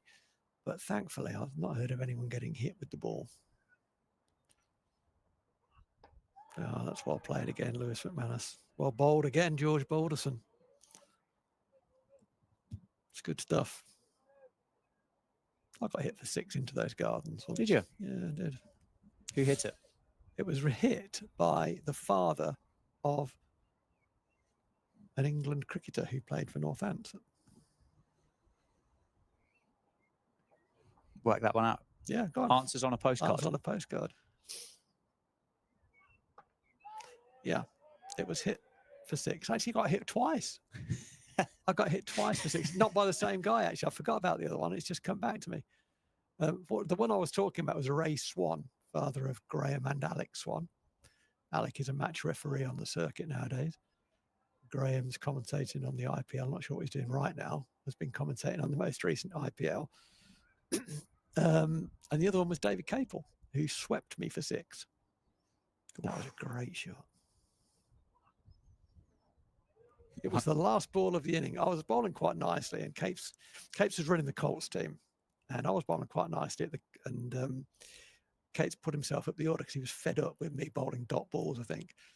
And I had to bowl the last 2 balls of the innings against Capes. First ball, he smashed it at mid-off, and mid-off stopped it, thankfully. And he broke mid-off. And the next ball, he got down on one knee and swept me for 6. And as we were walking, so that was the last ball of the innings. As we were walking off, I said, good shot, Capes. And he went, yeah, sweet hit that. And it was. That was when you realised that you weren't as quick as what you thought you were. I was not. No, I certainly wasn't. Change of bowling then from the Lynn Wilson Centre end as the clock ticks towards 6 o'clock. There's 10 overs remaining in the day. The lead is 84. 5 wickets remain for Northamptonshire in this second innings, and it's Anderson Phillip returning to the attack. Change of ends for him. He replaces Will Williams, who finishes that 6 overs, no maidens, 1 for 20. The West Indies international be looking to remove Saif Zaib. I think this is a good matchup for Lancashire, actually. Bit of a change of pace. Sometimes I feel that Saif Zaib on the drive, doesn't always get his weight over the ball. And that extra, pace is relative, right? So if Anderson Phillip is in a quartet of extremely fast bowlers, then he's not so quick. Yeah. But this is a change in pace, so it's something that the guys will need to tune into. And Safe needs to make sure if he's going to have a drive that the ball is right under his eyes. Don't go searching for it. Yeah, not there yet. Hey, we talked about anticipation, didn't we, in the field? And I know that's something that Graham White is very keen on. Drilling into younger cricketers is anticipate. And that was always a single, right? That ball there should always have been a single, but it wasn't, because Tom Bailey, as soon as Saif shaped up, he ran in because he knew it was going to be a defensive shot. He wasn't going to get beaten with the pace of the ball, and that enabled him to stop the single. That was really good cricket. Just a little one again. Yep. Really good cricket from them. 2 dot balls to start for Phillip. Make that 3 as it goes to Tom Bailey again. A bit straighter that time and a bit more pace behind it. There's 2 men out, one at fine leg and one at deep square, just for a bit of protection, I think, as much as anything, but also potential wicket taking option because Anderson Phillip, as he's shown, has got a good bumper in him. And Safe, well, he won't pass by too many opportunities to play a pull shot or a hook shot, will he? He was at one stage in his career, he was compulsive, but actually he's really worked hard on that, and he can now get under the ball when he wants to.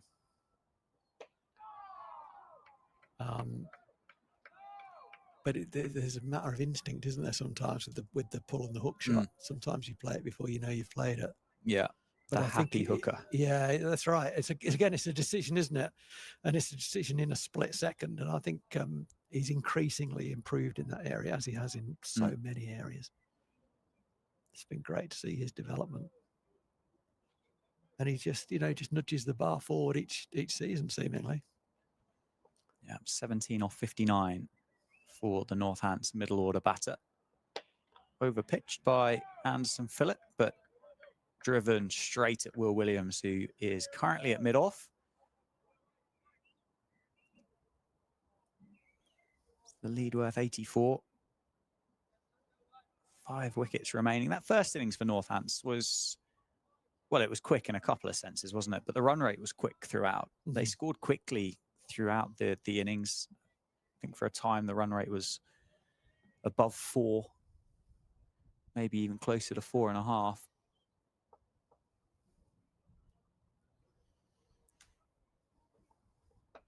This one, in contrast, and maybe in response to that innings by Marcus Harris, and they've just taken a leaf from the Australians' book, but has been considerably more watchful. I really like the way Safe played that last ball. That was his head was right over it. There was really good bend in the front knee. It was it didn't quite hit the middle of the bat, but it was a really nice shape that he made into the ball.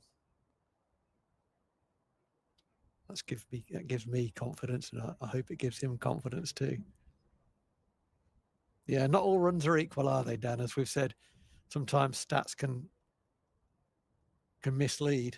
He's only got 17, but gee whiz, he's worked very hard for it, and it's been very, very important as he tries to give his team a semblance of a chance. Yeah. In the last innings, whatever that number becomes. It's currently 84.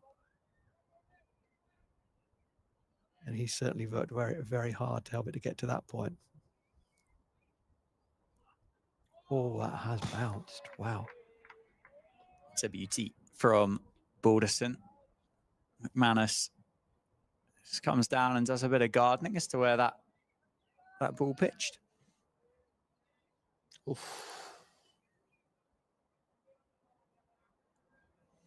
Just dragged him across the crease a bit. He's been impressive, Balderson. Yeah, he's been really good. Really good to watch. Particularly from this end. He's got the edge of McManus, and it's not carried to Jennings, wasn't it, at second slip. Gets the single. But it was a genuine edge from Lewis McManus, who's done well just to take the pace off of it. Yeah, bounced a long way in front of Keaton Jennings. He did well to get a couple of fingertips to that, just to make sure it didn't cost anything more than 1. will allow Northants to rotate the batters. They've got a left-hand, right-hand combination, which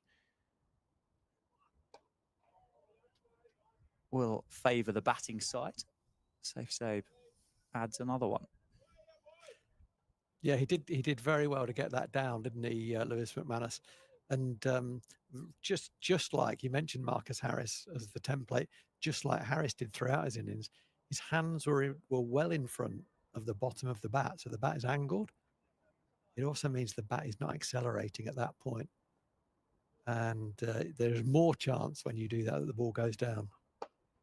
Oh, that's a nice punch down the ground. Oh, very well fielded. What a great bit of fielding that is. Full stretch dive from Tom Bailey, isn't it? He's a good fielder, isn't he? I He's a good fielder. That was four for all money. Yeah, he's a good athlete. Got across, pounced on it at mid-on, and it is just a single. He's kind of winded himself, but he doesn't want to show it. Again, it's one of those, isn't it? That's brilliant. Great effort. Absolutely brilliant. How important could 3 runs be? It could be on this pitch. Oh, and Balderson goes past the outside edge of Safe Sabe for the first time in a while. But you kind of throw back to those moments, and it was earlier on today, wasn't it, that those overthrows from James Sales that went through. How important could they be at the end of the game?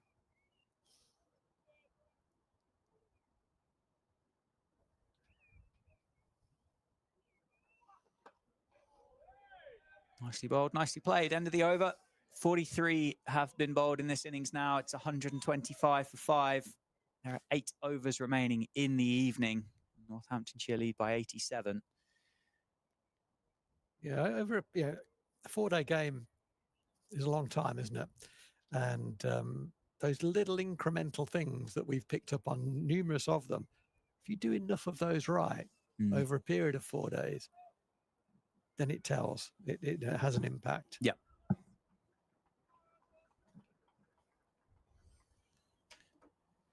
does indeed.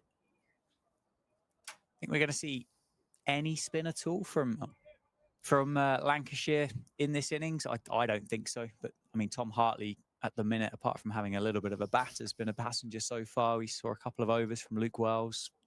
Can't see it, can you? Probably not. No, probably not. I think it's the issue for Keaton Jennings will be how many runs he wants, how many runs he could afford for the spinner to go for. And these two guys in particular are very, very good players of spin and dangerous players of spin. They've got a left-hand, right-hand combination, so there's always a short boundary, whichever end the spinner bowls from. If it's at these two, so a couple of big overs against the spinner, and it makes let's say a 30 off the 2 overs. Suddenly that's had a big impact on the game. So probably not. I mean, if a really good partnership forms, then maybe. Yeah. But at this stage, I don't think so. No, not at all. Not at all. But so the weapons are there if Keaton Jennings decided to use them. So the partnership is worth 18 off 46. Safe Sabe's on 18. Lewis McManus is on 8.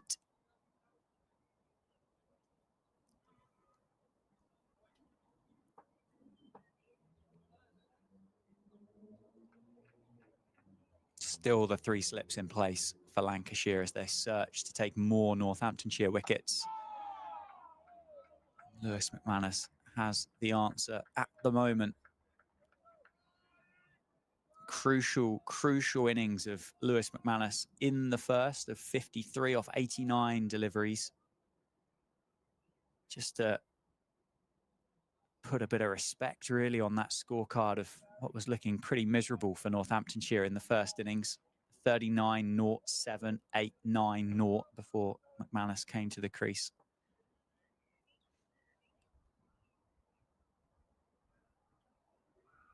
He'll know how important his wicket is at the moment and how tough it is right now. Oof, that's wrapped McManus up on the thigh pad. Much of an appeal from Lancashire that time around. Very high, and in fact, it might have been a bit closer to the unmentionables rather than the thigh pad. Straight in there, I think. So he might just have a little bit of a breather here as Lewis McManus just has a little bit of a count and make sure everything's still there and gets his breath back. Safe Save offers some consoling words. Anderson Phillip is at the end of his mark and he's ready to go again. Unsurprisingly, Lewis McManus was not. The stream at Northamptonshire is powered by Daffabet. We've got, it's an inside edge onto the pad. Just that ball before undoubtedly just rattled McManus, as you'd expect. 7.1 overs remaining in the day. What's been a fantastic day of cricket. The weather's been good. The bowling has been superb. We saw a fantastic 100 from Marcus Harris earlier on today. We've seen some great bowling from both sets of cricketers through the course of the day so far. Thank you so much for joining us throughout the course of it. I hope you've enjoyed the live stream and the commentary. As Phillip goes to round out this over, and there is a big LBW appeal, but I think McManus has just jammed that between bat and pad. And it's a dot ball in the end to finish. Well, what an entertaining final 3 balls that was of the over. We get a replay of that final one. Maybe doing too much, in fact. 125 for 5. The maiden for Anderson Phillip. Coming and backed up Will Williams really well, as they have done throughout the entirety of the game.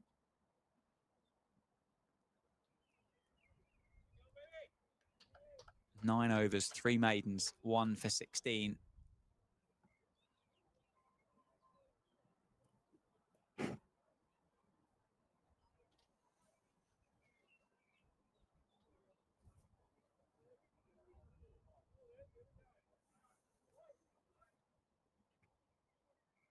Two slips and a gully, or 1, 2, and 4, in fact, as Hill, Jennings and Harris just decide to spread out a little bit with Safe Save on strike.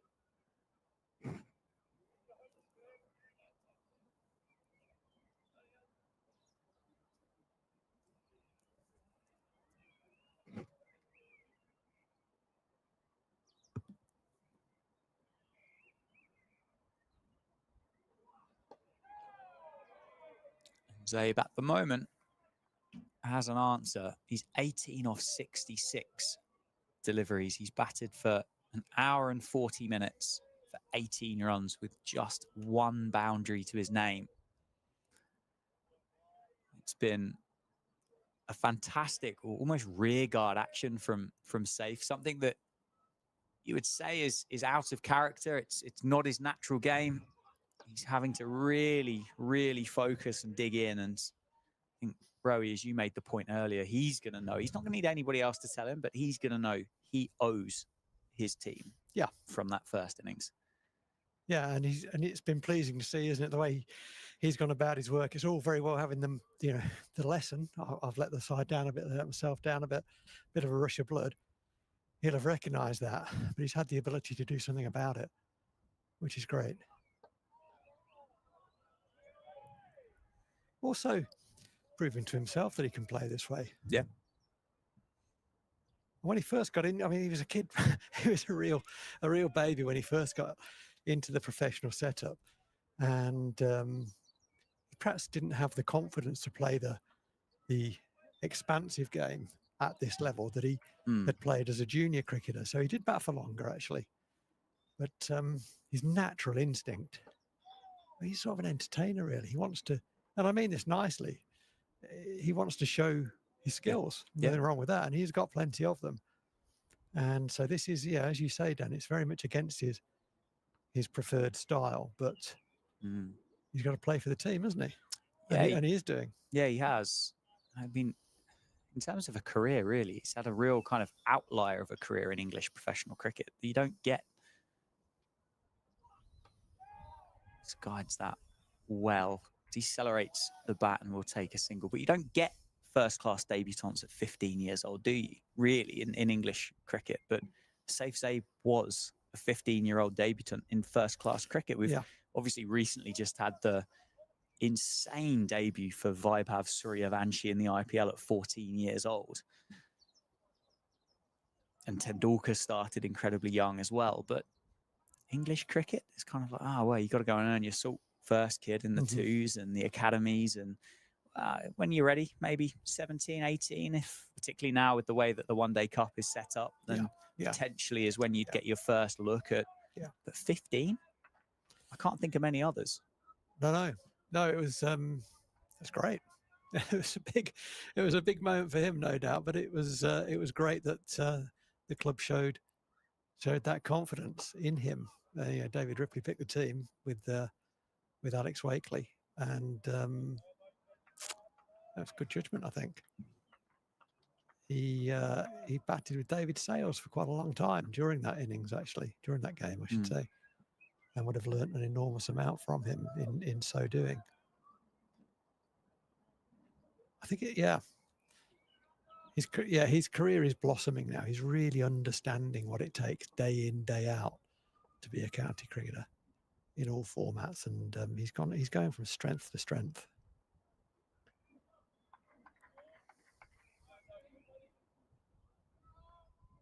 Again, that's disappointing, isn't it, to see behind the bowler's arm there. Fortunately enough, that was outside off stump, so there's no real damage or danger there for safe save. But the second that ball went past the outside, or the off stump, in fact, he threw his arm up in the air, didn't he? He did.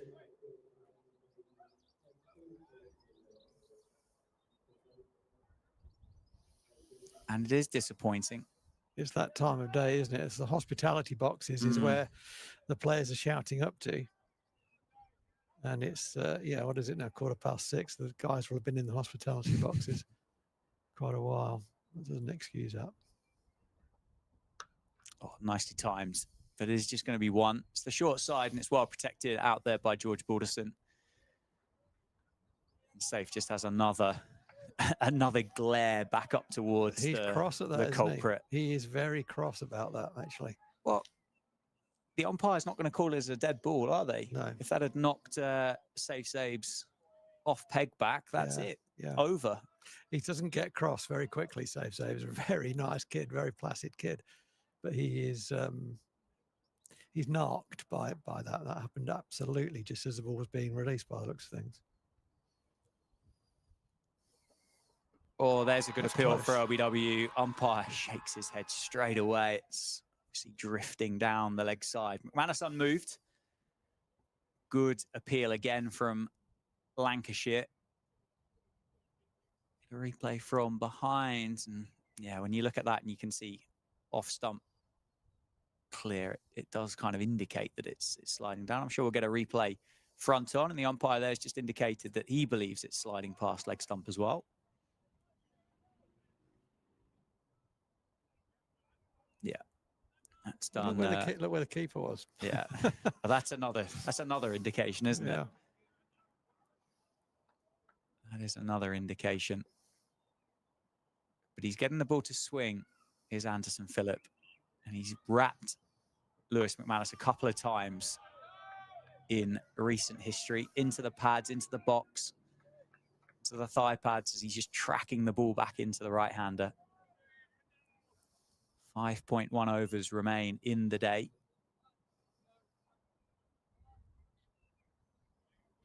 Safe save on 20. McManus on 8. And similar to that passage of play after tea,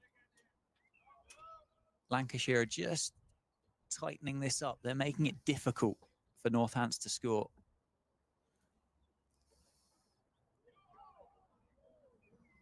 That one left well alone. And it's the end of the over. So 5 to go, 127 for 5. 46 overs have been bowled in the innings. Yeah, they have controlled the rate really well, haven't they? And we've spoken about throughout the game really how important that is. Because when you do get wickets, then you're right in charge. The scoring rate is under 3 in this innings, and that's been with a field that has had at times 4, but always 3 catches, almost always 3 catches. But they've only gone at under 3 and over, and that tells you how well they've bowled and how difficult it is. It also tells you how well the guys who have scored runs have applied themselves. Yeah. And finally, it tells you what a great innings that was from Marcus Harris earlier in the day. yeah, if you needed any more confirmation of how good it was, Yeah. it's, I think, as good of 100 as you're going to see this summer. Yes, fine, it isn't going to be the most stylish that you're ever going to see, but in terms of importance and in terms of, well, if you were a cricket analyst, in terms of weight, Yes, it would be worth considerably more than 121. I argue and say it'd be getting close to being double. Yeah, I'd agree. Yeah, I'd agree. I have to agree with that. 3 slips in place. Now that the right-handed McManus is on strike to George Balderson. McManus times and drives that nicely up to Tom Bailey. So the lead of 90 now, Rowie, still not enough.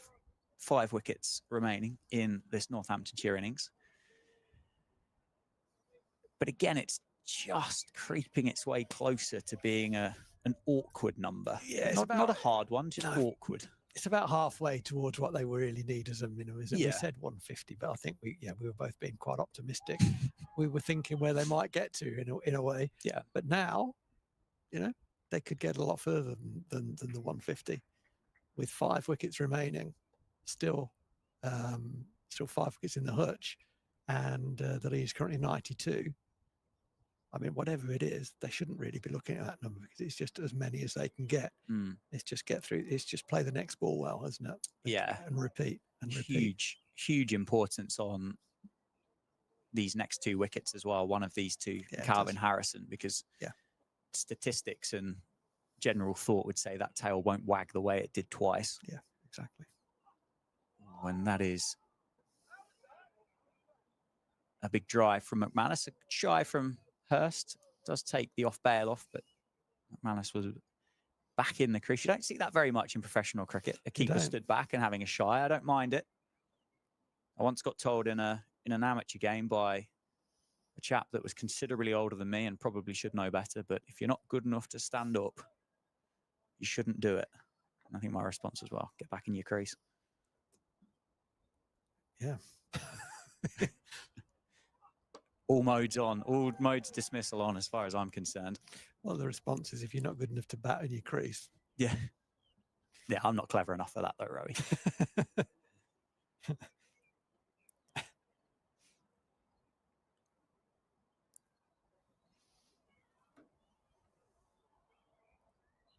This is a huge 4.1 overs, Dan. It is. Isn't it?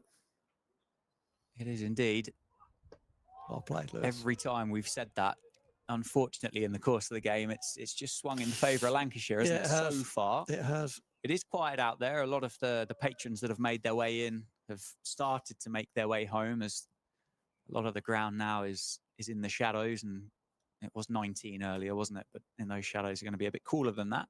It always amazes me that the people who leave cricket at a certain time, because that's the time that cricket normally finishes.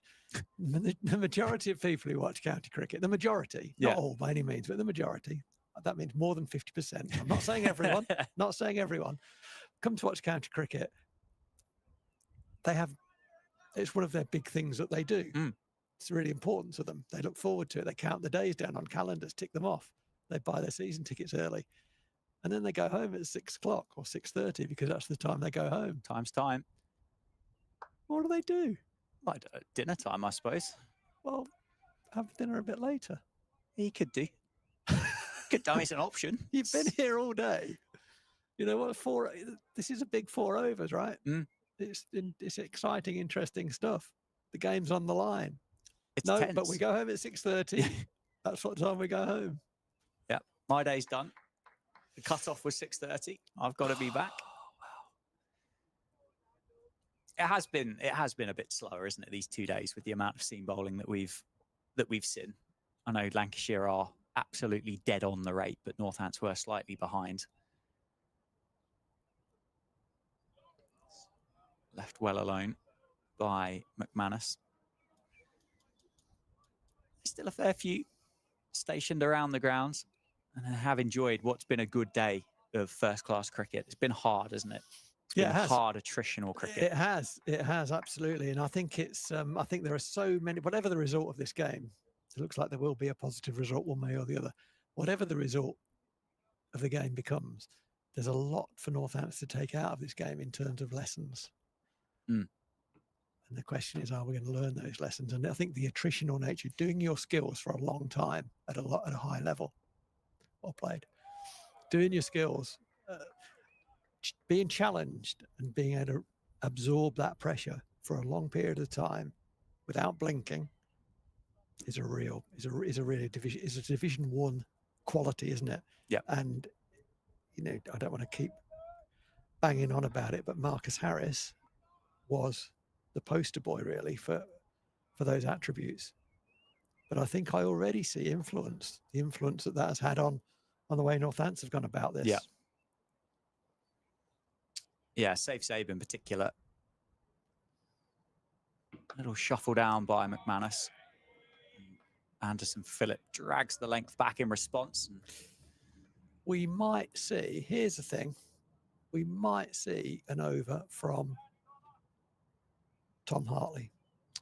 I don't mind it as a different look. At the end of when Northampton are not going to go, oh, let's get him away for a 30 in 2 overs, because it's we don't want to lose a wicket at the end of the day. It might give the captain an opportunity just to see if a couple grip, just to see if there's any up and down. Yeah, Harrison had a couple to turn, didn't he?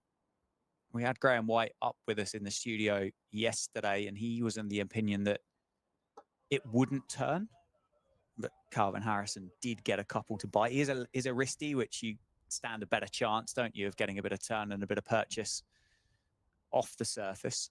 Whether a finger spinner would do the same or not. It was Luke Wells that bowled for Lancashire in the first innings. It wasn't Tom Hartley, but 2 options there and two good options as well. If Jennings did want to have a different look, and I don't know, I like to think Keaton Jennings as a skipper that he would do something just to turn around and go, here you go, have 6 balls or something else to think about. It makes possibly some sense at the end of the day, and I think it'll be bounce as much as turn that he'll be looking for. Ooh, felt like a quick bumper that, but misdirected. Good take by Matty Hurst. End of the over, 3 to go. 1-3, 1 for 5.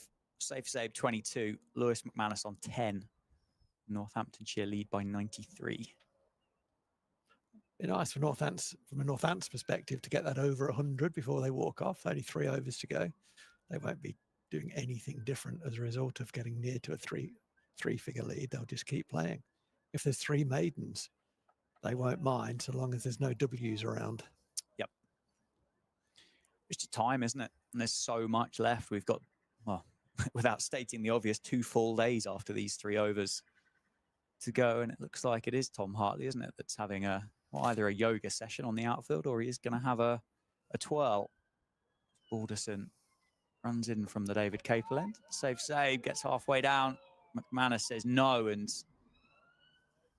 Bailey does the fielding, which I think in the end was the right decision. There might have been a single there had McManus gone straight away, but time of day, context, that's the last thing you want to do. It's hard enough to bat, isn't it? Yeah, I think there was a run there. That's the first thing I'd say. But he was sent back quickly, so no damage done.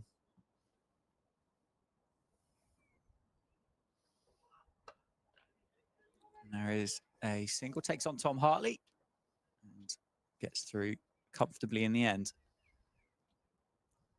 The way the cricket has unfolded the last sort of 4 or 5 overs has resulted in safe save facing 2 balls at the beginning of the over, dropping it into a hole, running out the other end and saying, over to you, keeper.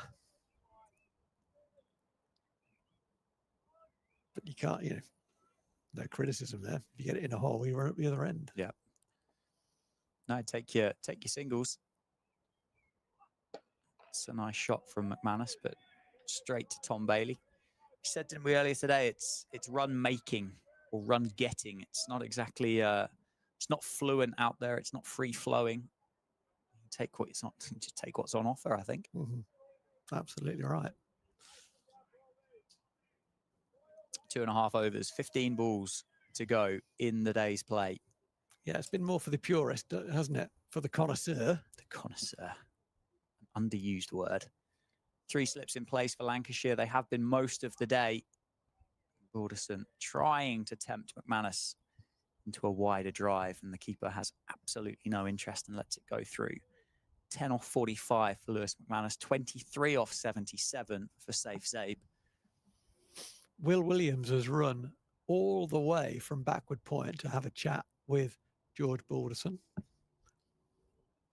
That's a sign of a strong captain as well, actually. The fact that he's obviously Williams, Bailey, Anderson, Phillip, all experienced seam bowlers, but quite happy, isn't he, to just allow Bailey and Williams to have those conversations with Balderson and not get involved. And if they come up with a plan, then go for it, lads. I trust you.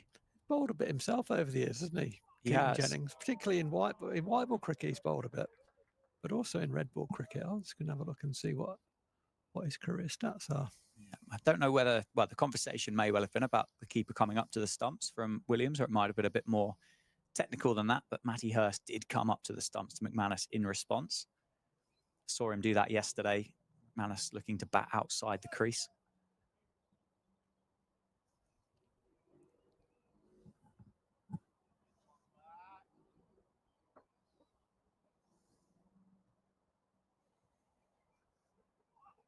Oh, and that's bounced. Well played.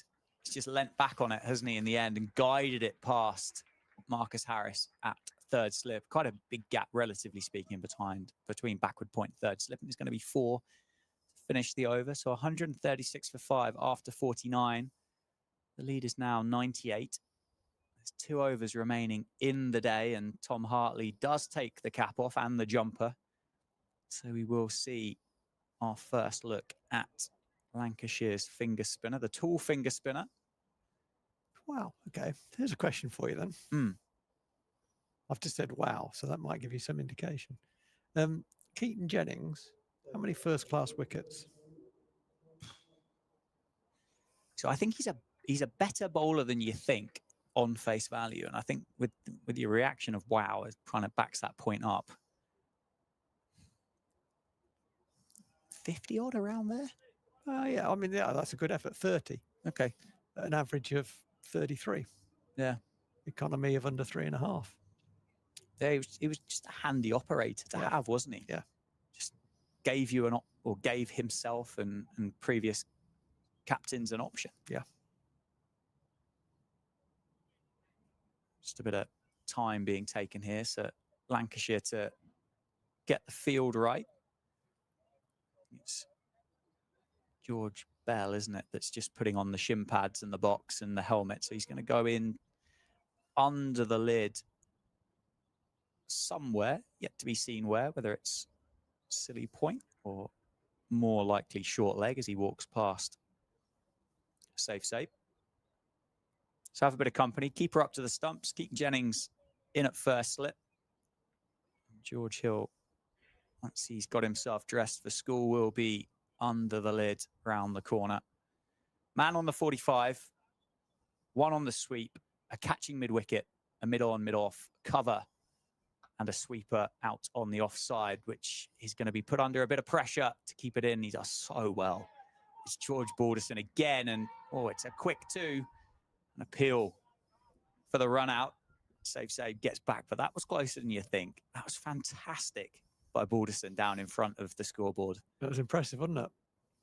Covered a lot of ground. Bearing in mind, he's just finished bowling as well. Possibly have another over to go. He's got his hands on his knees at the minute as he's had to sprint and get that back into Matty Hurst quickly.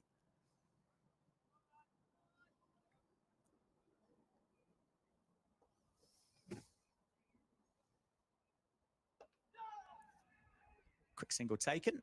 Safe hesitates, but McManus called him through early. Good run, that, wasn't it? Very good. So there'll be change of ends, and Tom Hartley will have the right-handed McManus to bowl at. Lead now is ticked over 100. Rowie, it's 101 as Northants have got up to 139 for 5. 10 balls remain in the day. And it is almost silent out there, isn't it? You can't hear a murmur from the crowd at all. There's not a lot coming from the middle.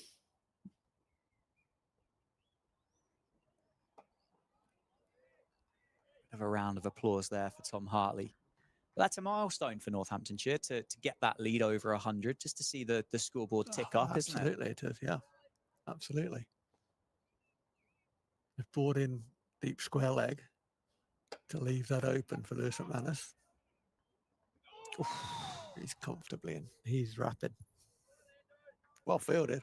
Very well fielded by Tom Bailey. He is a good fielder, isn't he? Lancashire have been superb. There were 2 drop catches, weren't there, in that first innings? Harrison was dropped on 29, which eventually cost Lancashire absolutely nothing because he was dismissed on 29. And then the drop for McManus cost them 33 runs overall. But other than that, they've been absolutely perfect, haven't they? The ground fielding's been great. The anticipation's been fantastic. The slip catching generally has been very good. Yep. They've been very professional. The batting lineup was very good again. Last ball of Tom Hartley's first and final over of the day. It's navigated successfully with the score moving up to 140 for 5, and it completes the 50th over of the innings. There's just one left in the day. So the lead is 102 with 5 wickets remaining. So 102 for 5, essentially, for Northamptonshire, as George Balderson takes the cap off and will bowl the final over of the day from the David Caper lens. This will be his 7th of the spell. 6 overs, no maidens, none for 15 at the moment. But all the pressure really here on McManus and Zabe to get through these final 6 balls and make sure that they walk off 6 balls later with just 5 wickets down for Northamptonshire. What have you generally made of the day? I mean, there's been an awful lot happened, but it's been, as you mentioned earlier, attritional. It's been for a connoisseur. But the game's moved along quite quickly, despite the fact the pace of it's been quite slow. Yeah, that's true. Yeah, it's true. Yeah, I mean, batting hasn't got any easier, has it? And that's a lot of that is to do with the quality of the bowling. Both sides have bowled pretty well, I think. Oh, and there's another example of the ball just bouncing more than one might expect, and that's been an ever present really throughout. And that combined with the quality of the bowling, consistency of the bowling, mostly on both teams, has been reared to a very high level and made batting very difficult. Runs have been difficult to come by. Those that have scored runs have played very, very well. Catching has been mixed, to put it mildly, and at the moment, unfortunately, is counting strongly against Northants. But as you calculated, the drops from the Northants in Northants fielding basically cost them 165 runs scored after players were dropped, and that's a very big deficit to recover. But they came back strongly during that game, and the deficit was only 40 odd on first innings. They've erased that and got themselves 100 ahead. So it's all to play for now. I think the game's pretty even. I think. How is that missed? How has that got through there, Rowie, without disturbing the bails? I thought for all money. Lots of hands on heads, isn't there? Lots of hands on heads. Going to be a bit of a death rattle there for McManus. I'll get a replay of it. Looked like it just kept a little bit low. Oh, wowee. Another set of stickers on off stump. Oh, wow. I think that's curtains, but that was close. Gee whiz, how did that miss? Well, thankfully it did. 2 balls to go. Sorry. Yeah, I mean, I guess, just to wrap that up into some bullet points. Ball has been on top against bat. Runs, real premium, some very high quality runs scored. Harris has been exceptional. There have been others along the way as well. Northants fielding is a problem in terms of catching the chances they create. But as we stand going into tomorrow, Northants. There's an appeal and it's gone. Oh. 2 balls left in the day. Lewis McManus can't believe it, and he's got a tickle on it through to Matty Hurst, and George Balderson breaks the partnership. McManus has got to go for 15 or 54. It's the final ball of the day as stumps is called. And I don't know whether McManus is that happy with that decision as he makes his way off the field. He has to go. He's been given out. And Lancashire have prized one at the very, very last moment here at Wantage Road on day 2. There's the replay from behind the stumps. This will be the replay from front on. It's 140 for 6, regardless of what we can see. Oh, dear. He's missed that by a long way. Looked like a bit of daylight. He's missed that by 3 inches. Between bat and ball. But umpires made the decision. Oh, my goodness The finger gracious. went up. And that is a massive wicket for both counties. Lancashire now need 4 in this innings to bowl Northamptonshire out. And Rothesay is left on 26 not out at the end of the day. And Northamptonshire just need as many runs as they possibly can. But that is a disappointing way to end the day on several different levels from a Northamptonshire perspective. Not much more to say on that one, is there? That's very disappointing, isn't silence. it? That's very disappointing. Yeah, we've said all day how hard batting is, how hard the lads have worked on both sides. And that's a game changer, that last dismissal. Manners has been playing so well. 50 in the first innings, looked fantastic, looked at home, looked probably the most comfortable player in either side. And yeah, I mean, the ball before nearly cleaned him up, just missed off stump. There was a huge appeal for the court behind. There's been a number of huge appeals, and that one was answered with the raised finger. And on replay, we could see, I mean, I can only tell you what I can see, Dan. Yeah. And you could see that the ball passed the bat and didn't catch the edge of the bat. And there's daylight there. Yeah, I think if there was a noise, McManus has just hit his pad, hasn't he, with the cricket bat. But yeah, a disappointing way to end the day for Northamptonshire. Perfect, really, for Lancashire. But it's the end of day 2. We'll be back tomorrow at 11 o'clock in the morning with the stream here, powered by Daffabet. The essential score at 140 for 6 is Northamptonshire lead by 102 with 4 wickets remaining. And we will see you at 11 o'clock for day 3.